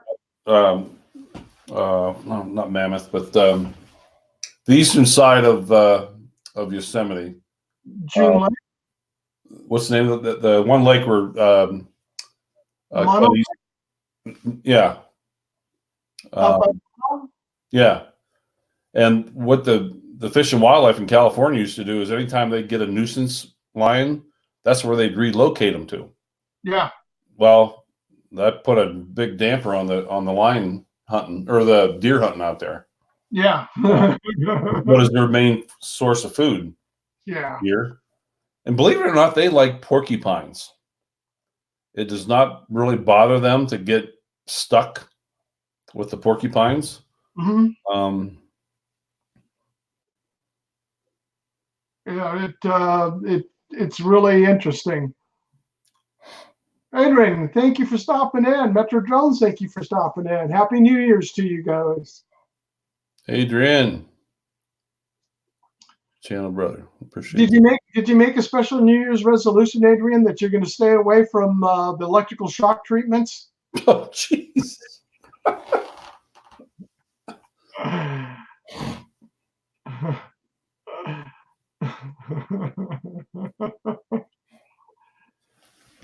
Yeah, we've got some interesting areas, and like I said, up there in Yosemite, yes, I did. Thank goodness.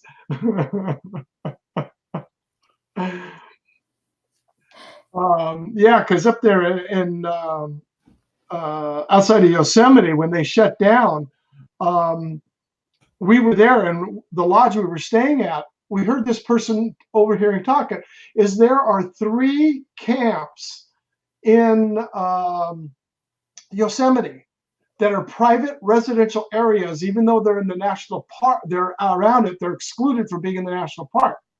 So you're saying, just say, hey, you're going to visit so-and-so in one of the camps. Yeah. So we drive up to the main gate. The ranger's there, greets us very cordially. He goes, hi, welcome.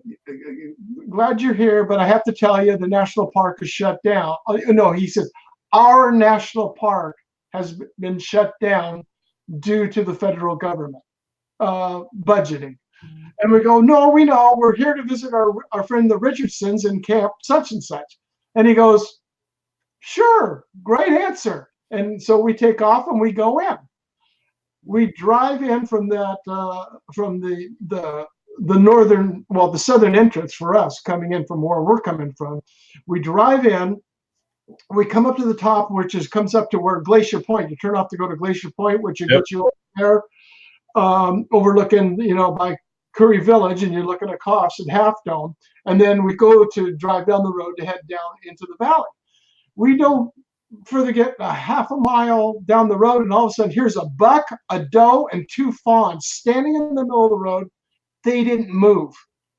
They did not move. It's almost like they looked at you going, this is our park, get your ass out of here. Yeah. It looked like. So we kept on creeping up slow, and then they finally just walked across. And then we continued on down. We got down into the loop. Well, we got some pictures right there at the overlook, shooting across over towards Half Dome and Yosemite Falls. And then we get on down and we drive around, go all the way around the loop, come back into Yosemite Falls. We were at the base of Yosemite Falls, my wife and I, my friend and his wife, and both my son and my stepdaughter, for 45 minutes, and we were the only people there. Yeah. No one. We're the only vehicle in the parking lot except for 2 Ranger trucks. Okay. We sat there, took pictures, watched the whole entire thing. From there, we drove on down. We stopped at the store, which was open because of all the people living in the park. They still have to shop stuff. So we picked up a few things there, and then we, well, hello there, Mr. Art. Happy New Year's to you. So we go down the road further, and we get down to the Merced River, just below El Capitan. We sat down there. We opened up some bottles of wine and cheese and crackers and lunch meats and everything for 2 hours. 7 cars drove by.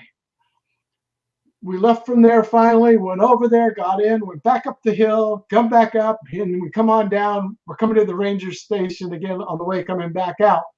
Same ranger, now he's on the other side. And he goes, well, good afternoon. I hope you had a good visit with your friends, And I said, we did. The deer were gorgeous and everything. He goes, congratulations. You knew the right answer. Who am I to tell you you cannot come into our national park? He knew. And he puts his hand out. My friend was driving, high fives him like this. And he goes, hey, got a couple more days back here. Welcome. Yeah. I was there. I was in California that year that they did that. Uh-huh. In fact, I was working on the Army base at Fort Hunter Liggett. Oh, okay. Yep, I remember that. Yeah. Yeah, I kind of miss going to Yosemite. I spent a lot of time there and used to run the motorcycle through. I miss going up, what was it, Tioga Pass? Oh, yeah. 129 or? Yeah. Is it 129? I think that's it. Yeah, it goes up over, and then it goes up to the eastern side. Yeah. Up around 10,000 feet. I think the eastern entrance sits at 9,900 and something. Yeah. It's very high. It's very high. That? When we go to Mammoth all the time in the summer, we'll go up there and come up, and there's a place called Silver. No, I'm drawing a blank. Something Silver Lakes or something like that. And there's a loop up there with 7 lakes that go up around there. It's beautiful. What was the name of that little town when you come out of the I guess it would be the east entrance, and you start down and you wind around, and you come down by the big lake. And what was the name of the little town just beyond the lake? Was that by Mono Lake, you mean? Yeah. Damn. Stayed in a little B&B there once. Neat little town. I can't remember it though. Name of it. I'll think of it here in just a second. Look it up myself. That's what I'm doing.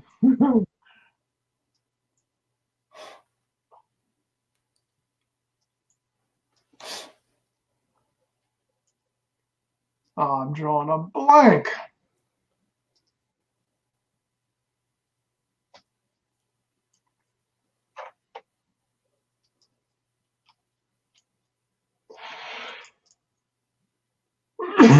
Excuse me.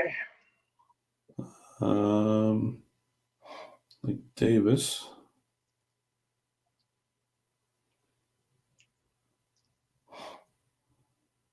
Lee Vining? Yeah. I think maybe that was it. Oh, it's Highway 120. 120, yeah.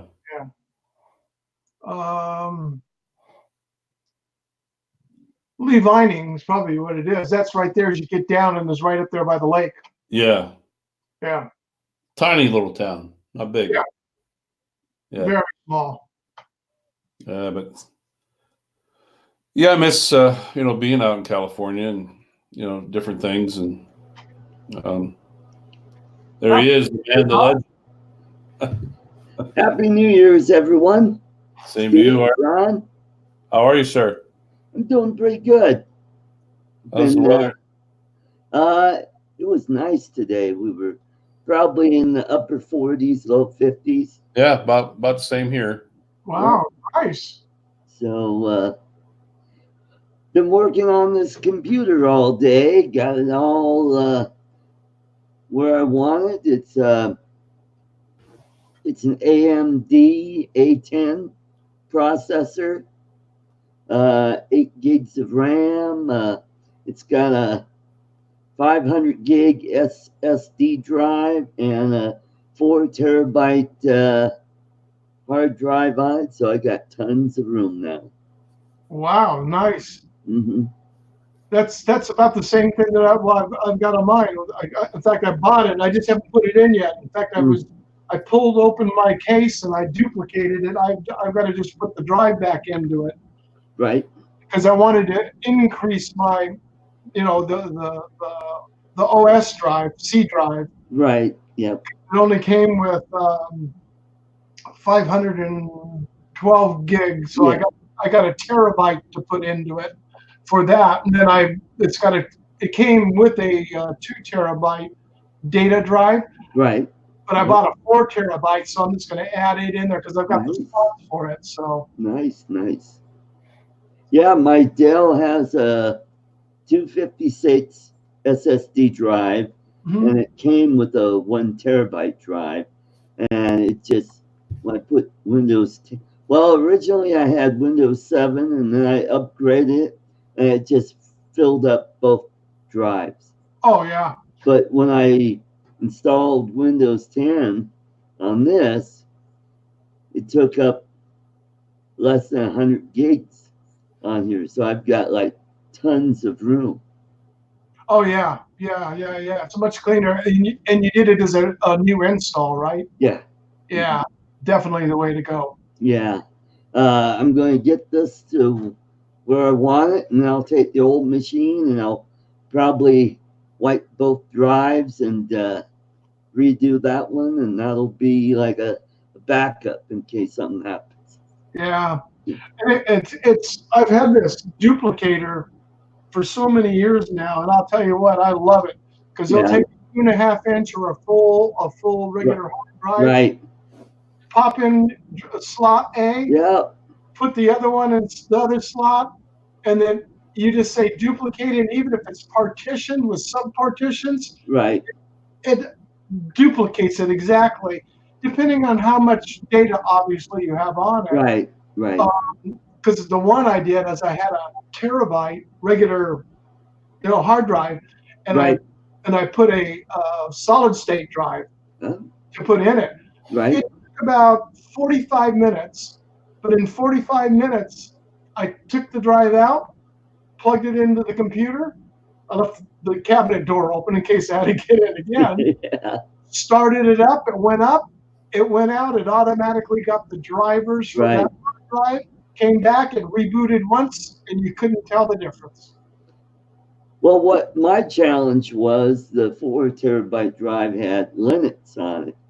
And when I put the 500 gig, it just wouldn't see the other drive. So what I ended up doing, I was able to get back into Linux and then download some files that I wanted. And then reboot it back into Windows, and then erase that 4 terabyte drive, and then now it sees it, and now I've got plenty of storage. I had to reinstall vMix on it, a couple other programs that I reinstalled. I gotta find my Adobe Photoshop CD. I know it's around here somewhere. I'll find it and I'll get it back on here. And I'm going to eventually put Wondershare or Filmora back on there. Oh, okay. Yeah, Yeah. because you use Filmora for your editing software. Right. I remember that. Happy New Year's, Bill, Metro Drones, and Peter Carroll. How was your New Year's, Art? Pretty good, quiet, just stayed home, watched a little TV, mostly did stuff on YouTube, just watching videos and preparing this computer for the upgrade. Mm-hmm. Yeah, I went out for the first time in a long time, but with the intention of, I went to my friend's house with the intention of staying overnight. Right. So, but I just found out even though I worked some pretty kooky hours at work, but right, we're sitting there at 2:00 this morning, and there were some people there that they were like they fresh out of bed, at 2 a.m. And I'm like, finally, I told my friend, I went up to him, I said, hey, you guys mind if I go to my room? Because I can't. And then I found out he was getting so bad that he said, Ron, he goes, I was ready to pull my wallet out and pay people to leave. I was getting that tired. Because everybody just wanted to stay and gab. But Yeah. played the biggest card game. What was the name of that? Uno? No, it was it was a word I never heard of, but the interpretation is shit on your neighbor. Oh, okay. Yeah. Yeah, okay.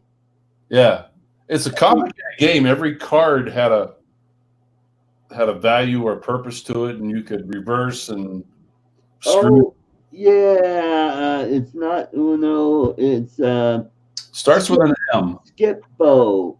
Yeah. Yeah, my folks and I used to Play that all the time. What was Every weekend. Huh? what was the name of it again? Skip-Bo. Oh, okay. Yeah. Yeah, it had a reverse and then a skip. You could skip one person. You could then you got a wild card. It's like, okay, draw 4, and then you got draw 2, and yep. Well, we had like 20 people. Oh boy. How many? 20. How the heck did you do that? How many card decks did you have? We actually broke out like 5 decks of cards, and everybody, they 3 or 4 people went through to make sure all these cards had all the cards to it. But my friend had like 8 decks of cards. And boy. And I won. The goal is to, screw your neighbor. Yeah. Give them the highest points. Right. I ended up winning, and I told them initially that I didn't want to play because I was tired. Mm-hmm. They're like, they finally like drug me in there. Well, I ended up winning the game. Played 4 hands with that many people. Some of the hands were taking like an hour. And I come out with 3 points, and they were all like a couple hundred. Yeah. Like, oh yeah, Ron, you just sat there. You didn't say a word. I don't want to play. Yeah. I don't want to play. I'm tired. Hey, Bill, Coast to Coast Drones is here. Yeah, I was just gonna I'll let you finish up. Welcome, Bill. Happy New Year's to you. Mm-hmm. Hey, remember I was talking to you guys about I wanted to build a like a home entertainment computer. I mentioned it and I talked about it, and I was looking around for cases. I'm going to show you this. I ended up getting this, and what a deal! B&H Photo had a sale on these guys. It's the HP Z2 Mini desktop workstations, to where they're using these. People are running AutoCAD with these things and everything. Wow. Or here's the basic spec. It's 8 gig of 24 megahertz DDR4 RAM with a 3.4 gigahertz i5 7500 quad core. Right. With the integrated HD graphics of the the 630. Right. Now this thing has, well, I'm not gonna go through the whole thing, but I mean it's got 4 display ports out of this unit. Plus it has a 2.5 inch open bay for a drive. Right. The unit was $449. I had started pricing up to get it. Nice. And this thing is this wide, the same square, and that thick. Wow. No heat, no sound, no nothing coming out of it. I had a display port HDMI cable to a HDMI for my big screen. Right. So for $600 and some, that was with a 2 terabyte solid state drive I put into it. Wow. And then I got a good deal on a wireless keyboard, so I can sit on my couch and then run it on there, so I can run the whole home entertainment system, hit the network, hit my server, and now I've subdivided it over so I can pull all the movies over and start put them onto it. Oh, cool. The point I was going to get to, and I wanted to tell Jim this earlier, but he got off, is Jim redid after, Matt Northwestern, he has his show, and Jim had learned during his photo editing and, building the edit in order to push up. There's a button at the top, and in other words, let the software decide what to make it do, because he was running 4K video, but the output quality was crud. So Matt told him what to do, and he redid his video. Oh my God, it's like looking at this surreal, like, like lifelike video. Right. Look at Jim's Voyage last, Above and Beyond, his last video. And he's flying the high power lines that they're stringing, getting the cables ready to string on it. Right. you can actually see the wraps in the cable. Wow. You know, because it's open still wire. You know, Right. for the power cable. I'd watched it on my phone, and then I watched it once he had upgraded it. And then I watched it on these screens here, which I have, Right. which are 1080p. Mm-hmm. I launched it from my phone on 4K onto my big screen, my 60-inch, Right. and it was good. But now, when it's direct now 4K off that output with that Right. driver I got, oh my God, it's like you're watching, you know, high definition Blu-ray on that output. It's like phenomenal. Mm-hmm. Wow. Cool. Yeah, take a look back at his last video he posted up there with that inspection. It's just like Mm-hmm. day and night. Uh-huh. Cool.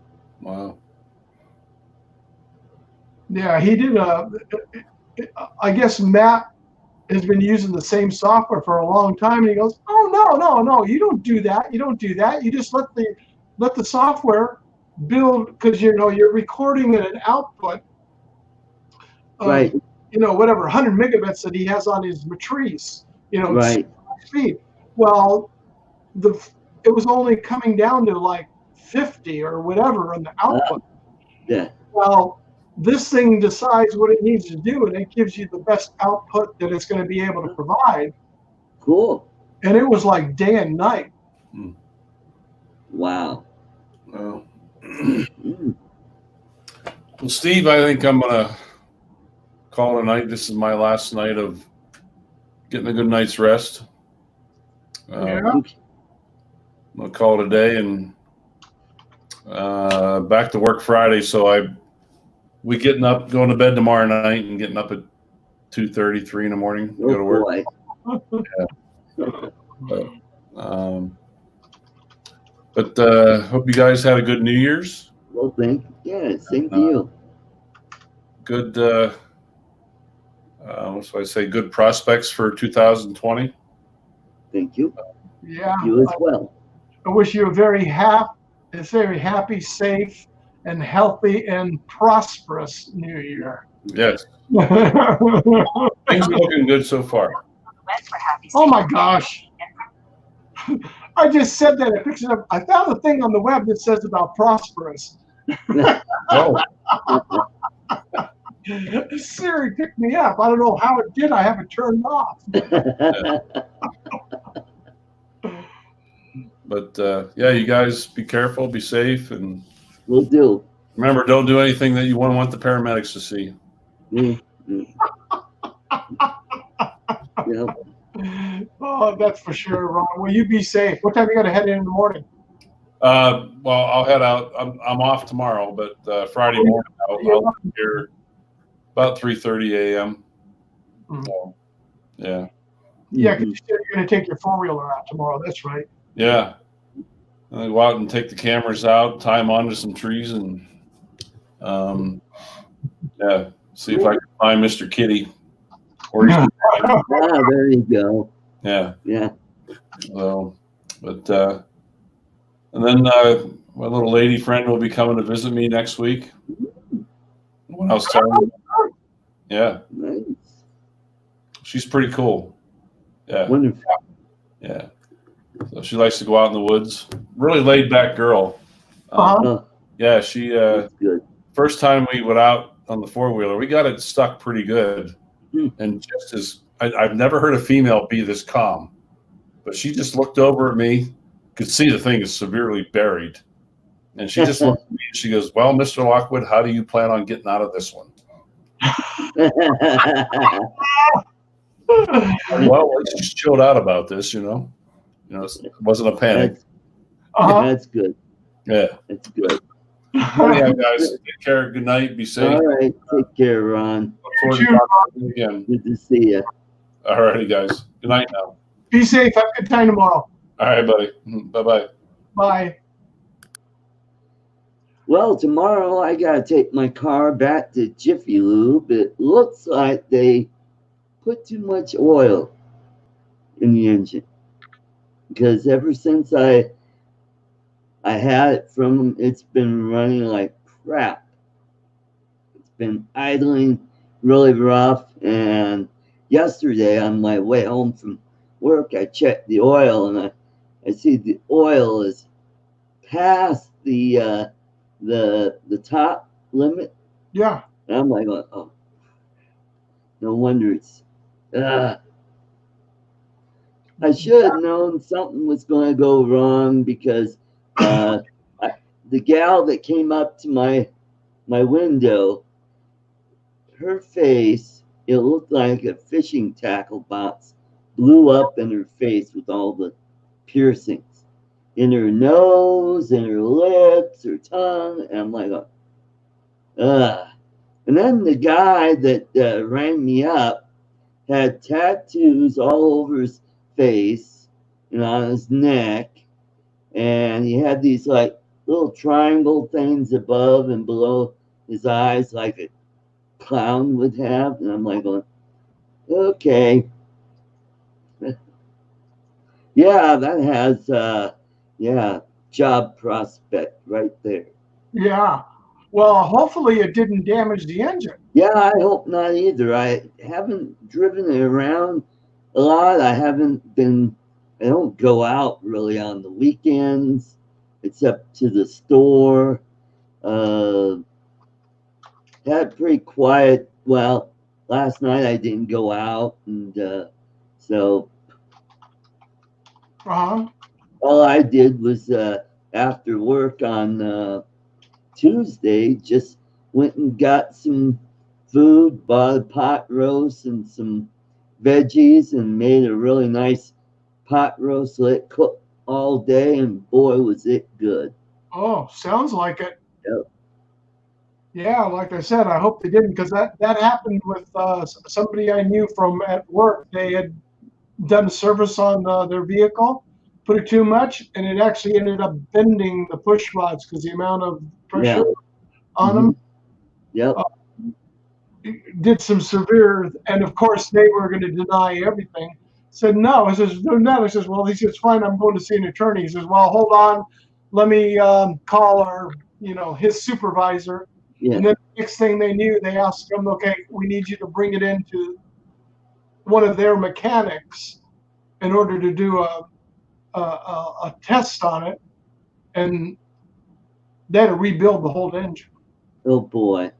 Yeah, I hope mine's not to that point yet, that all they have to do is take some of the oil out and let it run, and hopefully it'll be running good, because like you said, it'll do that, and it'll blow the gaskets. I mean, it'll wreck your engine. Oh yeah. Yeah. It can cause severe damage real quick. Yeah. People don't realize that. Mm-hmm. Or another person, when they go to do it, they don't put the oil in. Yeah. Mm-hmm. And you wonder why your car is going clack, clack, clack, clack, clack, clack, going down. Mm-hmm. So how long are you off for? I go back to work on Monday. Oh, so you're off for the rest of the week. Mm-hmm. Yep. That's good. That's good. And 2 weeks from today is my birthday. I'll be the big 6-0. Oh, youngster.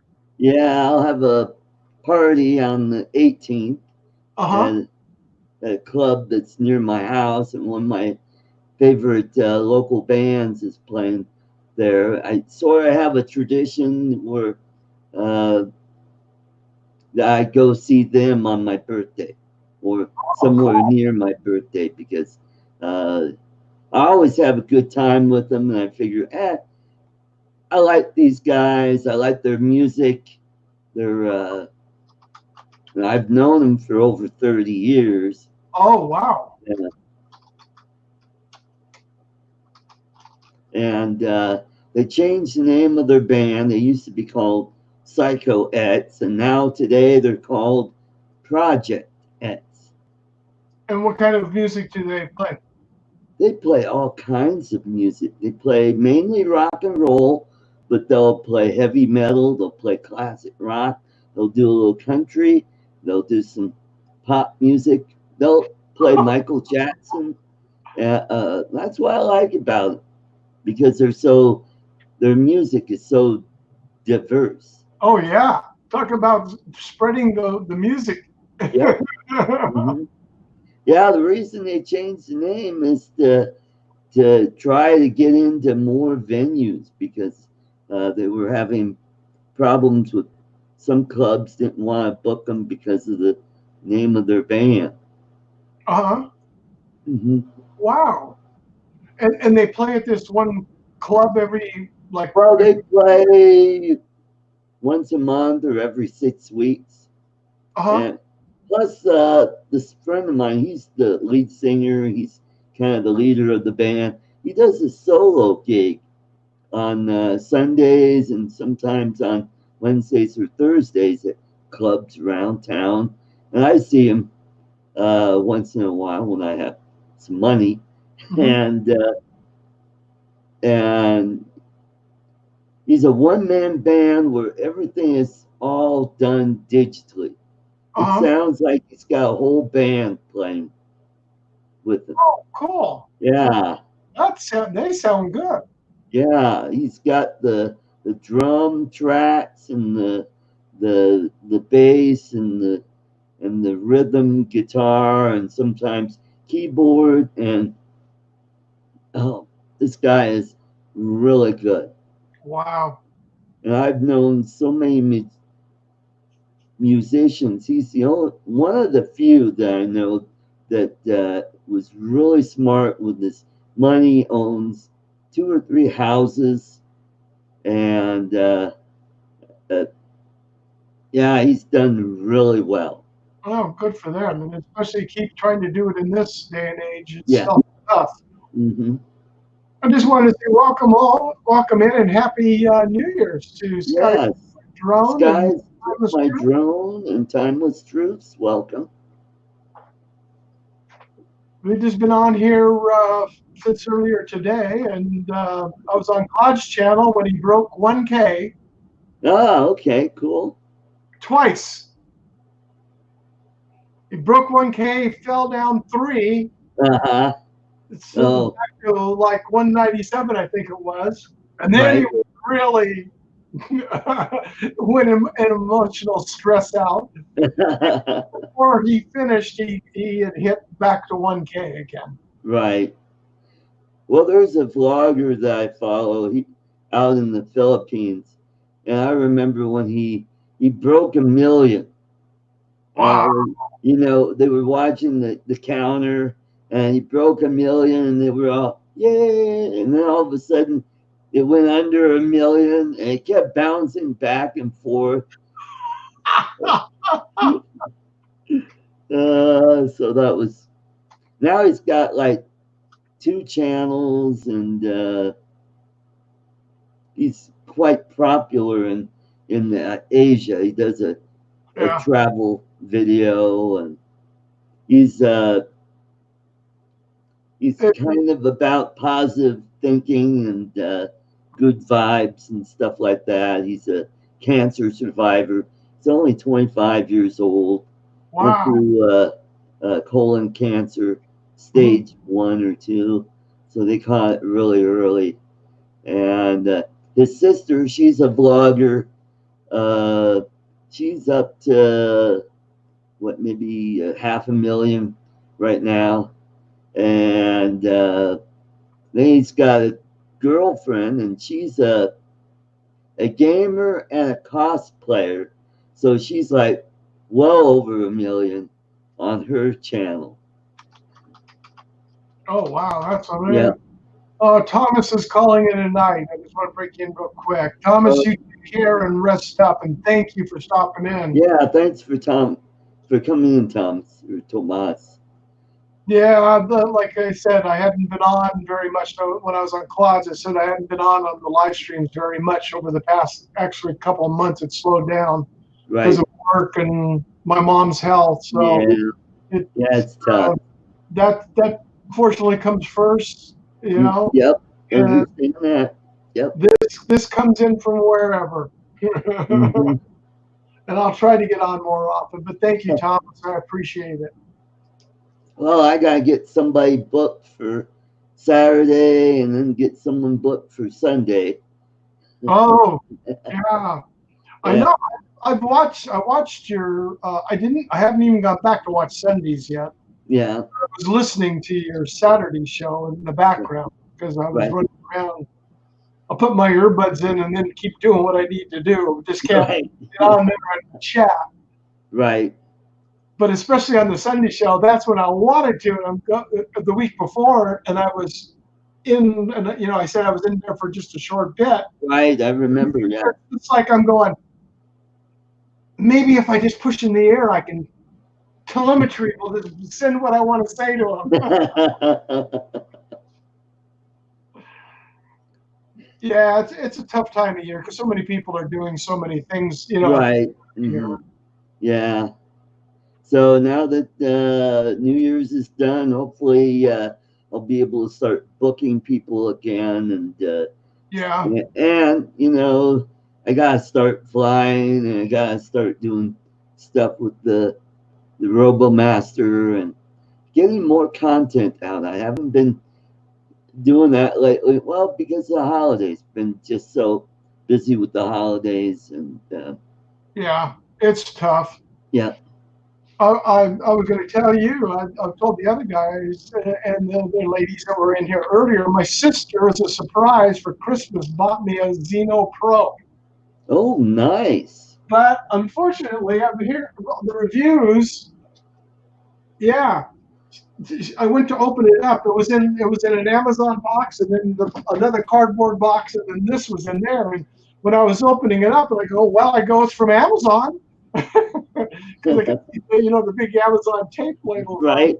And so when I turned to the side, it had the big lithium, the sticker for the battery warning label, and I said, it runs on batteries. Yeah. Said, yeah, I saw you like it on Facebook, so I figured I'd surprise you to the drone. And he goes, I hope you like it because you said you liked it. Yeah. But yeah, I was watching Brian of True Drone Review, his last video on it. Right. And it's still having the same problem. This is having the problems that the original one had. Wow. Uh-huh. So I'm thinking about returning it and either going to maybe a Mavic Mini because it's the exact same price. Right. Or I may just put it on my account and just have them hold it in my Amazon account. And because I've heard 3 different content creators now have said that the Phantom P4 Pro version 2 is being released back out on the regular retail market.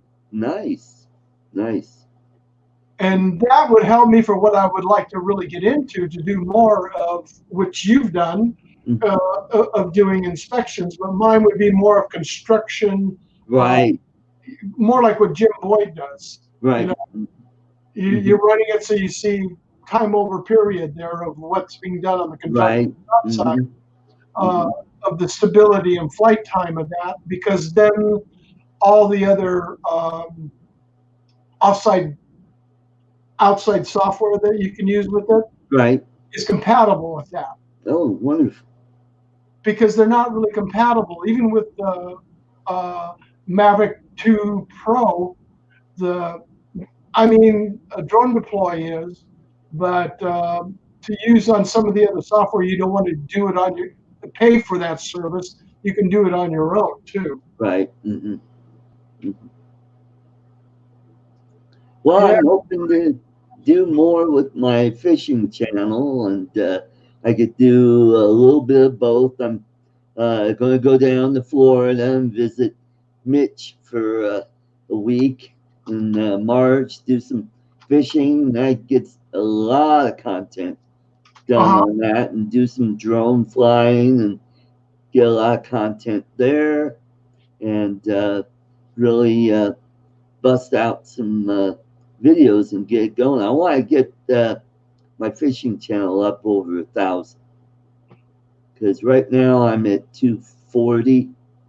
So and I've noticed a few of the videos I got there, they're getting a lot of views. Well, and those are the niche, contents that people are looking for. Yep. Mm-hmm. And especially in your area. Yep. But question for you, do you find your viewership seasonal?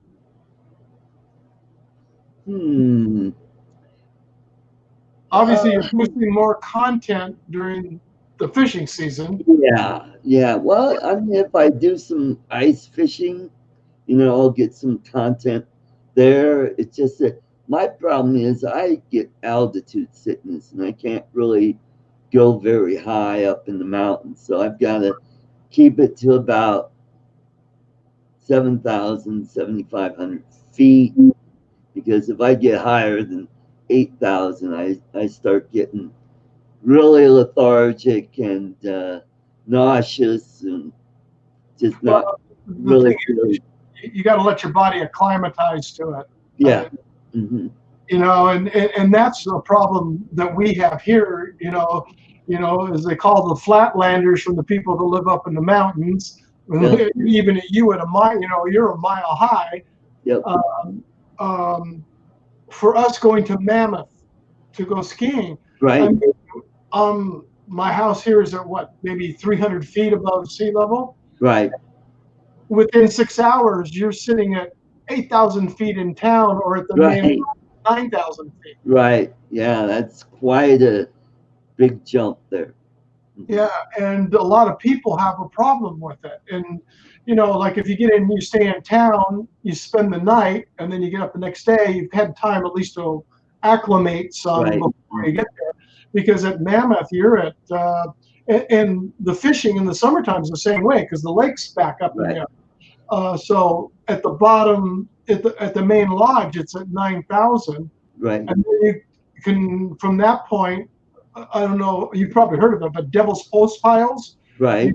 You drive up to go there, and then you go down into the right down there to get into the national park down there. Right.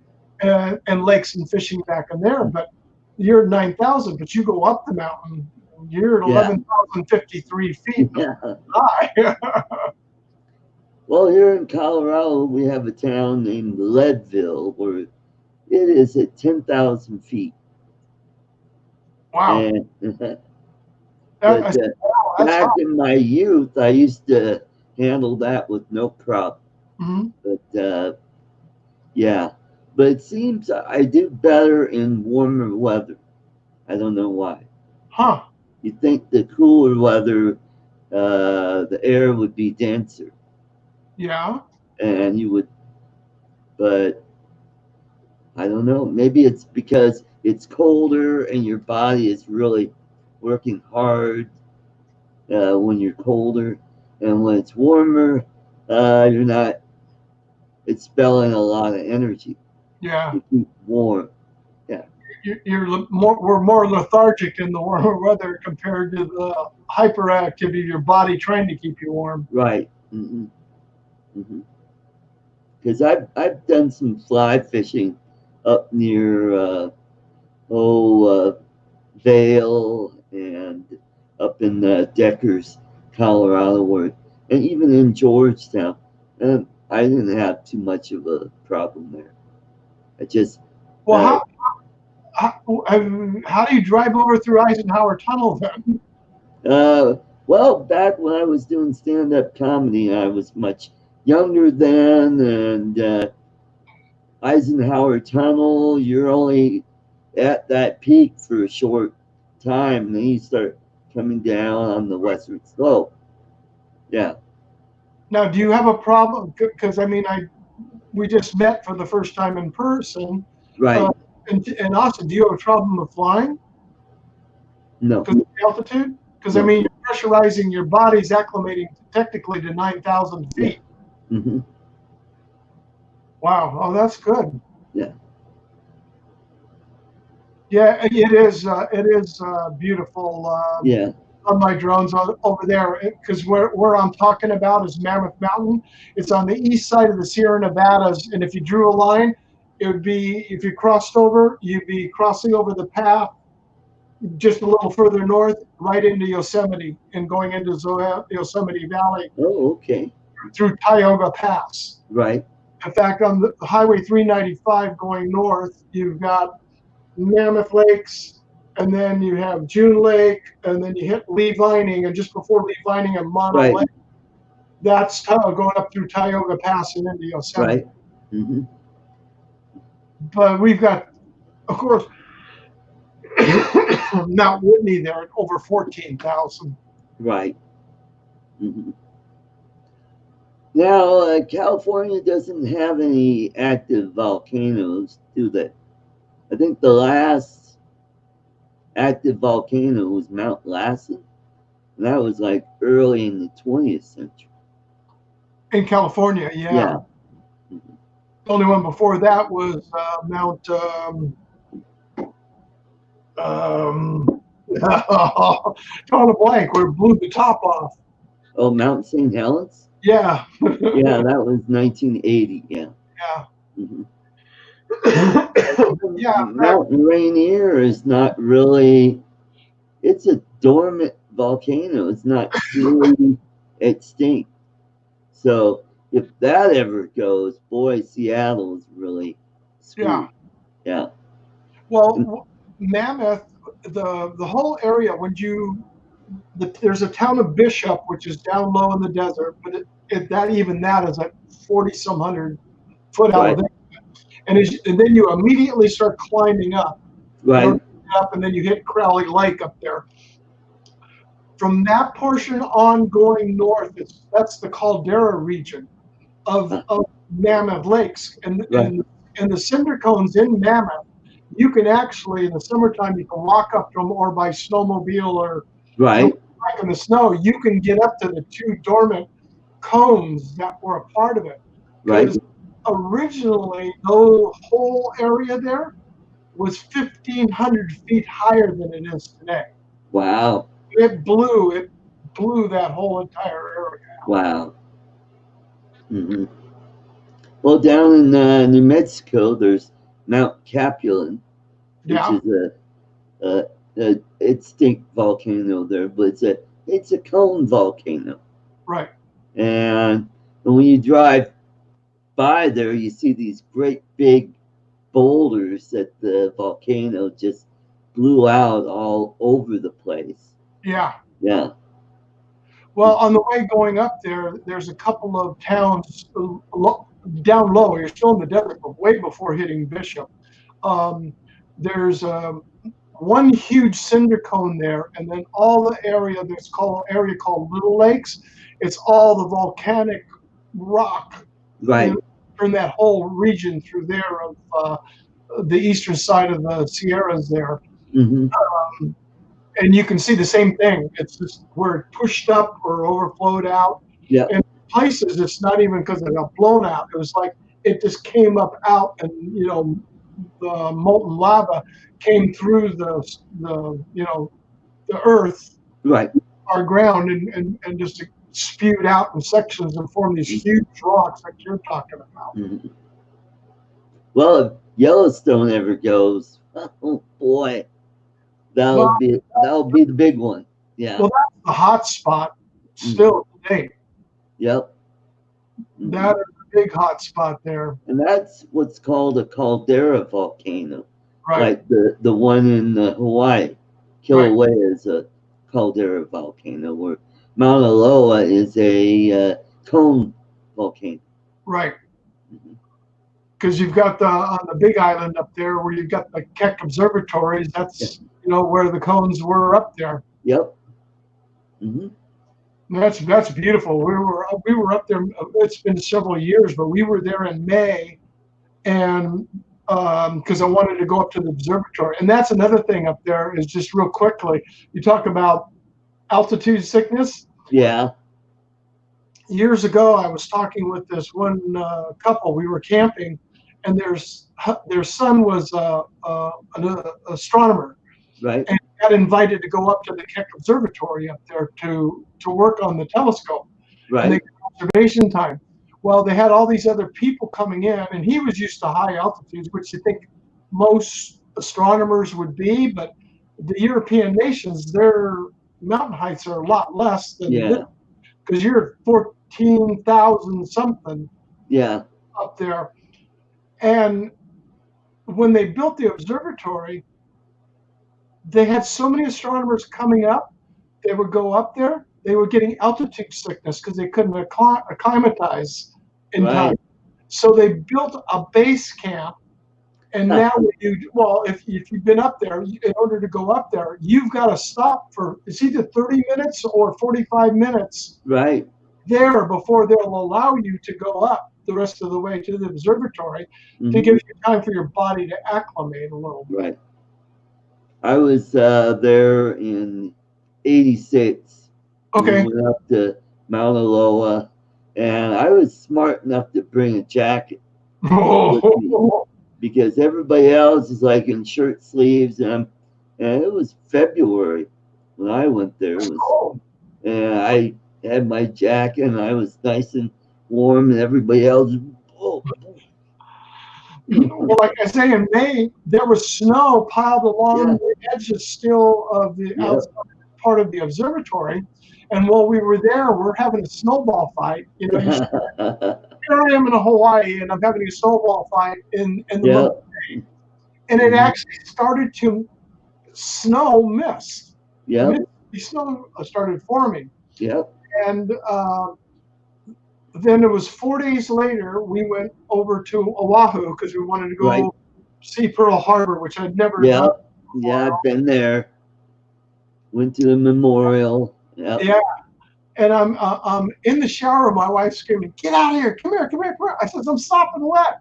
I go out there, a Gold Coast came up from the south of and hit Kona, hit that. They had 6 inches of, this is in May, 6 inches of snow fell at the top over there. Wow. And they had a camera crew. And the one gal we were talking to, she goes, "Oh, here, boogie boards, we use them 365 days a year. Because when we use them in the ocean, then we use them for sledding up on the mountain because they have a tractor. Right. It takes them up there on the mountain, and then they come sledding down." Now here's a little bit of Pearl Harbor trivia. There were named the 3 battleships that were that never saw action after Pearl Harbor. Yeah. Like, you know, the first one, Arizona. right? What were the other 2? Nevada? No. No. Let me think about this. It's been years. There, one is still there, and the other one sank on the way to San Diego. What are they? I'm drawing a blank. The Utah Oh, yeah. and the Oklahoma. Oklahoma. Yeah, Oklahoma capsized. It was the only one that capsized. And when they salvaged it, they basically took the superstructure off, they took the guns off, and they were towing it back to San Diego to see if the hull could be used. It was severely damaged on one side by the torpedo hits. And the tow rope broke and it foundered and it sank. Oh, wow. Yeah. Yeah, we were on, we went there, we went on to see the Arizona Memorial, obviously. Yeah. And we went over, and I can't think of the name of the destroyer that's there. They have the museum of the destroyer, and I can't think of the name, but it's a U.S. Fletcher class destroyer. Because my dad was on the original USS Fletcher. Wow. He was a radar man in the South Pacific. And you go in that destroyer. Yeah.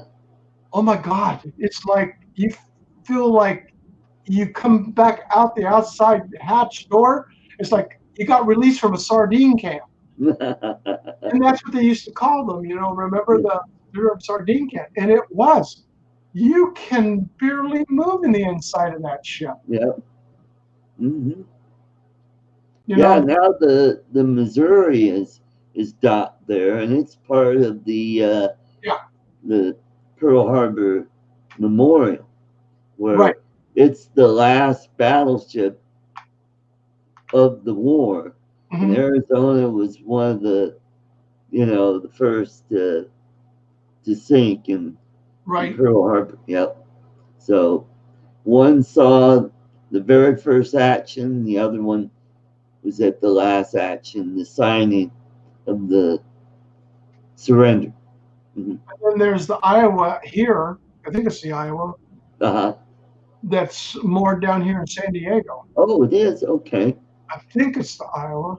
I'll have to look it up. I know New Jersey is in Philadelphia, or across the river from Philadelphia, because Mike, he's blowing his drone out there, and I go, Mike, you got to fly around the Olympia, because that's a dreadnought, and it's not really a battleship; it's a cruiser. Take it Well, back. The Midway. The Iowa's in Los Angeles. Ah, okay, The Midway's in San Diego. okay. hmm For some reason, the chat keeps changing on me from private to public. I don't know what's going on. I don't know. Yeah, Mine's different than your. When you go from being right. versus. Mhm. Live comments. Okay, clicked on that. And now the live comments are back. Oh, okay. One of the things that I upgraded is now I've got VPN on my computer. So it's a little more secure, and I won't have to worry about nasty little buggies. Are you using an outside VPN, or you got VPN on your router? It is part of the virus package that I have. I use Avast. Who's you using? Avast. Avast, yeah. They So have their own VPN. Yeah, so you're using their VPN servers. Yeah. Mhm. I have AVG software that I've used for decades, and I have I don't really have the need for it because I've got firewalls on my router, Okay. so I can control that. But I know Right. when I travel, one I use is, and it was inexpensive. It was $39 about years back, lifetime. And it was only for one seat, but I've had it for so long. Now they'll give me 3 computers can be on at the same time. It's called Tiger VPN. Wow. And they don't have a lot. They've got like maybe 40 servers around the world. Right. But for what little I use it, it serves its purpose. And, Right. for you, what's the closest server for you? Mine is Salt Lake City. Oh, okay. Yeah. Well, that's not going to slow you down too much then. Have you done some speed tests to test it when you're up and running? You know what? I haven't, and I should do it real quick here. Let's see. Hold on. Let's go here. Let's get do.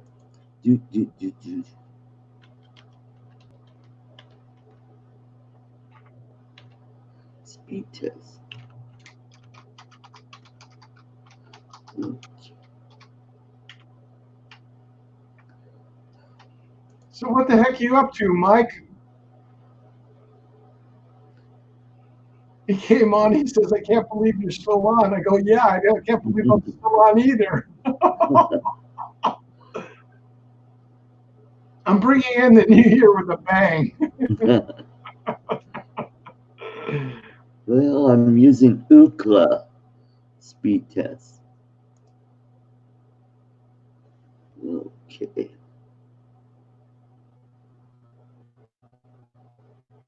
Oh, you froze. Wow, my download speed just really took a hit. You're buffering. Yeah.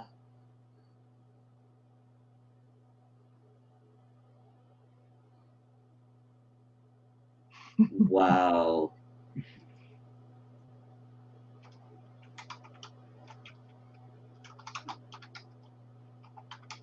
That's not good. I I got like 38 down and 11 up, and normally I get like over 250 down and about 14 up. Now I don't know. you're I on the wonder- VPN now, right? Huh? You're on the VPN now, right? I believe I am. Anytime you're going to go through a VPN, I can tell you this, you're going to notice a minimum of 50% of your speed cut. Okay. Just be aware of that. Okay. And what are your normal speeds from your provider that you're paying for? I normally get between 250 and 275 down and about 14 up. That's pretty good. Yeah. Here we like for us on cable, we would be that package would be a 330 package. Yeah. 300 down, 30 up. Wow. But they just cut in the last part of the lines at the top of our street, going down the hill to the freeway. Right. For the fiber. Okay. So gigabit is in the near future, hopefully. Okay. Or partial gigabit. Well, now that I do have an LLC, I do qualify for Comcast Business. So tomorrow I'm going to give them a call and see if that's something that I could put that in my budget, and then I could get about gigabyte speed. They won't give you gigabyte on personal? I think the highest you could get is maybe 400. I think that's the most my modem can handle. 450. Without getting their modem, because you've got to go to their modem for gigabit. Yeah. Mm-hmm. I tell you one thing right off the bat, because of having businesses and doing it, your rate, let's just say you're 300, if you had or right around there, 315, 330, whatever would be for that plan you're paying now. Yeah. You go to business, it's going to be at least 50% higher. Ooh. They're going to take a jump. Take a look online before you call them and see what it is and do a little search, because they're going to sock you for it. Yeah, I kind of figured that's what'll happen. So, yeah. And the only benefit you can get there with the business is, but you can also get it as a personal, as a static IP if you needed one. Right. Mm-hmm. Yeah, they're out there to just Yeah. every cent we got. Yeah. Might be I will get your raspberry sticks out tomorrow. I just gotta get an envelope to put it in. Yeah, because the last giveaway I did, I gave away these guys. Yeah, I know. Oh, these are good.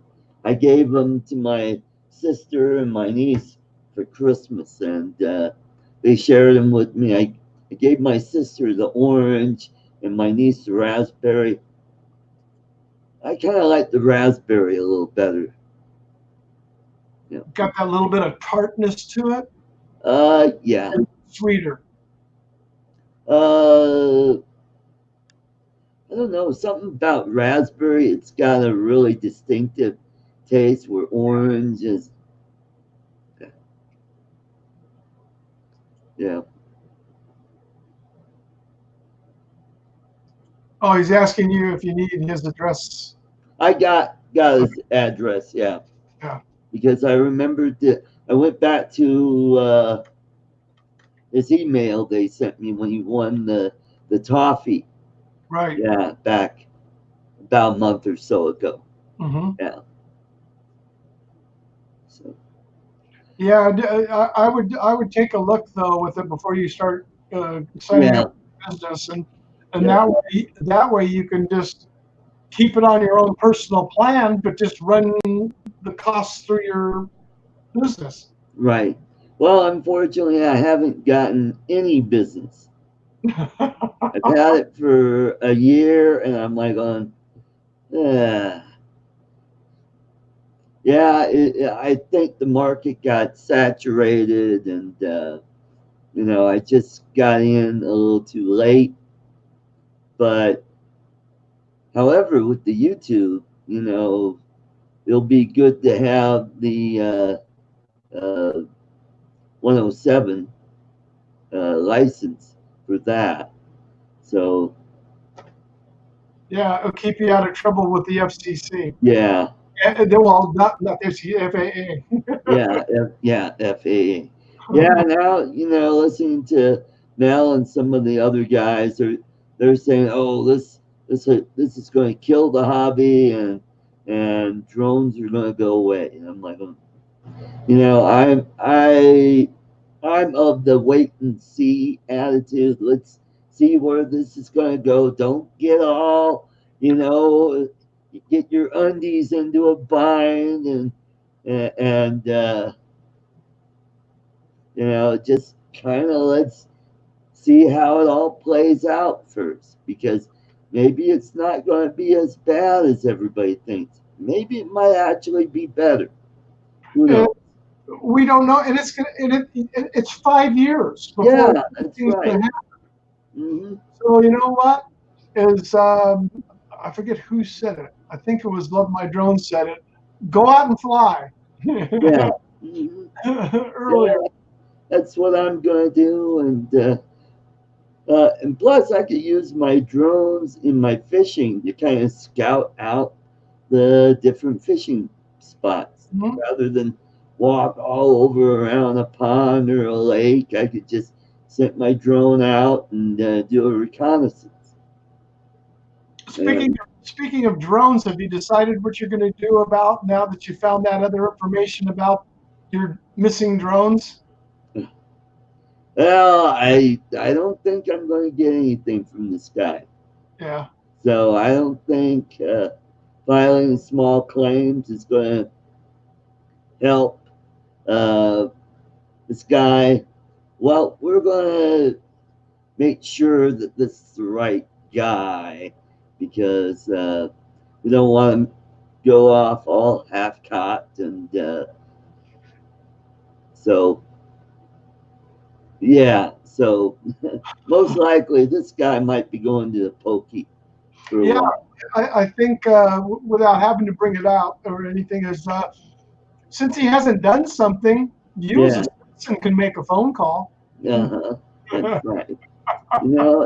If he would have just given my drones back, he probably would be okay. Yeah. Instead he did this, and now it looks like it's going to bite him in the butt again. Good. Yeah. You deserve it to be at the people. Well, you know what's funny is I did a search of my neighborhood, and it turns out the apartment building next door has a guy on the registry. So they're around. They're everywhere. yeah, pretty much. At least I know where they are, and hopefully these guys will keep their nose clean and not, do stupid crap like that. And sadly, it was 3 years ago, to about the day that the little girl in the apartment above me, 2-year-old girl, murdered by her mother's boyfriend. Really? Yep. Really. And I hate to even think about it. Just gives me the really, 2-year-old girl. That's sick. Yeah. This guy got 41 years. He'll probably get out in 20 for good behavior. Yeah. Depending on how long he lasts in prison. That's sick. Yeah, I know. Well, now you know with that new law in New York, people that are arrested. You could be arrested on child molesting charges, Yep. released the same day and not held in jail. Yeah. Oh, And and then you'll get a list of all the witnesses. yeah, I'm like, how? all Oh, this is it's ridiculous how long and what coverages it is. I mean, it could be. I mean, not just assault, but attempted. I forget what degree of. I'm not proficient of what it would be, Right. but of a charge of saying, well, you're being charged for second-degree murder. You Yeah. can go out the door. mhm. I forget what it is, but it's an attempted murder charge, and you Right. can be released in the streets. Oh, you want to hear something really dumb? You know, some of these states, well, especially here in Colorado, the red flag law goes into effect. Right. Guess what? Gang members are not. They're not going to be listed on the red flag. Out of all the people who shouldn't be having weapons, you'd think those would be the people that, hey, maybe we should take their guns away. No, let's take the guns away from the law-abiding people, make them sitting ducks while the gangbangers could go out and do mayhem like they do in south side of Chicago. Yeah. Yeah. And the other point is in Virginia with that they're trying to do the same thing Yeah. there. They want to confiscate them. Yeah. They want to confiscate you guys. Period. Yep. Well, Yeah. guess what? We have a No. constitution. I don't care what your state is. You have a constitution which supersedes you as a state. Mhm. Oh, and also, what now? Oh, I mean, all it would take is hearsay, and you have your guns taken away. Yeah. Be a disgruntled girlfriend, disgruntled wife, disgruntled ex-wife, or ex-husband, or what if you're a police officer and you have an estranged wife? Well, he could have his guns taken away, and he couldn't have a gun at work. Right. Can you? I mean, there's so many really bad scenarios that I could see happen. Yeah. Mhm. And unfortunately, it's getting worse and worse and worse. Yeah. Mhm. That's the sad part about it. Yeah. It is really sad. 2020 is going to be an interesting election year. We'll see how everything plays out. Yep, grumpy vlogger. I've got one of those. Yeah, it definitely will. Mhm. Well, what I think it's going to make the real interesting portion here, since this is an open forum, and I don't care if it's political or not. Yeah. The interesting is going to be here over the next quarter, I'll say, Uh-huh. when we find out what comes out after all of these Oh, investigations. yeah, the impeachment, and now it's got to go through. Will it go to the No, Senate? I'm not talking about the impeachment. I'm talking about Barr and Oh, yeah, draining the swamp. Yeah, Attorney General Joe Biden. Durham. Oh, yeah. Durham that they're going after with, and now it'd be really interesting to see, because I follow a lot of non-stream. I mean, I watch mainstream media just to stomach through to hear their points Right. of going out and learning on my own and finding out the information of when the investigation was actually started. Right. And what it's come down to be, it started way before he ever even announced his nomination for president. Mhm. Yep. Way before. Yep. They knew about it. Hmm. And this is what's going to come down to. Now the question is I don't know if you heard that conference for Joe DeGeneva. No. You know who he is? It was the U.S. attorney. He's on Fox a lot and other stuff that he goes on. But Uh-huh. he's a conservative attorney, Right. U.S. attorney, and he's been on the money, spot on. Well, Wow. they were saying he actually came out today and says there will be indictments, and he was naming Comey, he's naming Strzok, he's naming from the CIA, Oh, Brennan, yeah. and I forget number else. He's named 4 people yesterday, or maybe it was no Friday. Right. Oh, not Friday. I'm thinking it's the weekend. I'm thinking of your show. And it's going to be very interesting to see because he's come out where he says, I'm almost sure that this is going to happen. Right. And it is. It's a sad thing, and it's not to the point about being which party you're on. This is about us as a human rights of people being spied on by our government. Right. It makes us no different than any other country in the third world country in the world, but all they do is get away with it and hide it. Mm-hmm. Well, now the hiding I think is going to come out because Durham has requested, Brennan's email records, his text messages, and everything, and requested all of that. Mm-hmm. So that'll be very interesting. Yeah, it will be. Mm-hmm. Mm-hmm. And then Yo-Yo Strzok is going to sue the government for violating his First Amendment rights. Oh boy. Excuse me, that was a government-issued phone. It wasn't your personal phone. Yeah. That means anything that was on that is open. Read what you signed when you accepted that job. Yeah. Yep. Oh boy. It's like the people that have caused the problem, and they're the ones that get off. And if you or I did it, we would never be heard for the rest of our lives. That's right. We'd be at Gitmo, and no one would know you were there. Yeah, that's right. Mm-hmm.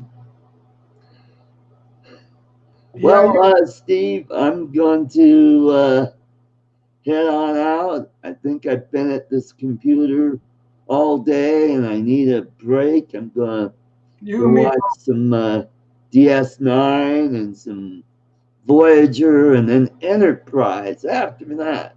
There you go. My Star Trek fix. Hopefully they got some decent episodes on tonight. Well, hopefully they do. It's the holidays. Well, I mean, because MeTV, what they do is they'll run the whole series, and then when it's at the end, then they'll run it again.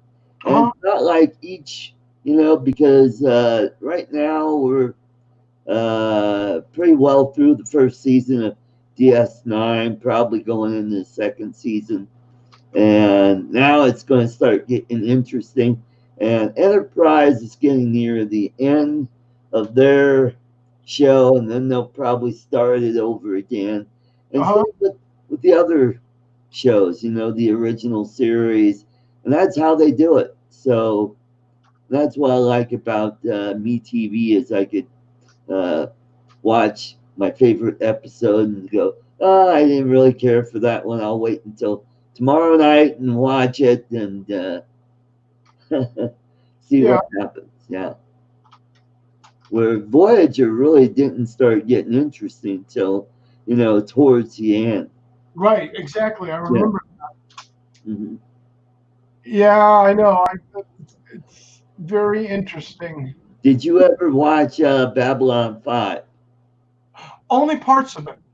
Oh, okay. Well, did you know that Deep Space Nine is really a ripoff of Babylon 5? Yeah, I didn't know. I knew they were similar in genre, and it's like, oh, so Straczynski pitched his idea to Paramount first, and then when Star Trek came along and said, oh, yeah, we're doing this DS9, and it was basically a copy of B5, and B5 went to CW. Was it? I Or think so. it went to one of the other stations, and Yeah, it went to one of the, and I don't remember which one. yeah. So, but yeah, I pretty much followed B5 all the way through, and that was a pretty good series. Uh-huh. But you know, nobody's running reruns of that. No, Yeah, you don't see it anywhere. and it has a lot more space battles. I wonder if it would be on any of the, and I've never thought about even looking. It's like on Netflix or something like that. If they'd carry it, if they carry it. Maybe I wonder if it might be on Antenna TV. Which one? Antenna TV. Mhm. It's sort of like the other version of MeTV, Yeah, where they show a lot of the old sitcoms and yeah, stuff like that. or even on Hulu or one of the other. Oh God, what's the other one? Drawing a blank. Yeah. Well, I know it used to be on TBS. TBS used to run B5 reruns Yeah, way back in the day. Now, well, I don't have cable. I haven't had cable for quite a while, and to me, it's just it's a bunch of junk. It's like, yeah, oh, 500 stations, and you're only going to watch a handful. yeah. And that's the problem here. I'm gonna cut the cord. I'm just making a list of all the stations we like to watch, so that I can find a replication where I can just pay for only those stations. Yeah, that you might be able to find them on Roku. Yeah, that's one of two people have told me that they've gone to Roku. Yeah, I've got Roku and I haven't used it in quite a while, and I gotta start getting back. But the thing is, YouTube, I find a lot more of what I like on YouTube. I'm a big history buff. Mhm. Right now, I'm following this channel that does well. Right now, they're doing World War II, but they did World War One 100 years later, but it was like day by day almost.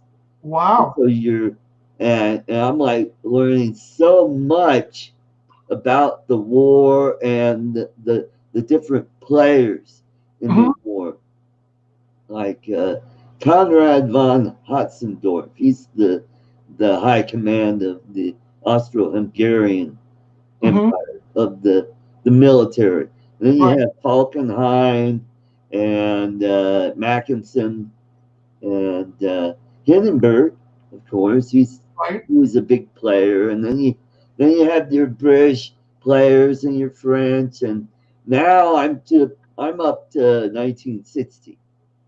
You're up to 19 when? 1916. I'm near the end of 1916, and pretty soon I'll be into 17. And what I want to hear about is the battles that my great uncle was in. Oh, okay. He was at Chateau Thierry and Belleau Wood. Oh, wow. Yeah. So those were towards the end of the war, and that was because, well, the Germans they ran out of money, and they just ran out of, men willing to fight, because the war's been going for 4 years, and something like now I'm learning up to maybe 10 million men were killed in action in that war, and a lot of it was trench warfare. Yeah. And the incompetence was rampant in that war. Where and exposure. Yeah, and aircraft and tanks were just coming on the scene. They were just learning how to use them, and the Germans had extensive trench system. Mm-hmm. They had like 5 rows of trench line. And then they had fortifications, and it was amazing what was going on. And the naval scene, you had I always thought it was pronounced Jutland, Mm-hmm. but it's Jutland because Oh. the J is like a ya sound because it's a German name.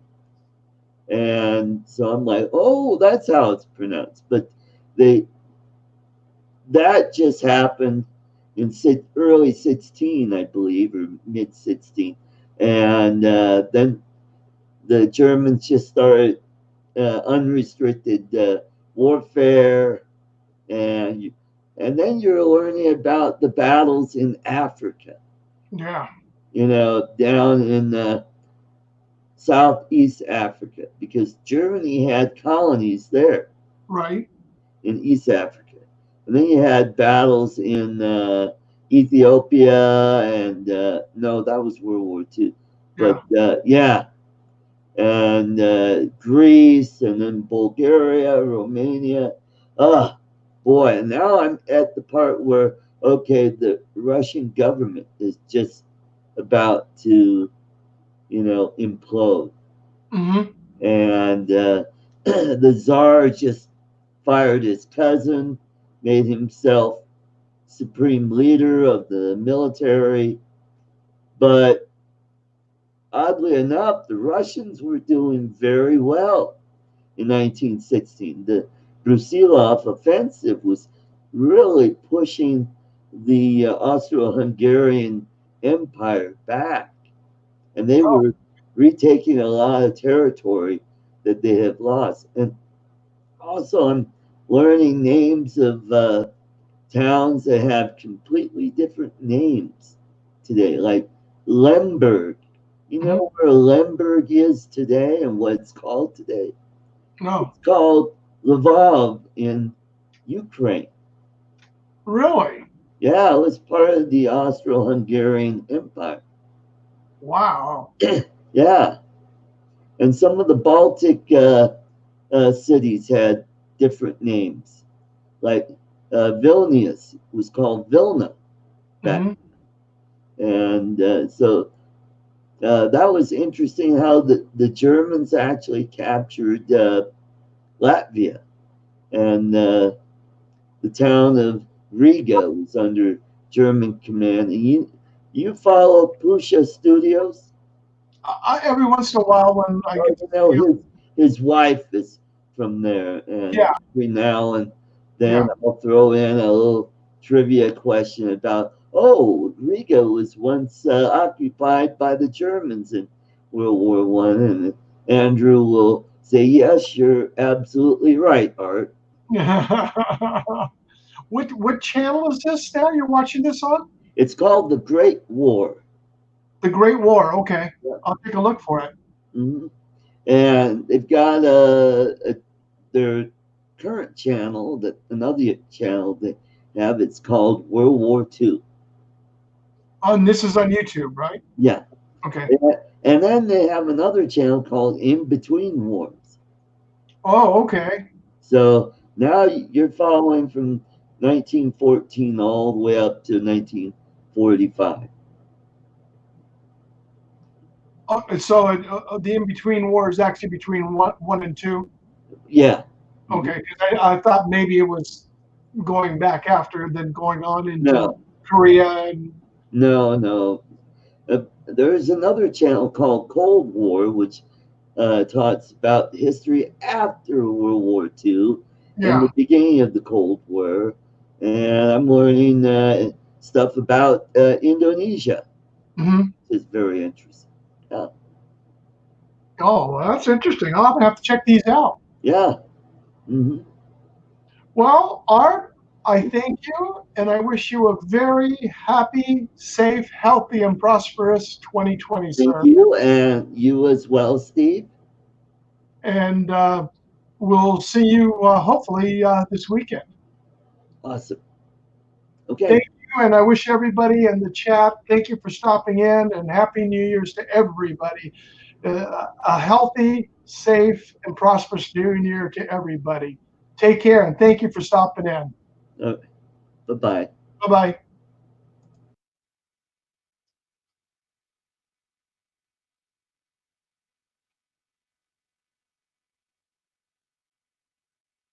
Thank you, Love My Drones. Take care, and have a wonderful rest of your evening. Take care, everybody. Bye-bye.